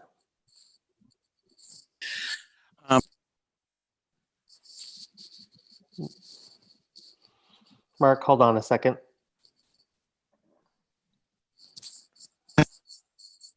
Go ahead, Mark. Okay, can you guys hear me? We can now. Okay. It was more just a little bit of a clarification. Having been someone who paid taxes and owned 2 properties in town from 2000 until about 2014. I would just be curious to know, what are the documents that actually have to be produced to show residency? And I have no dog in this fight. I have nothing against the person or the situation. I'm just curious myself. It's more of a precedence type of thing, because if this isn't necessarily handled in the right type of way, it could be used to be able to claim residency for other people in the future. Regardless of the individual involved, I empathize on for her and what she's going through and all this other type of stuff. But it's more of a precedence type of thing, because it could have a huge effect on our town if people are unaware that you have to produce these types of documents to physically be a resident. So just the thought, we may want to consider, there's so many partially owns in town that after this is over, we may want to outline or send a mailer to people about this is how you are a resident in this town and what you aren't. So I think there's a lot of confusion about what that is. So like me, I get my mail here, I live here, so I assume, and I know I am a voting person, but I do think that it would, to Rick's point, it can be very cut and dry. If there's certain type of paperwork that a person has to have, it kind of makes even pleading a case almost moot in some respects. So I'm just curious, do we have a list of what you would need? Yes, the law actually states the particular documents that can prove that you're a resident and able to vote in that particular location. Okay. So is it, don't mean to extend this further, but I just think it might help people who don't know what those documents might need to be, or what makes you be a resident. I'm just saying that something like this has the potential to open a Pandora's box. So it might be helpful if that was either posted on the site, not for this situation, but just in general, so that if there were someone who was going to try to work around the process, they would know that these things are in place to help keep that from happening. So just a thought. Thank you. Mary, can you restate the number again where the documents are listed? Sure. And to be clear, this is residency for voting purposes. So when you go to register to vote, you are required to have this documentation. So I actually work as a registrar in my town. So I accept on election day. And so I look at, when you register to vote on election day or any other day, you have to bring one of these things. And there's a list of 16, actually it's not 16, it's in the statute, it's misnumbered. It goes from 1 to 16, but it misses many. So again, it is 21A, section 112, and the list is right there. Thank you. Any other comments? Public comments? Barbara or Pat, you are on. Yeah, it's me, Barbara Ferraro, Ocean Heights. I really wish that, Mary, you could clarify, having spoken myself to a couple of town clerks who have stated that domicile is the priority that you look at to determine where a person votes. Anybody can bring in any other kind of document, and I know that that's been acceptable, but domicile is where you return, where your house is, where your partner is, your animals are, where your home is. And I really appreciate Mark raising the questions he's raising, and Becky raised this question. I haven't heard anybody on the select board claim or say anything about domicile, but I did hear when it was raised at a select board meeting, both John Daly and Heath Willett said they would follow the charter regarding the domicile issue. That is the determining factor where you vote. And again, in the challenge, it has nothing to do personally or nothing to do with cutting people off from voting. But if we get loose about this, then anybody can come into our town and start voting. All they have to do, somebody can write a lease and say, oh, they're at my house, and okay, let them vote. I really think that Mark has a real good point, that this has been very loose and we need to look at it. And this is an example, a prime example of tightening our perspective on who gets to vote in the town of Ogunquit. Thank you. Appreciate it. Thank you, Barbara. And I just want to clarify that, yes, I said I would follow the town charter as well as any applicable state or federal law. My understanding from what we've heard from our attorney is that our job at this hearing is to determine whether or not this person is an eligible voter, and to determine that there's a list of particular things that the voter can produce to verify their residency to vote. Mary, would you like to add anything further to that? Nope, that's it. It's election law is governed by state law, and there are really clear provisions in 21A as to residency for voting purposes. Any other comments from the general public?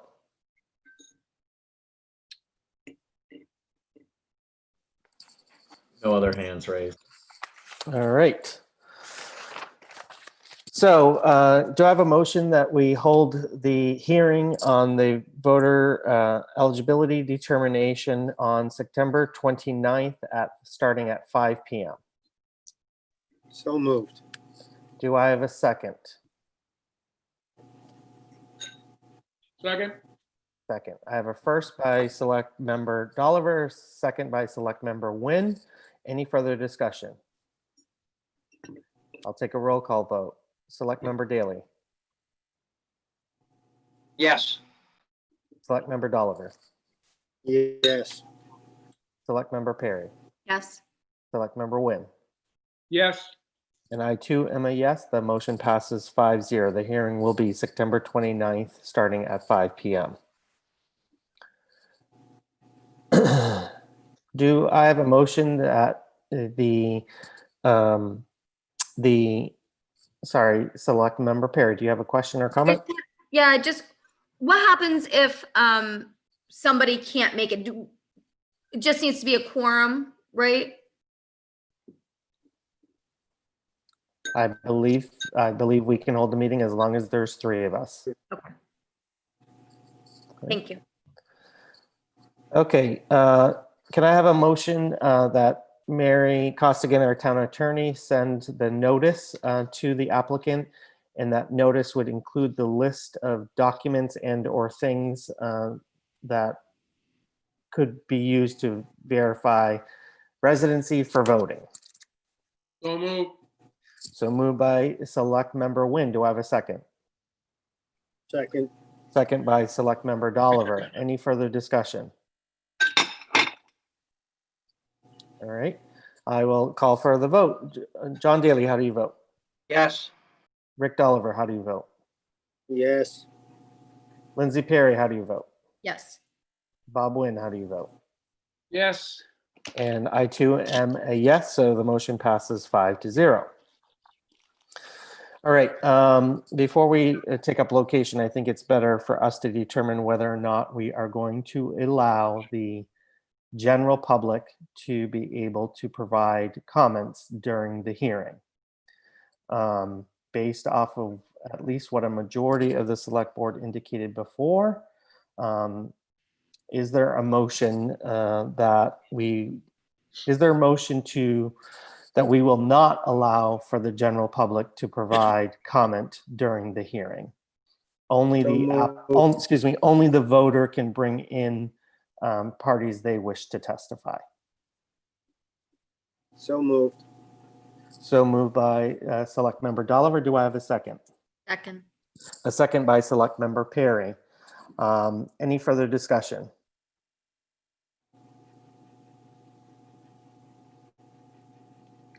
All right, I will take a roll call vote. John Daly, how do you vote? Yes. Rick Dolliver, how do you vote? Yes. Lindsay Perry, how do you vote? Yes. Bob Nguyen, how do you vote? No. And at this point, I am a no vote, but the motion passes 3-2.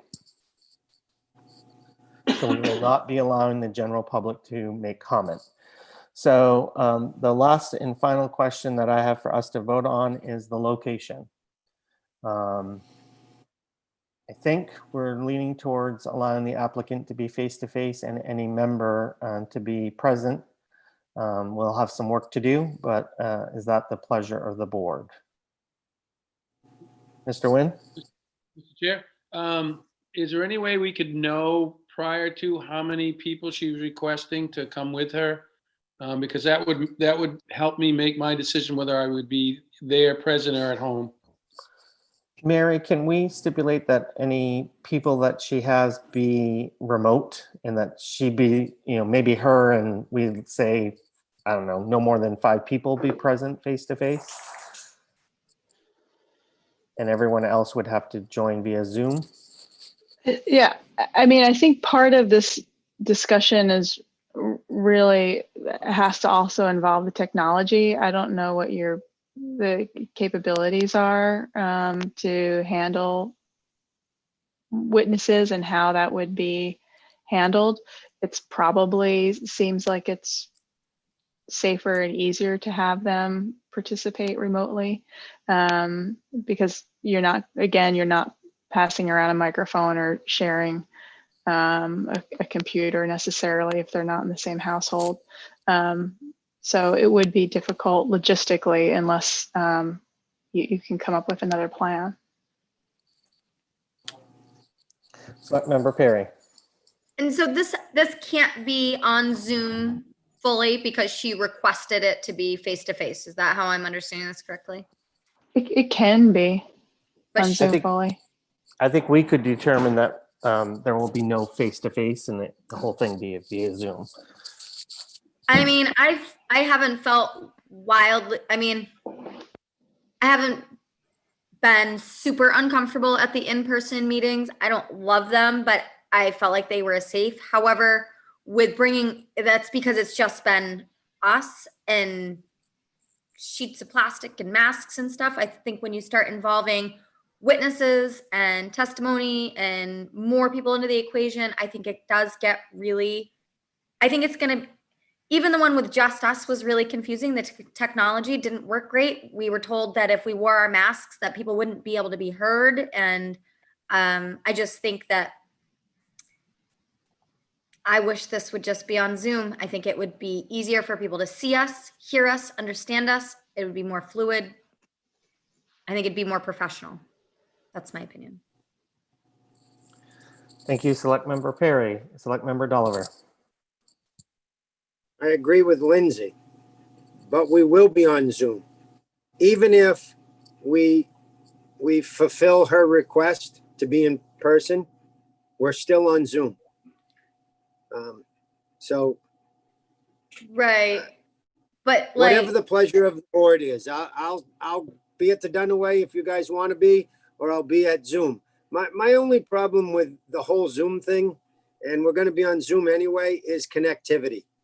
I'm sitting here in the office and sometimes it just stops. It's internet. It is what it is. I like in person, but that's me. And I think we all like in person. It's just that it's a mess right now. Well, it's messy. Thank you. Thank you, Select Member Dolliver and Select Member Perry. Any other comments? I think it's easiest if we just do it via Zoom and everyone's via Zoom. It's a public meeting. There's nothing confidential being discussed. At the same time, I'm open to any person who wants to be present at the Dunaway on the select board, and or I would say up to 3 people for the voter. And then everyone else, if she has others, has to be remote. I'm open to that as well. Select Member Dolliver. Any witnesses would be remote to me. If any select board member wants to be, in person, you can be. The applicant / voter can be, but I think any any witnesses should be remote. One thing I don't know is whether or not this voter has representation in any way, shape, or form. Mary, I would assume if she has representation, they would be allowed to be with her, potentially, or they could be remote. Ours is going to They be don't, remote. they don't have to be either. Yeah. Okay. All right. Do we have a motion regarding the location? Select Member Perry. I would like to move that the entire hearing is on Zoom. Right. We have a motion on the table. Is there a second? Second. Select Member Wynn. Second. We have a second on the table by Select Member Wynn. Any further discussion? Yeah. Mr. Dolliver. Pardon me. Either or they're on Zoom. So, Only on Zoom. okay, only on Zoom, no live. Second. You already seconded it. All right. Any further discussion? All right. I'll take a roll call vote, starting with John Daly. No. Next up is Rick Dolliver. No. Lindsay Perry. Yes. Bob Wynn. Yes. Oh.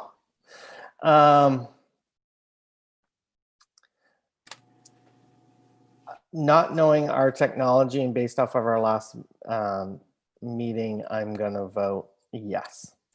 So the motion passes 3-2. Thanks, Heath. Okay.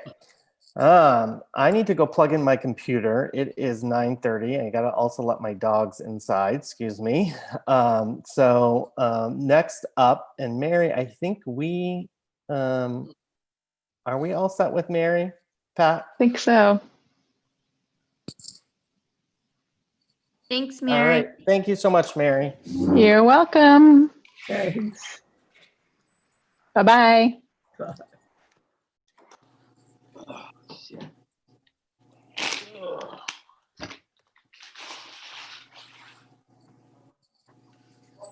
We all Okay. get a break. What's going on? I'm standing up too. My back hurts. Okay, apparently we're going to take a 5-minute break. It's a long meeting. I don't even have a cushion on my chair. I'm sitting on a hard wooden I bench. purposely put one earlier. I thought about grabbing a pillow. I feel like it's too late. I just need to suck it up now.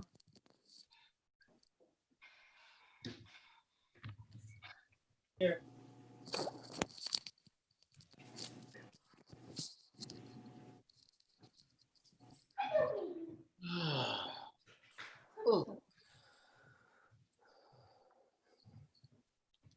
I got my pillow now.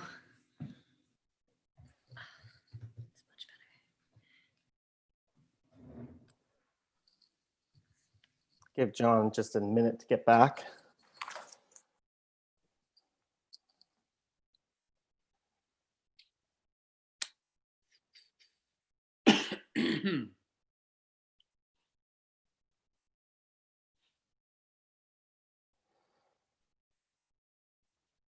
All right, John, you're there.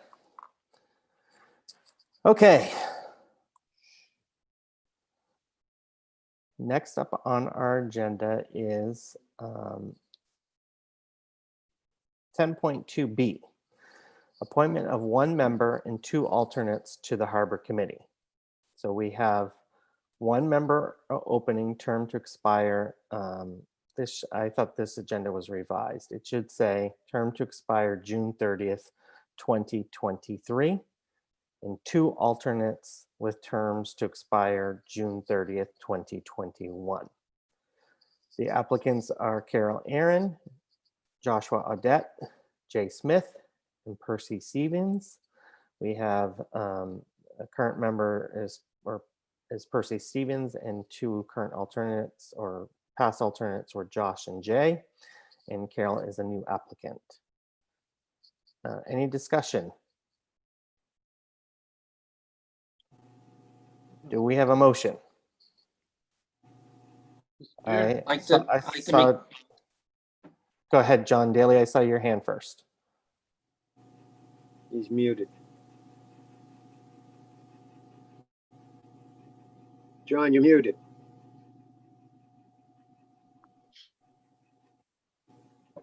John, you're Sorry. muted. Sorry. I'd like to make a motion, we appoint Percy Stevens to a 3-year term to expire June 2023. Second. Can you amend that to June 30th, 2023?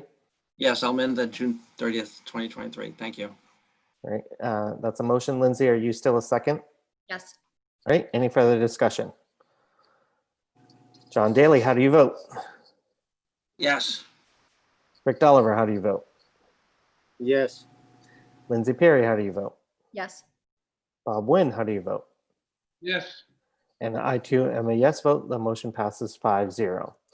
Do we have a motion for 1 or 2 alternates with terms to expire June 30th, 2021 for the Harbor Committee?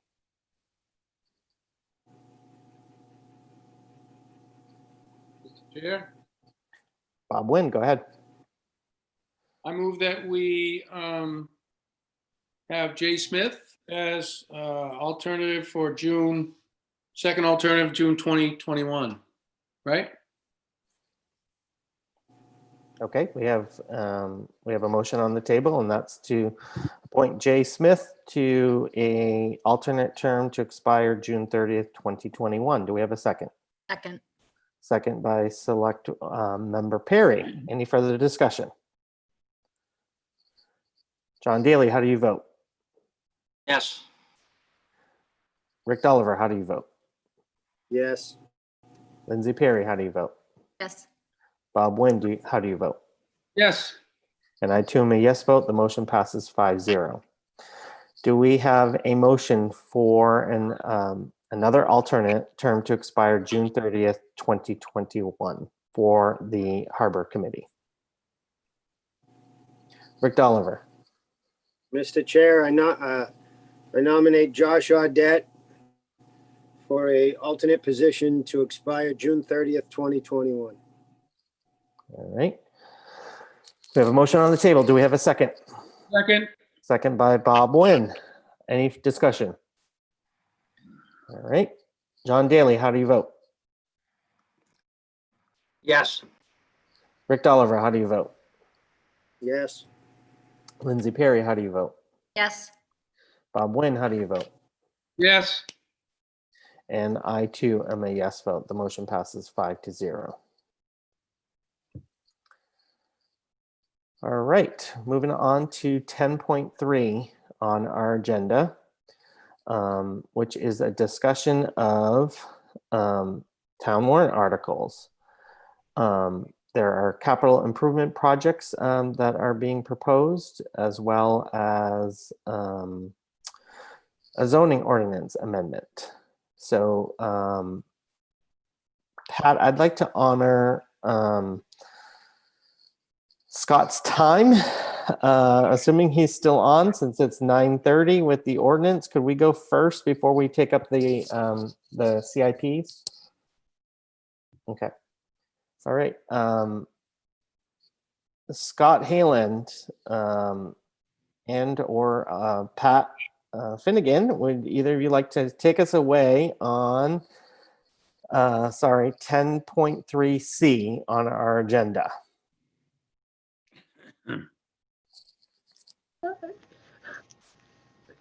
I'll defer to Scott. Can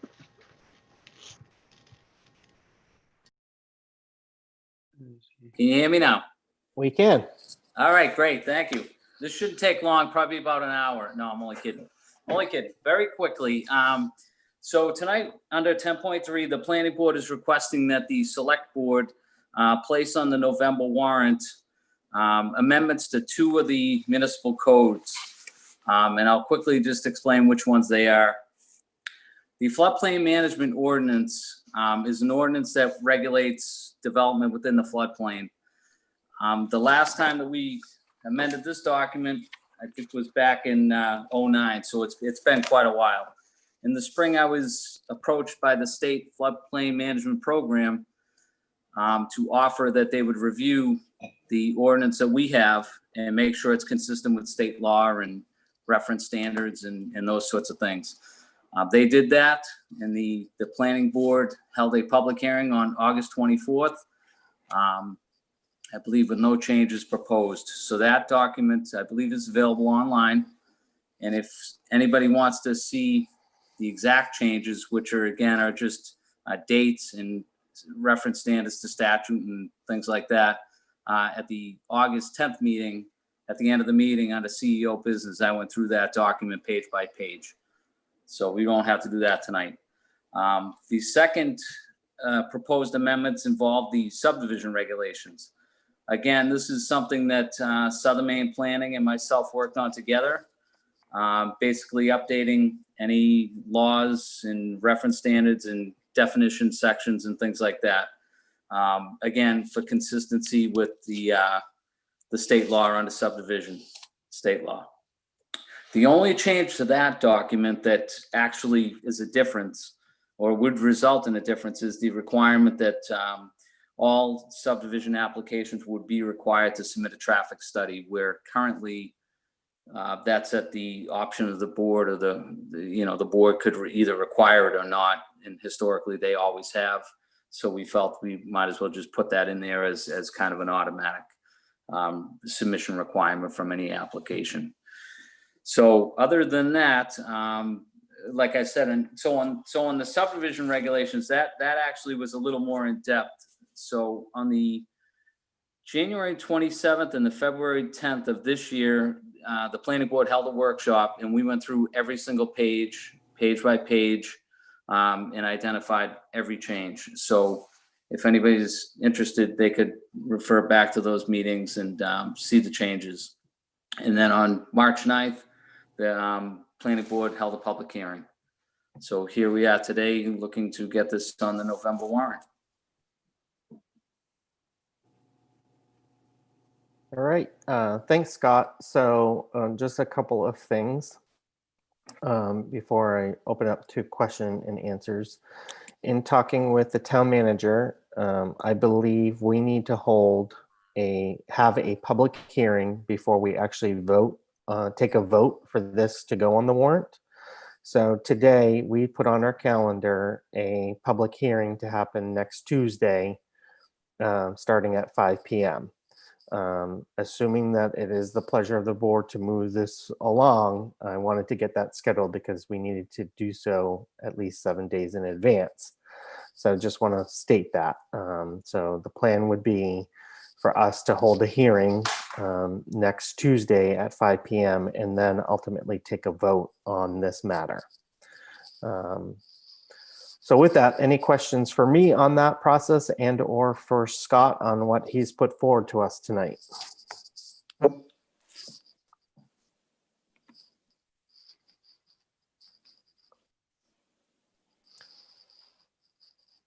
Mr. Dolliver.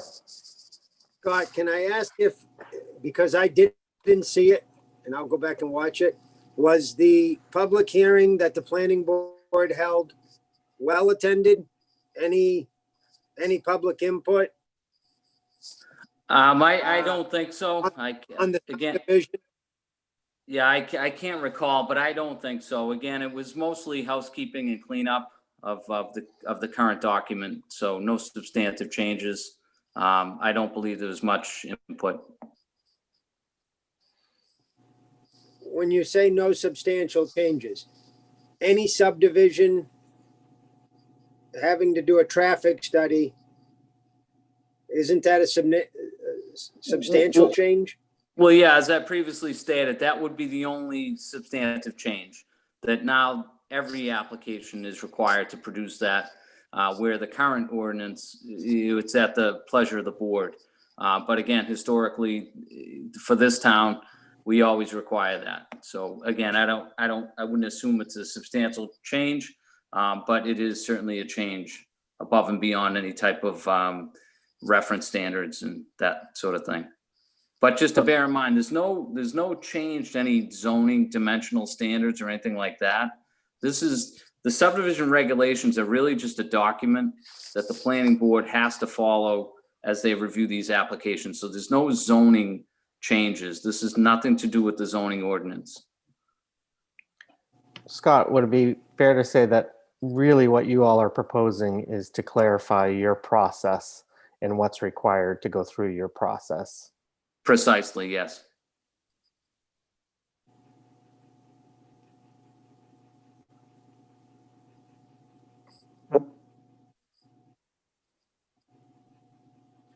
Just one more question, Scott.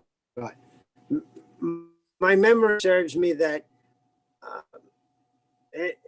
any subdivision that was within intersection or de-intersection had to have it. Is that what it was before and we're changing, or am I mistaken? No, you, again, that's language that's found in the zoning ordinance.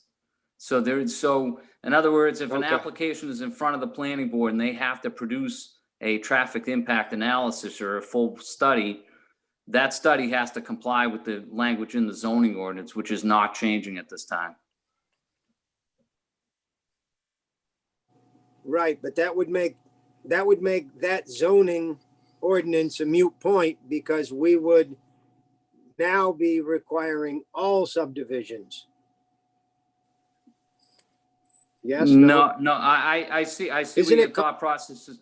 Yeah, but just hear me out for a second. Let's assume that there's a proposed subdivision that's outside of 1 mile. That still doesn't alleviate the need that a traffic impact analysis is necessary. There could be turning radiuses, site distances, or other criteria that's above and beyond the 1 mile, the big elephant in the room problem that we have in our town, that the ordinance does say that 1 mile. But again, even subdivisions outside of the mile require that traffic information for the board to make a decision.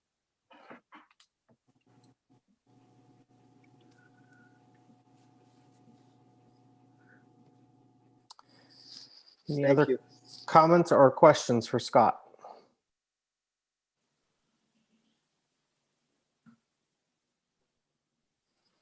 All right. Any comments for me on the public hearing scheduled for next Tuesday?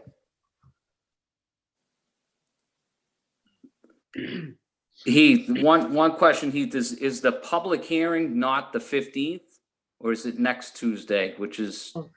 It is next Tuesday. I have shared with the town manager that when board votes, and then within that same on items to go on the ballot, and then within that same meeting, we try to vote on the ballot. It gets very confusing. The select board is then given only 5 or 10 minutes to really review the ballot.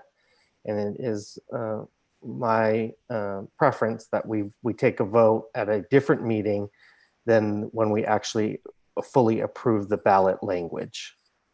So Okay. This was my way of separating out those two, so that no town employee has to scramble to put together the ballot, and then the select board doesn't have to scramble to review the ballot before finally approving it. Okay, thank you. All right. Thank you so much, Scott. I appreciate you hanging with us till 9:45 at night. Thank you. Moving us back to 10.3A. I'll hand it over to Pat, our town manager, to share with us the things that the town staff are proposing. Thank you, Mr. Chair. Just a brief recap. The budget that was approved in June did not include any capital items because of the uncertainty about where the town was going to be financially and the economy. But there was an openness by the select board, the budget review committee, to potentially consider some capital items in November. It's already September 1st. It came up very quickly. We had asked staff to put together a list of must-haves. I think the staff understands we don't want to be putting anything forward that is not essential. Yes, the criteria were, is it a public safety issue? Is it a workplace safety issue? Is it essential for us to get our work done? Is it going to create cost savings in the long term that makes sense for us to do now as opposed to waiting, and similar criteria? It's in your packet, so I encourage the public to read that. Basically, it came down to fire EMS equipment, 2 pieces of equipment that we are also going to be applying for grants to fund, but we wanted to make sure that you all were aware of this. And if the grant funding didn't come forward, this is equipment that is very vital to our ability to perform our EMS services. Many of you will remember the next item, which is the police chief's vehicle. Excuse me, it did not pass inspection in May, as we said it would not. It is completely rusted. The chief has been using her personal vehicle, which she doesn't object to, but it's important that we have a police chief vehicle. This would be a used car of approximately $20,000. The next items are also in the rust category. The transfer station has 2 roll-off containers. They are original to when the transfer station was constructed in 2007. They are supposed to last 10 years. They've lasted longer than that because John Fusco does such a great job of maintaining his equipment, but they had been welded and repaired as much as possible. So those roll-off containers and a waste container of $17,500. And then we have lighting projects. We started the conversion to LED a couple of years ago, got part of Shore Road done. We still need to continue on that, but we wanted to have that discussion for your June town meeting. But we do think that it's important for the town to convert the public street lights that people are used to seeing, the Cobra lights that people see. There are a couple of ways you can go there. I don't want to get into that tonight because it's a fuller discussion, but the return on the investment for that would be very quick. The safety issue that we have in addition to that's for the public safety, for staff safety, the public works garage is very poorly lit. We expect the mechanic to be working on massive pieces of equipment without any sufficient light, and it has hindered our ability to get that done. Another couple of projects that were held over from last year that were discussed. The first is the Historic Society of Wells and Ogunquit. That was a joint project with the town of Wells, the town of Ogunquit, to work with the Historic Society for them to do a building improvement, which would be to insulate the building so that it's an old building, and this could provide cost savings in the long run.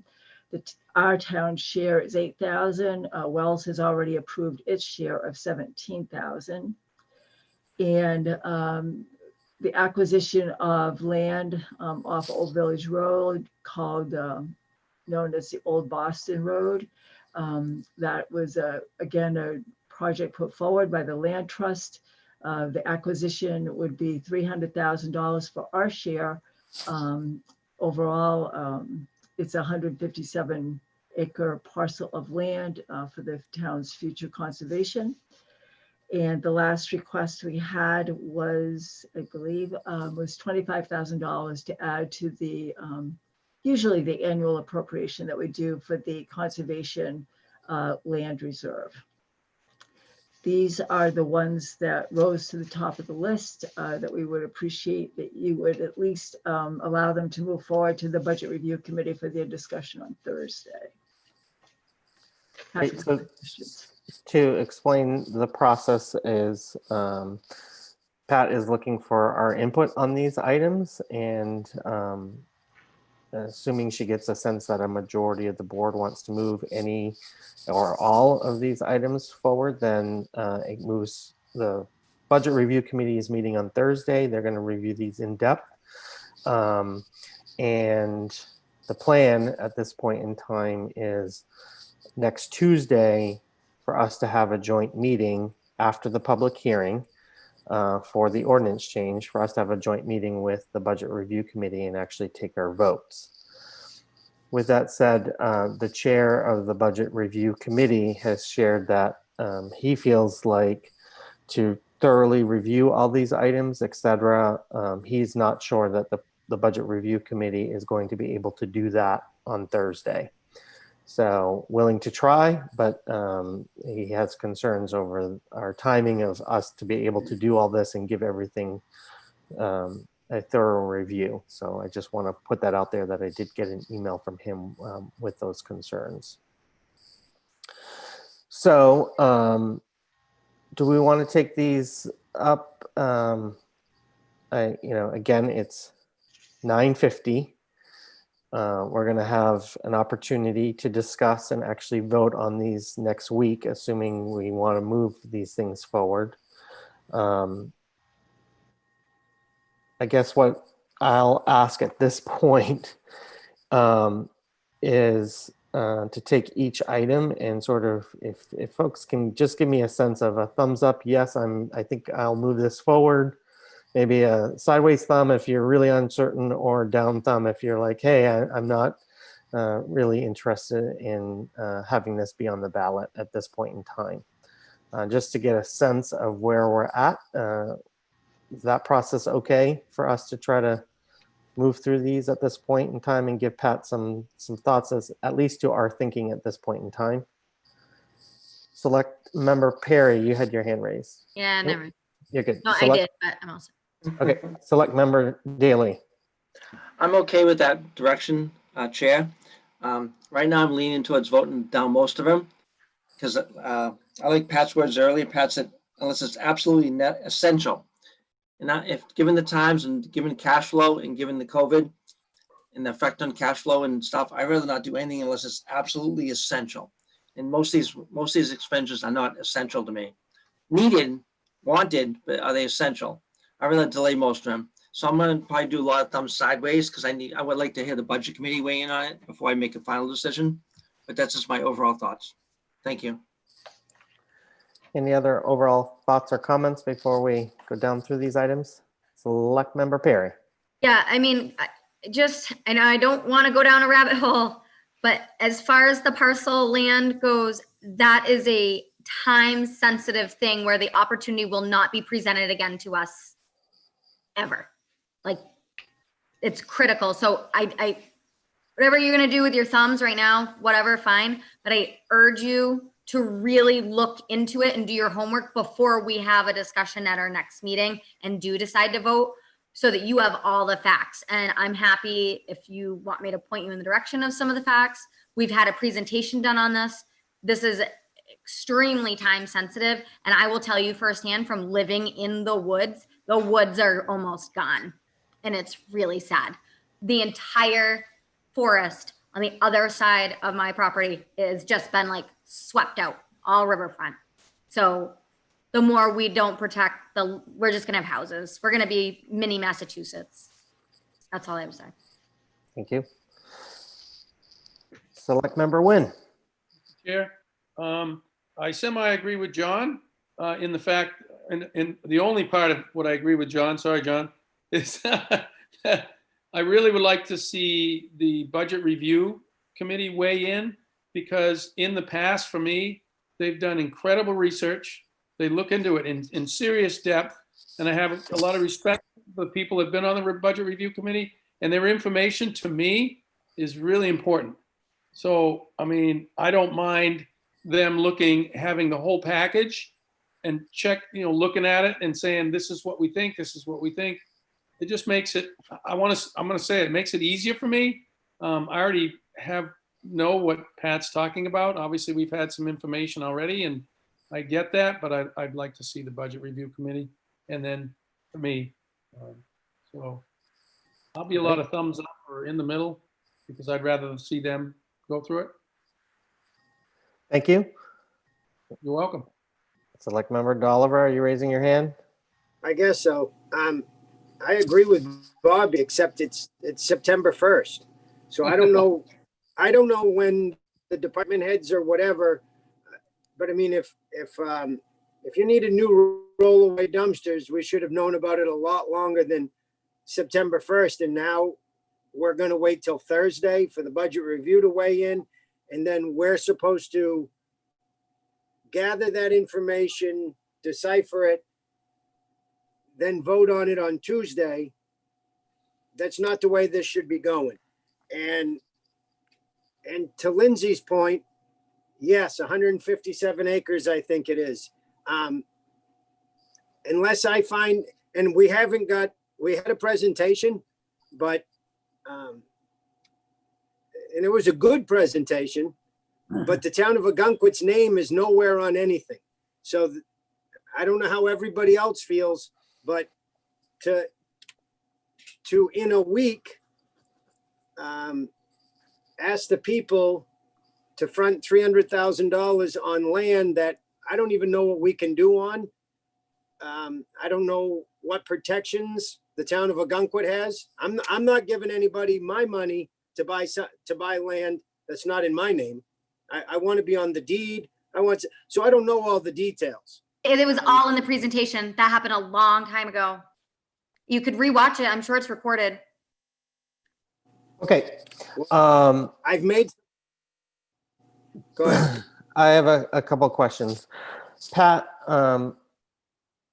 one is, it looks like we've already exceeded the funds that we thought we might raise under revenue through parking. And we still have September and October of charging, and then hopefully next spring.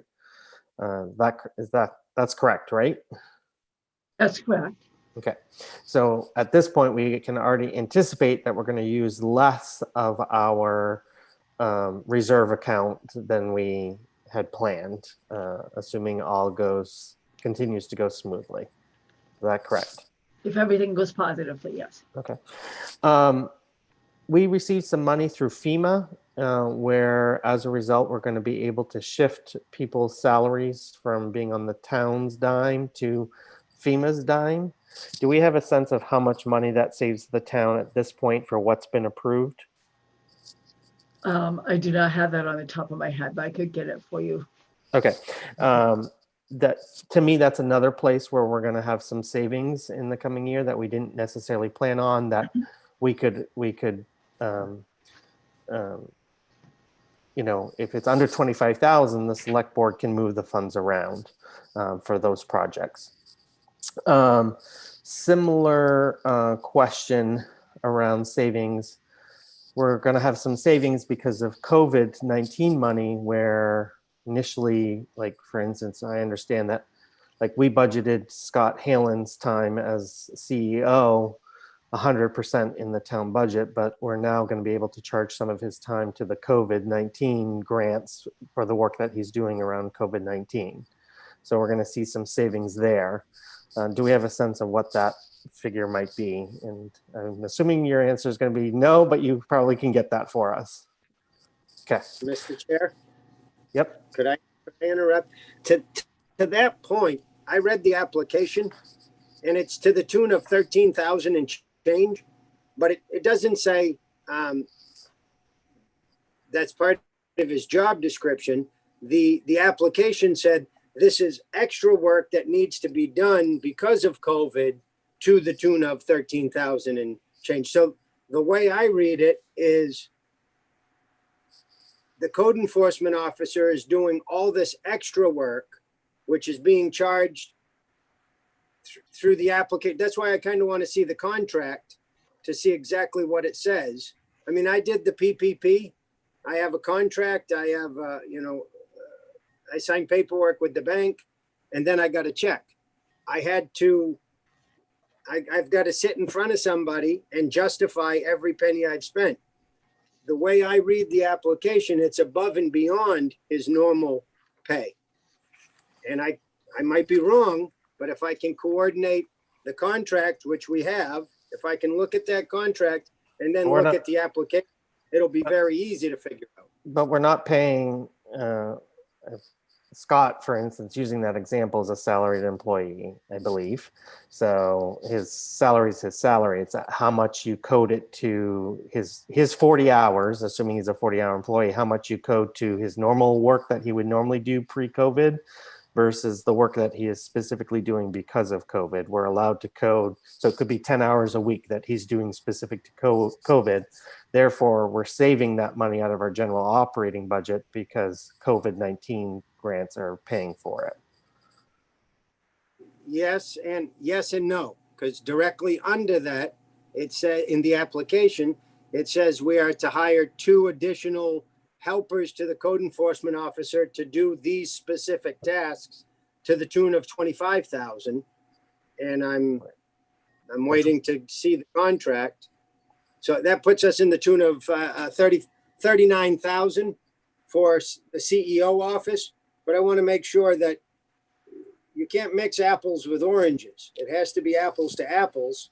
So I'm not counting that $39,000 to offset anything if the contract isn't in stone.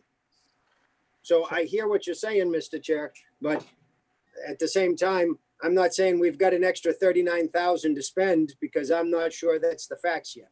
Right, which is why I think the town managers, what I'm asking for is for the town manager to get us some more specifics as to, yeah, here's what we applied for, here's what we thought 2 months ago, 3 months ago when we applied. Things change, and so where do we think we're at as of right now? Mr. Chair, the other thing I would just mention, because I didn't spend a lot of time on it, but it certainly is in your packet, is our year-end results. So, I mean, we're in the current year, we're trying to save as much money and to take in as much revenues as we can. But we ended fiscal year 20 with a surplus of close to over 400,000 and underexpended by over 400,000. So that is the seed money basically for you to be looking at as you're looking at the capital projects. And I understand there are things to be discussed. I have not done any of these justice this evening. We obviously knew about the transfer station rusted containers. It was in the budget that was discussed when we met with the Budget Review Committee last spring. The police chief's vehicle was discussed last spring. The Lucas heart monitor was discussed last spring. So it's like if we could just have done a pause button, and then here we are now, we would have had all these discussions. The only thing that is new on this list is trying to get some cost savings for LED lighting and doing a little bit of retrofit at the Public Works garage. All right, my only other comment is I struggle with things like, and I'm all for putting money aside in normal years to be, for conservation, so that, hey, 3 years down the road when the land comes up that we want to purchase as a town, we have the money ready for it. But right now I struggle with, we're going to take money from our savings account, so to speak, our undesignated account, and move it to another savings account. That's just my personal opinion. I struggle with that, particularly during this time. All right, so we're just giving a sense to the town manager right now as to where we stand. Thumbs up is, yeah, I really support this. Thumb sideways is, I want more discussion. I'd like to hear more. And thumbs down at this point is, hey, I'm thinking if I'm asked to vote on this, I'm not interested in moving this forward at this time. This just gives the town manager a sense and ultimately what she wants to move forward to the Budget Review Committee. Any discussion before I move us along? Okay, where are we at with the fire department funds for the medical equipment needs?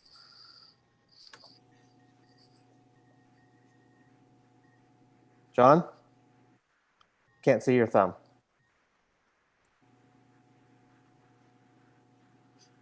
All right. So it looks like we would overall would like to hear more information on that, Pat. The police chief's vehicle.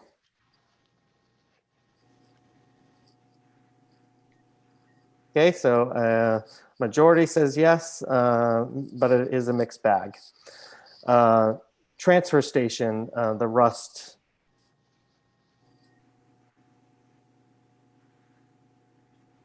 Okay, so again, a mixed bag. More discussion. All right. Lighting, LED lighting.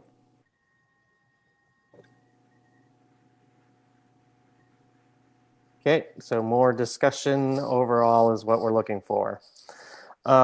Supporting the historic wells, Ogunquit, with insulation. That's 8,000. Yep. More discussion. All right. And the land trust, 300,000.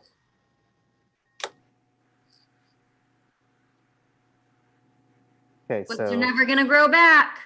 Be the 2-2 with more discussion, Pat. I'll have more Um, discussion. And then the last is the 25,000 for conservation.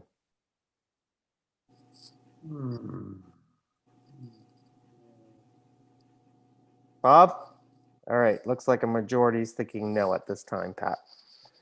So hopefully that gives you a bit of a sense of where, as of this moment, where we're all at. It looks like a majority of the items are more discussion, and looking forward to the budget review comments. As I shared, the chair of the budget review committee did say with these items, he's got concerns if they can truly get it all done on Thursday. My thought is, let's see if they can see what they get through, and then we can lift our heads. Right now, we do have Tuesday night scheduled, the 8th, assuming we're ready to move forward for any further discussion and a final vote on these matters. All right.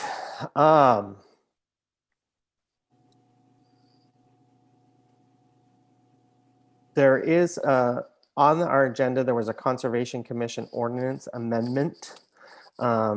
The chair of that committee has agreed to pull this off our agenda and for consideration right now, so that we can do so that they can do some more work with it. And I suggested we have it as part of our discussion when we meet with them. So just want to let you know where we're at with that. 11.0, the town manager's report. Pat, back to you. Thank you, Mr. Chair. The first item is the Agamenticus Road project update. We've been moving ahead. I've had many conversations with residents on the road who have a property that may be more impacted by the project than others, keeping in mind that most of those impacts, in fact, are in the right of way. It's just people consider that their front lawn and they've planted it with beautiful flowers and bushes. And we just want them to know what's going on. But they've all been very positive conversations. So we're at the point where we can have the public meeting for the neighborhood as well as a whole community on this project. A reminder that the voters have approved $1.3 million for this project. That public meeting will be via Zoom, and it will be on September 10th at 6 p.m.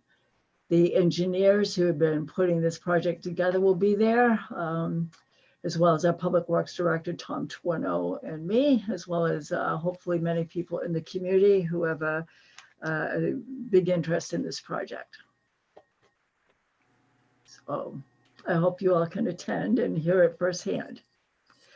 The next item is more of an update, and I'm sensitive to everyone's time. This is on the agenda because some questions have arisen regarding how the town has implemented the select board's decisions. And again, I want to refer everyone back to last May. We were in a different world last May. Alice Pierce said it right when she was talking with you early in this evening. It was about survival. We were concerned if our business community was going to survive. We were concerned about if our residents were going to survive, both from a health standpoint as well as from an economic standpoint. So the COVID-19 task force reviewed a number of steps that the town could take to support this community, both in terms of first and foremost, keeping everybody safe and healthy, and secondly, how everyone could make it through this season, hopefully still in business when we got through to the other side. And in making that decision, the first, I won't recite everything, it's in the record in terms of what the recommendations were, but one of the simplest things was for those businesses that had extra property, parking lot, lawn, anything along those lines. At that time, the advice was that we were not going to be able to have inside dining. We were not going to be able to have people in shops, retail shops, they needed to be outdoors. And of course, Ogunquit doesn't allow outside sales. So how are we going to make that work? So the select board said that the businesses could expand their footprint of their building and to be able to provide, or to deliver their services outside on their own property, whether it was retail or restaurant, food service. If they were able to find somebody else who had private property that was also willing to let them use that they were able to do that as well.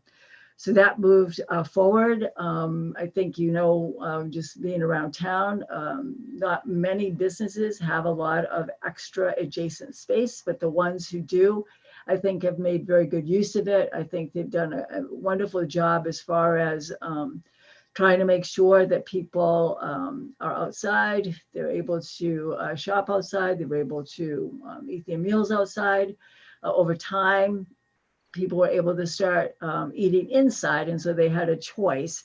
But I think that a number of you sitting here on this board will know what people's preferences are when it comes to shopping and dining, at least now. And why wouldn't you want to be outdoors in Ogunquit in the beautiful summer, which we've been very fortunate to have.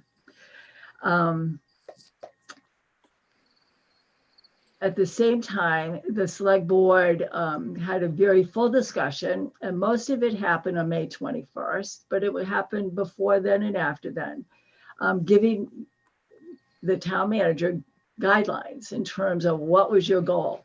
And your goal, as I heard it, was that we wanted to do what we could to keep people safe and healthy, and we wanted to do within reason things that could improve a business's chance of succeeding through this summer. So I think that those are the kind of things that we've been doing.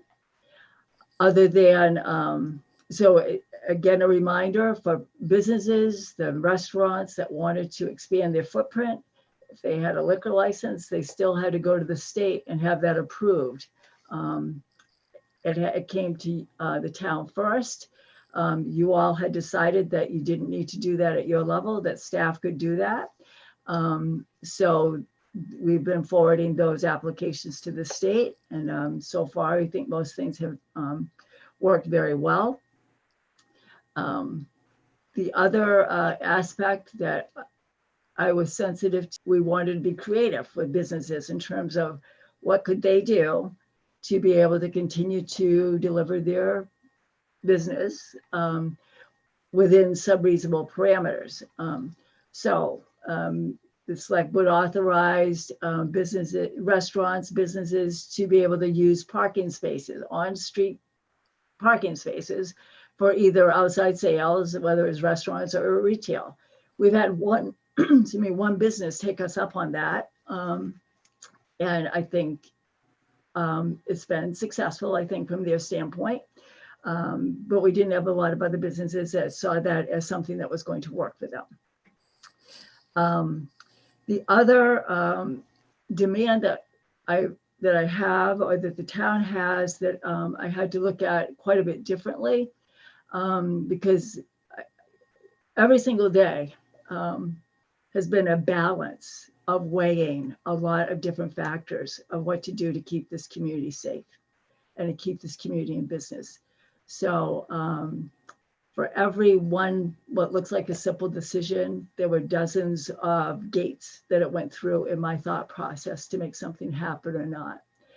And one of those is we were looking at how the makeup of the people coming to Ogunquit was going to be, because we were and we continue to be under constraints in terms of people staying in inns and in motels and in hotels. And that was going to have an effect on our overall community. If people can't stay at a hotel or motel where they can park their car and walk around town and go to the beach and do everything else they want to do, they're going to need a place to park. And so over time, some of the lodging industries, came to me and said, is it possible for us to use our unused parking lot space for additional parking? And I said, yes, in certain areas. And I think that it's important for everyone to understand, again, my thought process. It was deliberate. It was strategic. It was looking about what was going on around other places around in terms of understanding competition. So for instance, if you want to go to Main Beach, once Main Beach is full, where are you going to go? You've already filled up the other parking lots and the beaches. Where are you going to go? So I received requests from Seafarer, from the Norseman, and from Hanson Properties. Hanson Properties did not decide to do it. Seafarer, I think, has done it very minimally, and Norseman has done it very minimally, but they obviously are located on Beach Street. So there's certainly, the thought process there is that get people off the street, off congestion, and be able to enjoy Ogunquit. As you, anyone who's walked around town, the private parking lots that we have in town, they have been full when we have been full. The parking on Beach Street does not affect parking on Shore Road. The parking on Beach Street does not affect Perkins Cove. Perkins Cove has exceeded its numbers beyond what it normally does. We, in fact, took away parking in Perkins Cove. The change in the complexion, I think, of how people have been coming to Ogunquit is we've had more people here for the day. And they're here for the day primarily for the beach, to do lunch and early dinner, and then they leave. We have not had the nighttime parking. So the parking lots that were used to having nighttime parking, we're not getting parking. That was not an outcome of the town allowing other parking areas to have that parking, because it was primarily beach parking that we had allowed. The other issue that has come up recently is, two issues. The having outside music. When the town issues a liquor license and an amusement license to an establishment, they're able to have live music there. That ability to do that carried out onto their footprint that the select board had authorized to be expanded.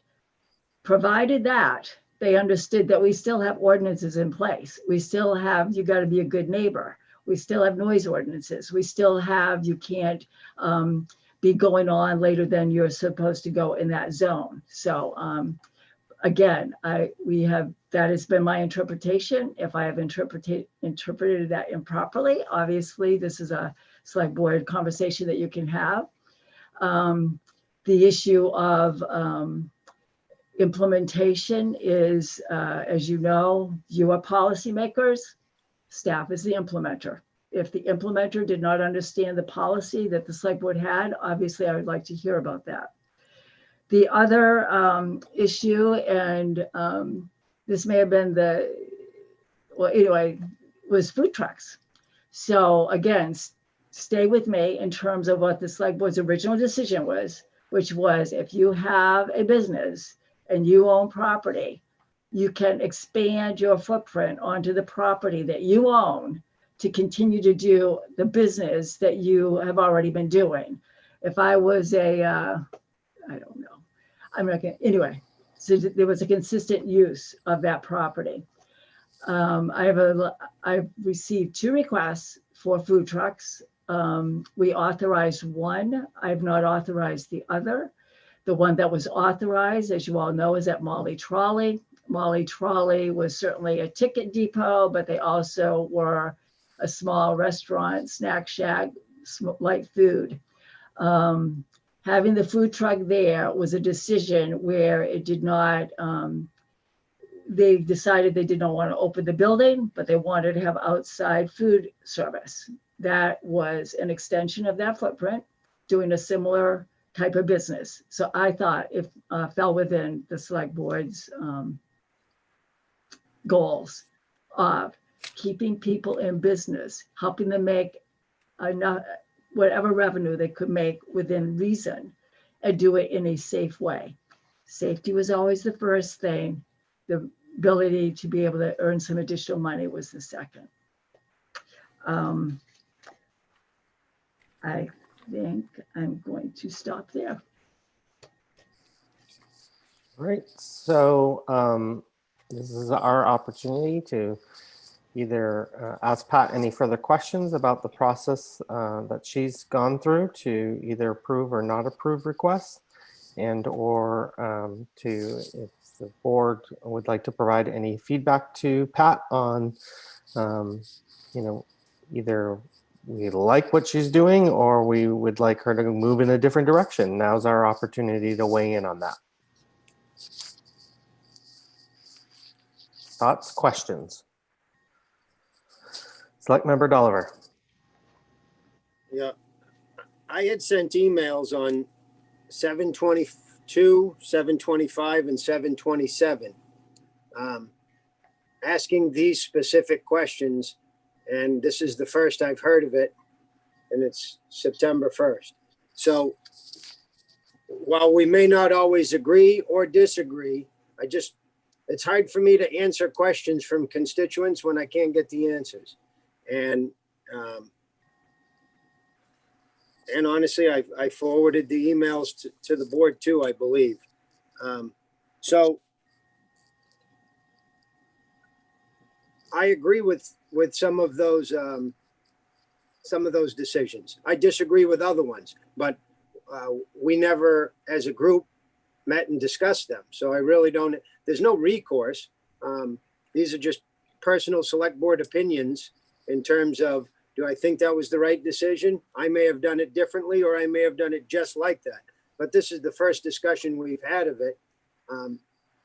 And I think most of those are very difficult decisions.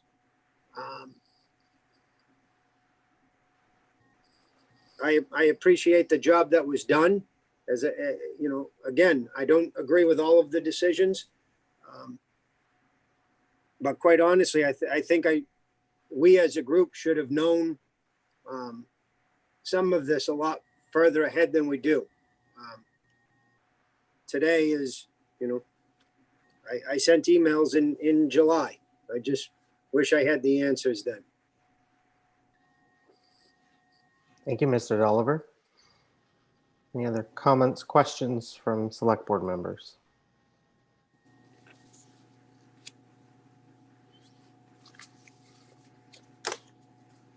I'll just provide a couple of my, from my view. So on the amusement situation, I'm in favor of approving, what normally would have been inside amusement for outside amusements during this time, as long as, all ordinances are being followed.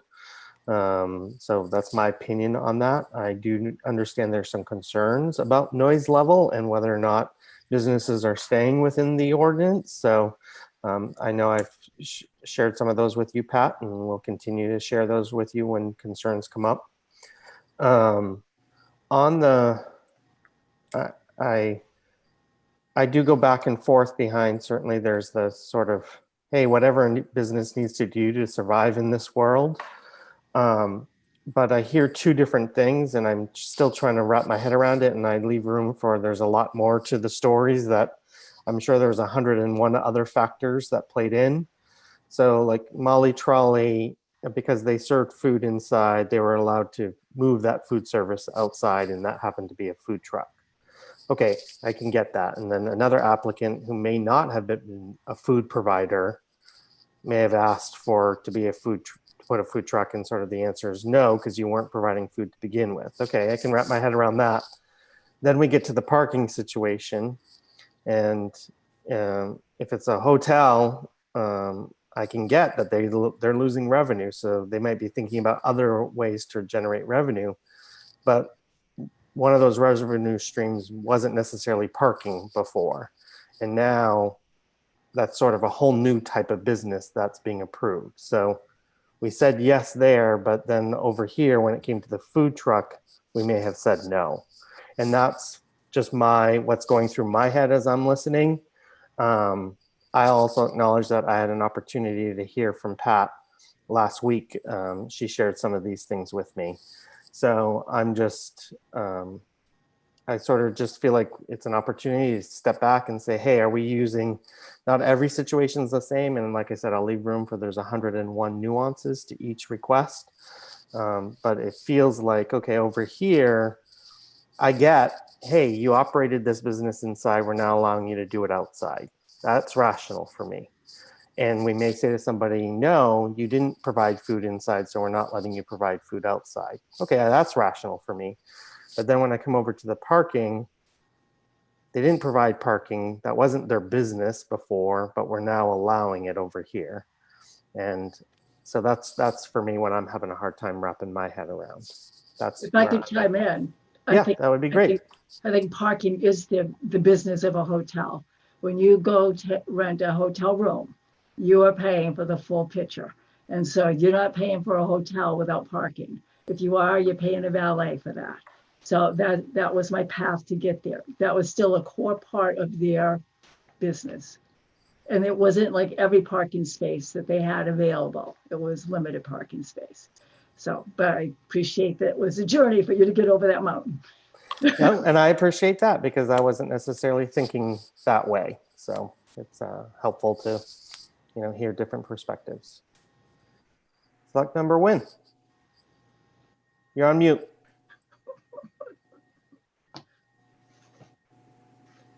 You're on mute. There we go. I'm a little punchy. I'm just going to reiterate exactly what I was going to say. If you've done a lot of travel, part of that travel is a motel, and usually you pay for the parking. I mean, that's an extra fee on top of the motel. So they're literally, when you go to the motel, you're paying for your parking, so you don't have to pay anywhere else in town. So you're actually renting that spot. That was my absolute thought. I mean, but one way or the other, I mean, that's what I was thinking about it. That's what I thought when she said it. As far as a food truck deal, I do know that Molly Trolley did have a little food area inside, kind of like a little take out, like a little cafe thingy, and for them to be able to bring that out. I mean, I didn't have an issue with that, but having food trucks in town, I'm not really in favor of at all. But I think in that circumstance, for me, I thought that was a decent choice. I didn't really know the story until now, but now I kind of see and understand where that's coming from. And if we all do recall, Heath, myself, Lindsay, and John, we made some decisions way back when this all came about. And it sounds to me like that Pat tried to follow what she thought was our decision process or our thought process. So, So I'm happy that we have management that has the ability to do that. And none of those decisions are really easy to take. I know that I hear residents talking about when this is all over, are we going back to normal? I mean, are we still going to have all these businesses out in extending their property, or is it going to go back to normal? So people are worried about both, but they're happy the businesses are doing well, but they worry about in the end what's going to happen in that. So that's just a perspective for now for me to think about. But anyway, thank you. Thank you, Bob. If I might, I do not think that the select board considers this precedent setting. I don't think this is something you want to continue. So. Oh. We put an end date on it, I believe, which we're going to find out what the actual date was, right? November 1st, November 3rd, somewhere around there. 3rd, Monday, November 3rd is my memory. The other thing, Mr. Chair, if I might, I mean, if I said it, I sure didn't mean it. I think that businesses have been very restrained throughout this entire period. I think I could have gotten some really wacky ideas from businesses of what they wanted to do or needed to do. They have shown great restraint.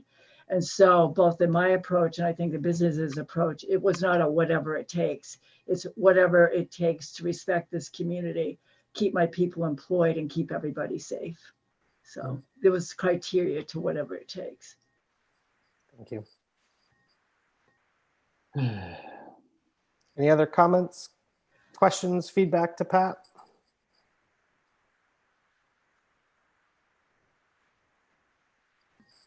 All right, Pat, anything else for your report this evening?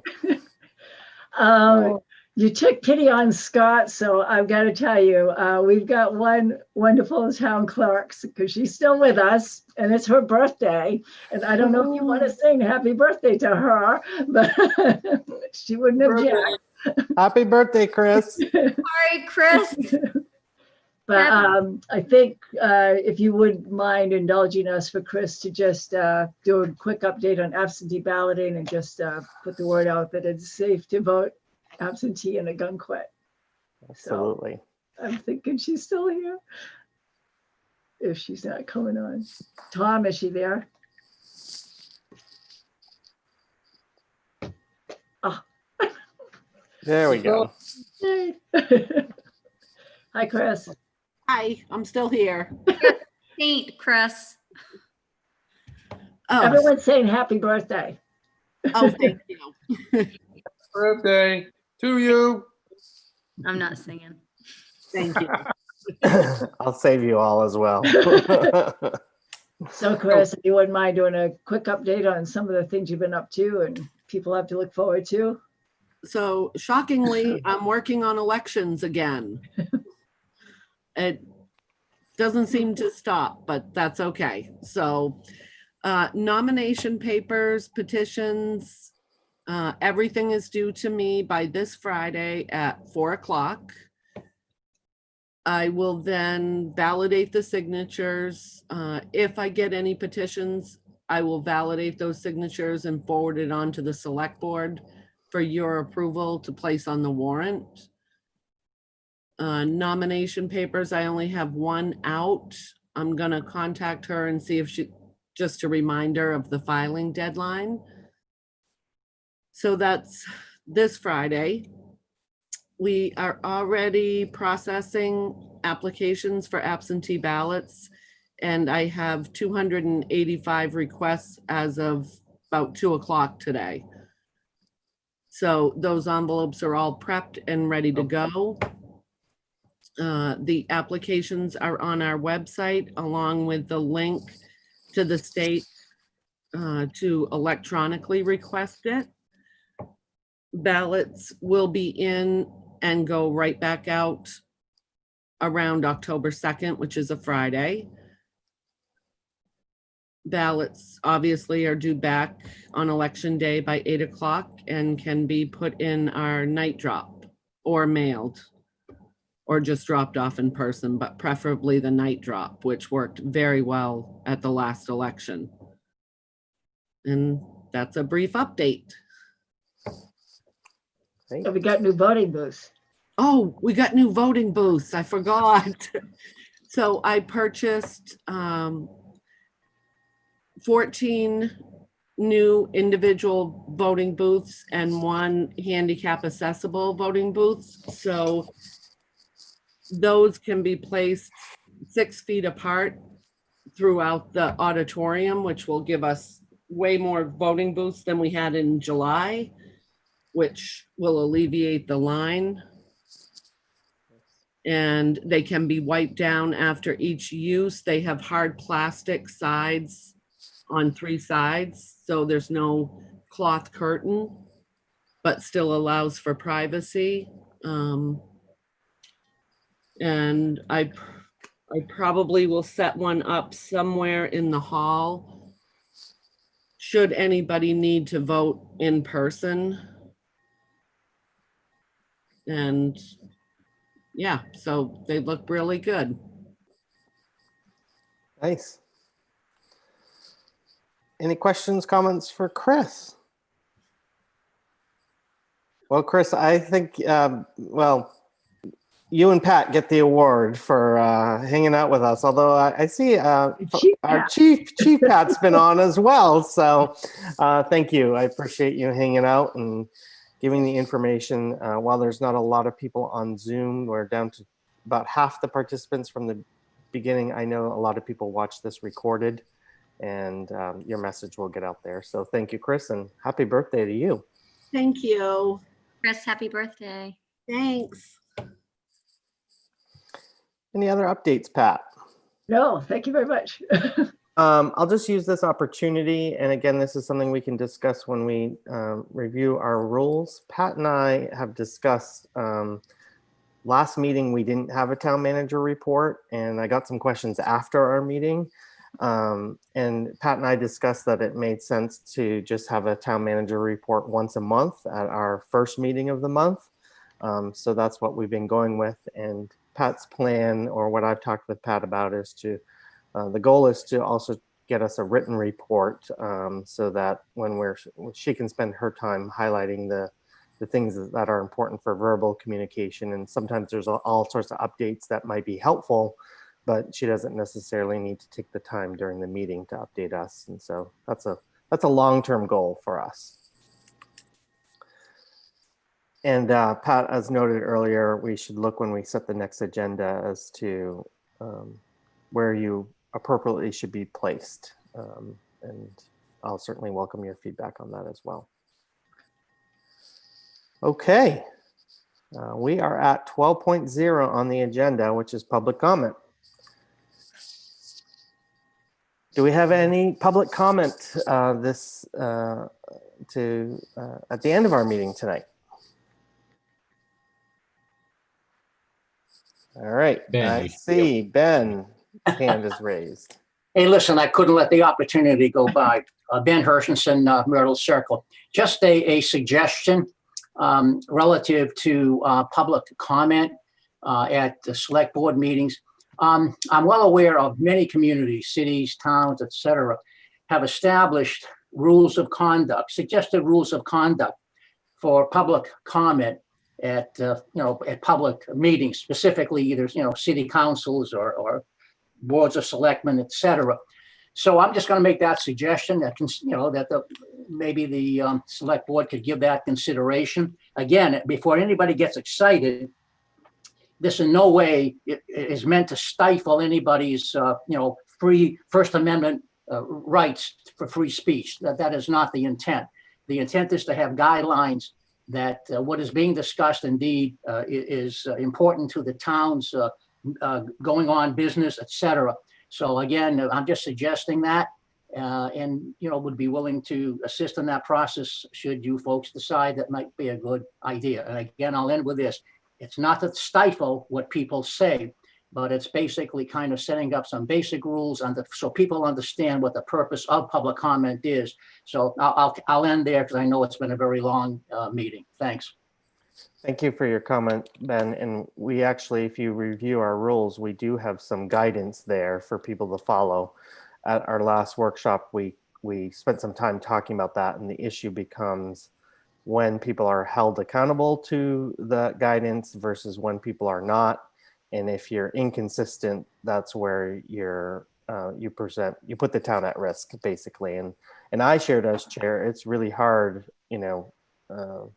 if somebody isn't necessarily following the rules, to pick up on it and be able to stop it right away and be consistent with how you're treating all people. So, but definitely something for us to continue as we discuss our rules moving forward. Thank you. Looks like we have Jim Hartwell again.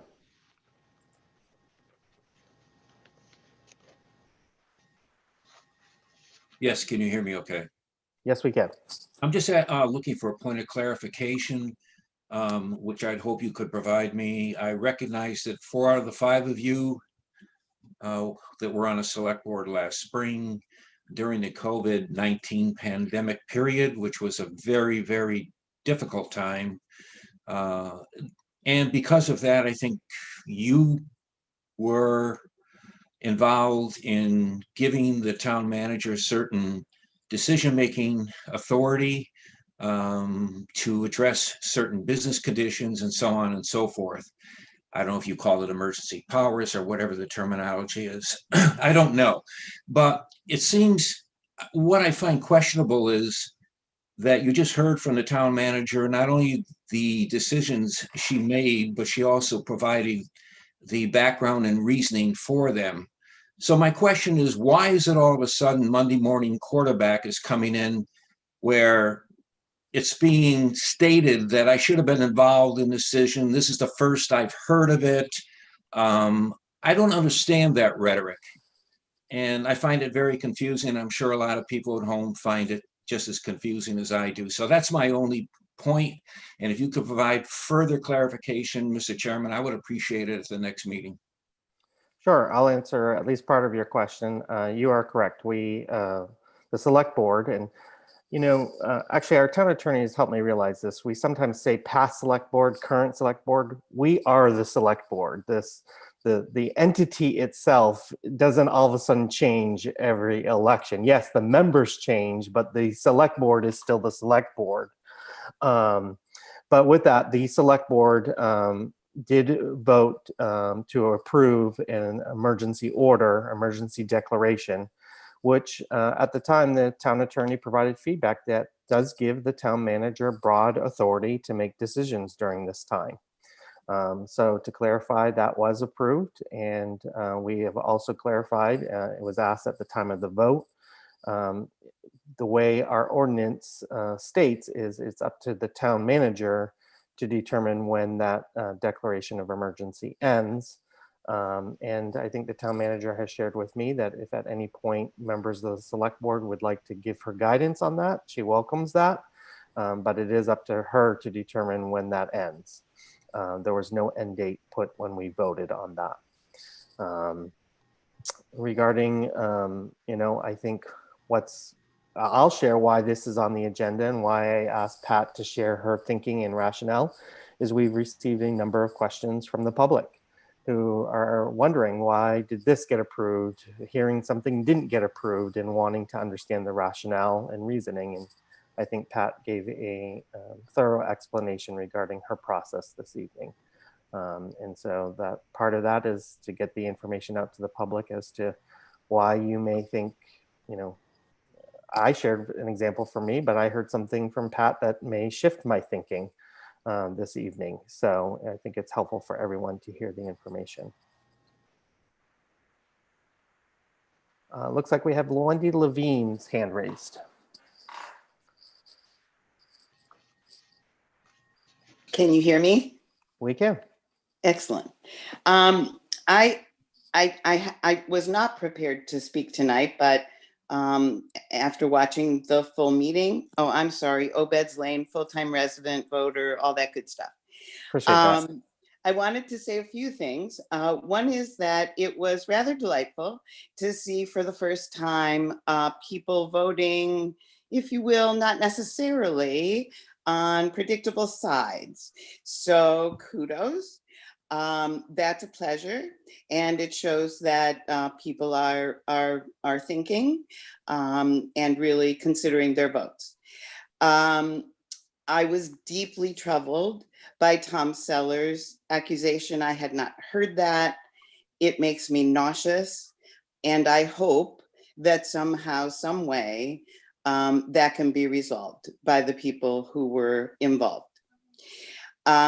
Last but not least is this issue of the conservation land. My understanding is that this parcel of land, this is a one-time offer. And if we don't do something about securing that land, it will be developed. It is outside of the range of the sewer, which means that it will be numerous if it is built up. It will be numerous septic systems that will leach into the waterways that surround this piece of land. So it's not a matter of who owns it. We all own it, and all of us who live and worship and love our beaches and our oceans all of us, regardless of who we are, need to preserve them and make sure that we aren't poisoning them, ruining them. This summer we had, gigantic jellyfish on our beaches. We need to be very, very, very careful. And preserving this land is one step in that direction. That's all I have to say. Oh, I'm sorry, one more thing. I will miss town manager's reports. I think Pat should always be first on the agenda. I have always thought so. I've always enjoyed what she has to say. I can't, 100 times this year, I said to myself, God almighty, I am so happy I am not Pat Finnegan. The decisions she needed to make, she made in good faith to save businesses, to save residents, to keep our town safe. And I think she has done an absolutely positively amazing job. Thank you, That's Wendy. what I have to say for tonight. Appreciate that. And I just want to clarify, the town manager is still going to have a place on our agenda as the town First, manager report.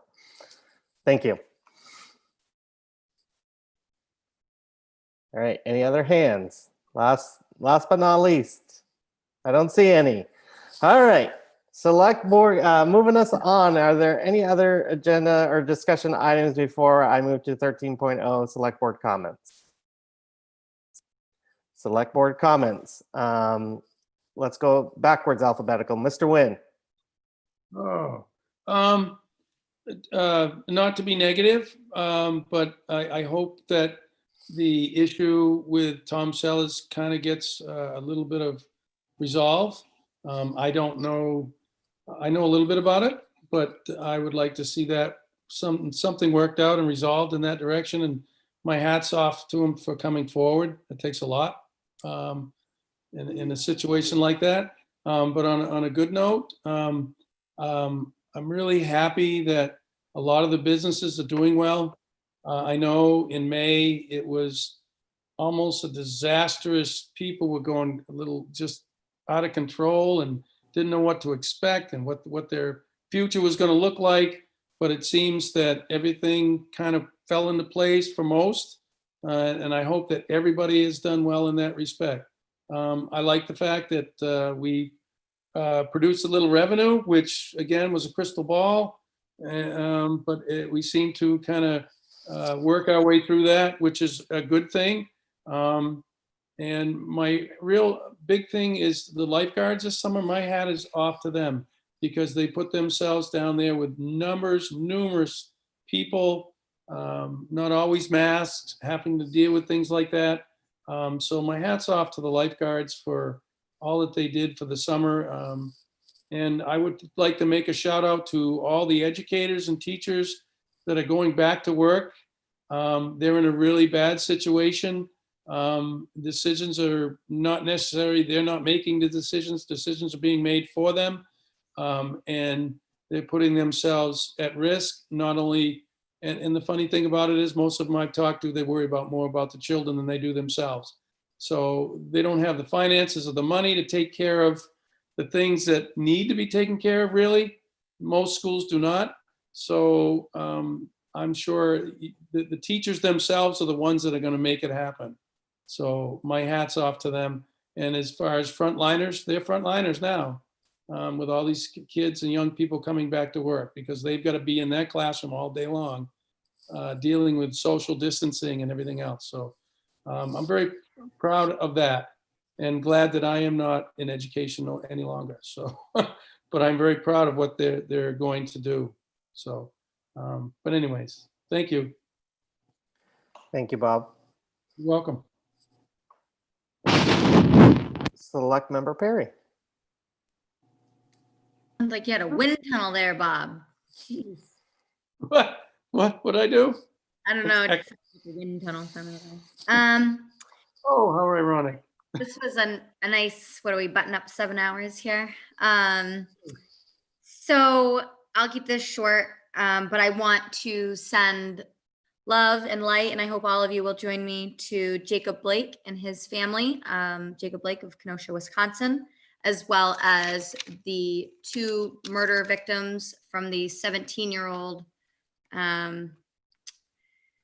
vigilante that brought a firearm to a protest and killed 2 people and injured seriously another.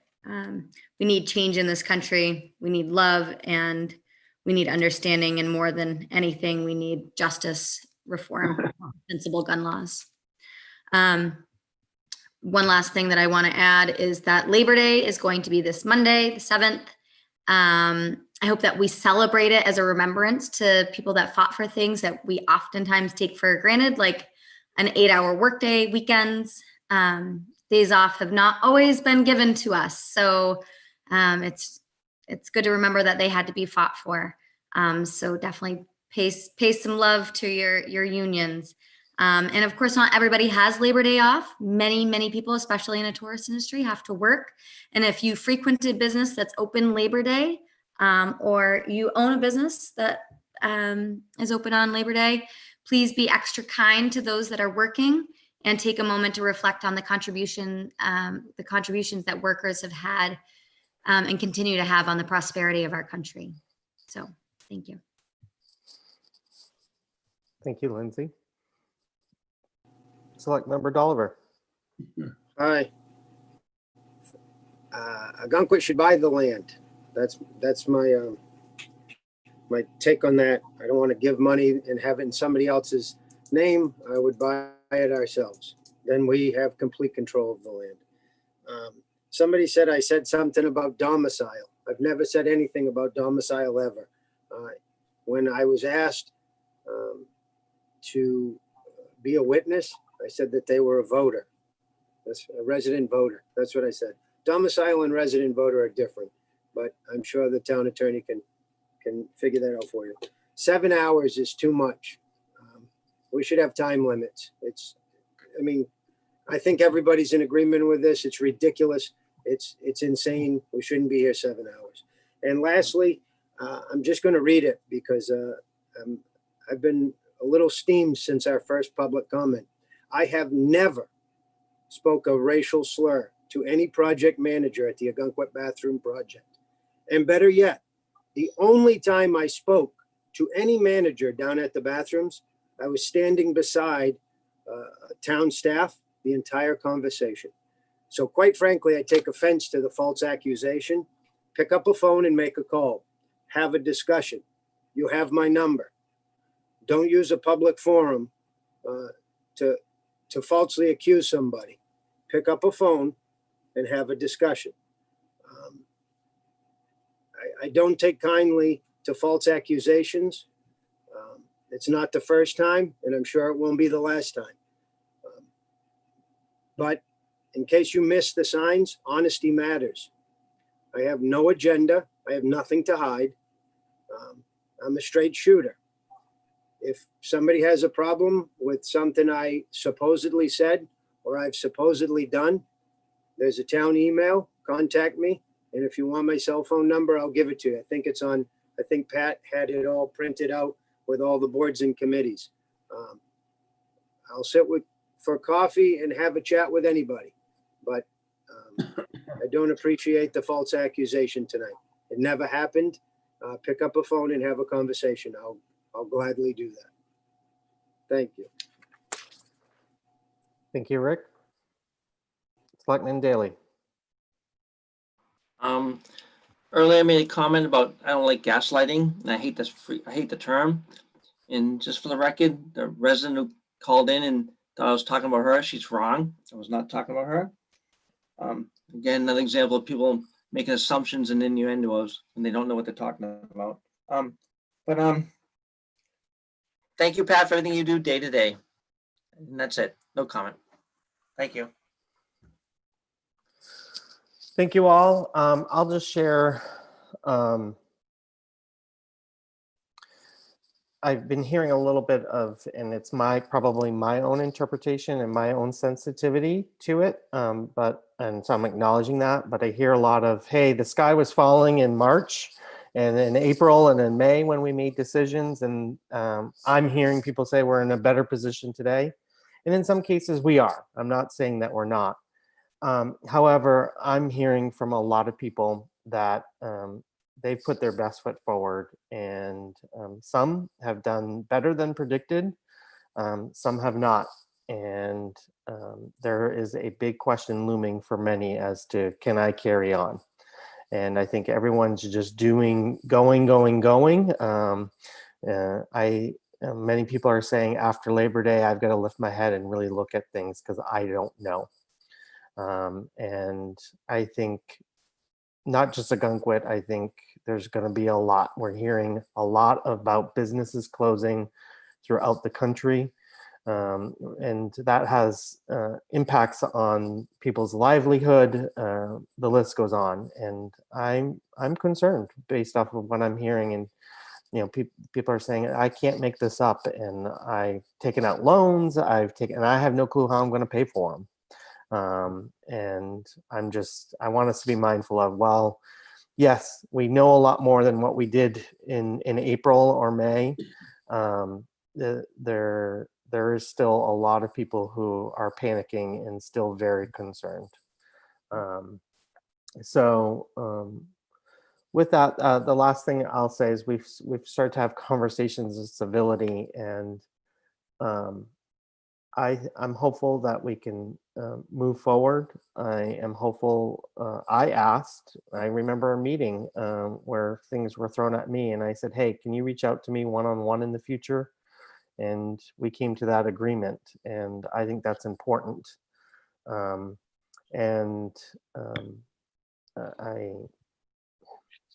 I think that's part of the civility discussion, is how do we have conversations with people when we're disagreeing or when we have concerns, and how do we move forward with that?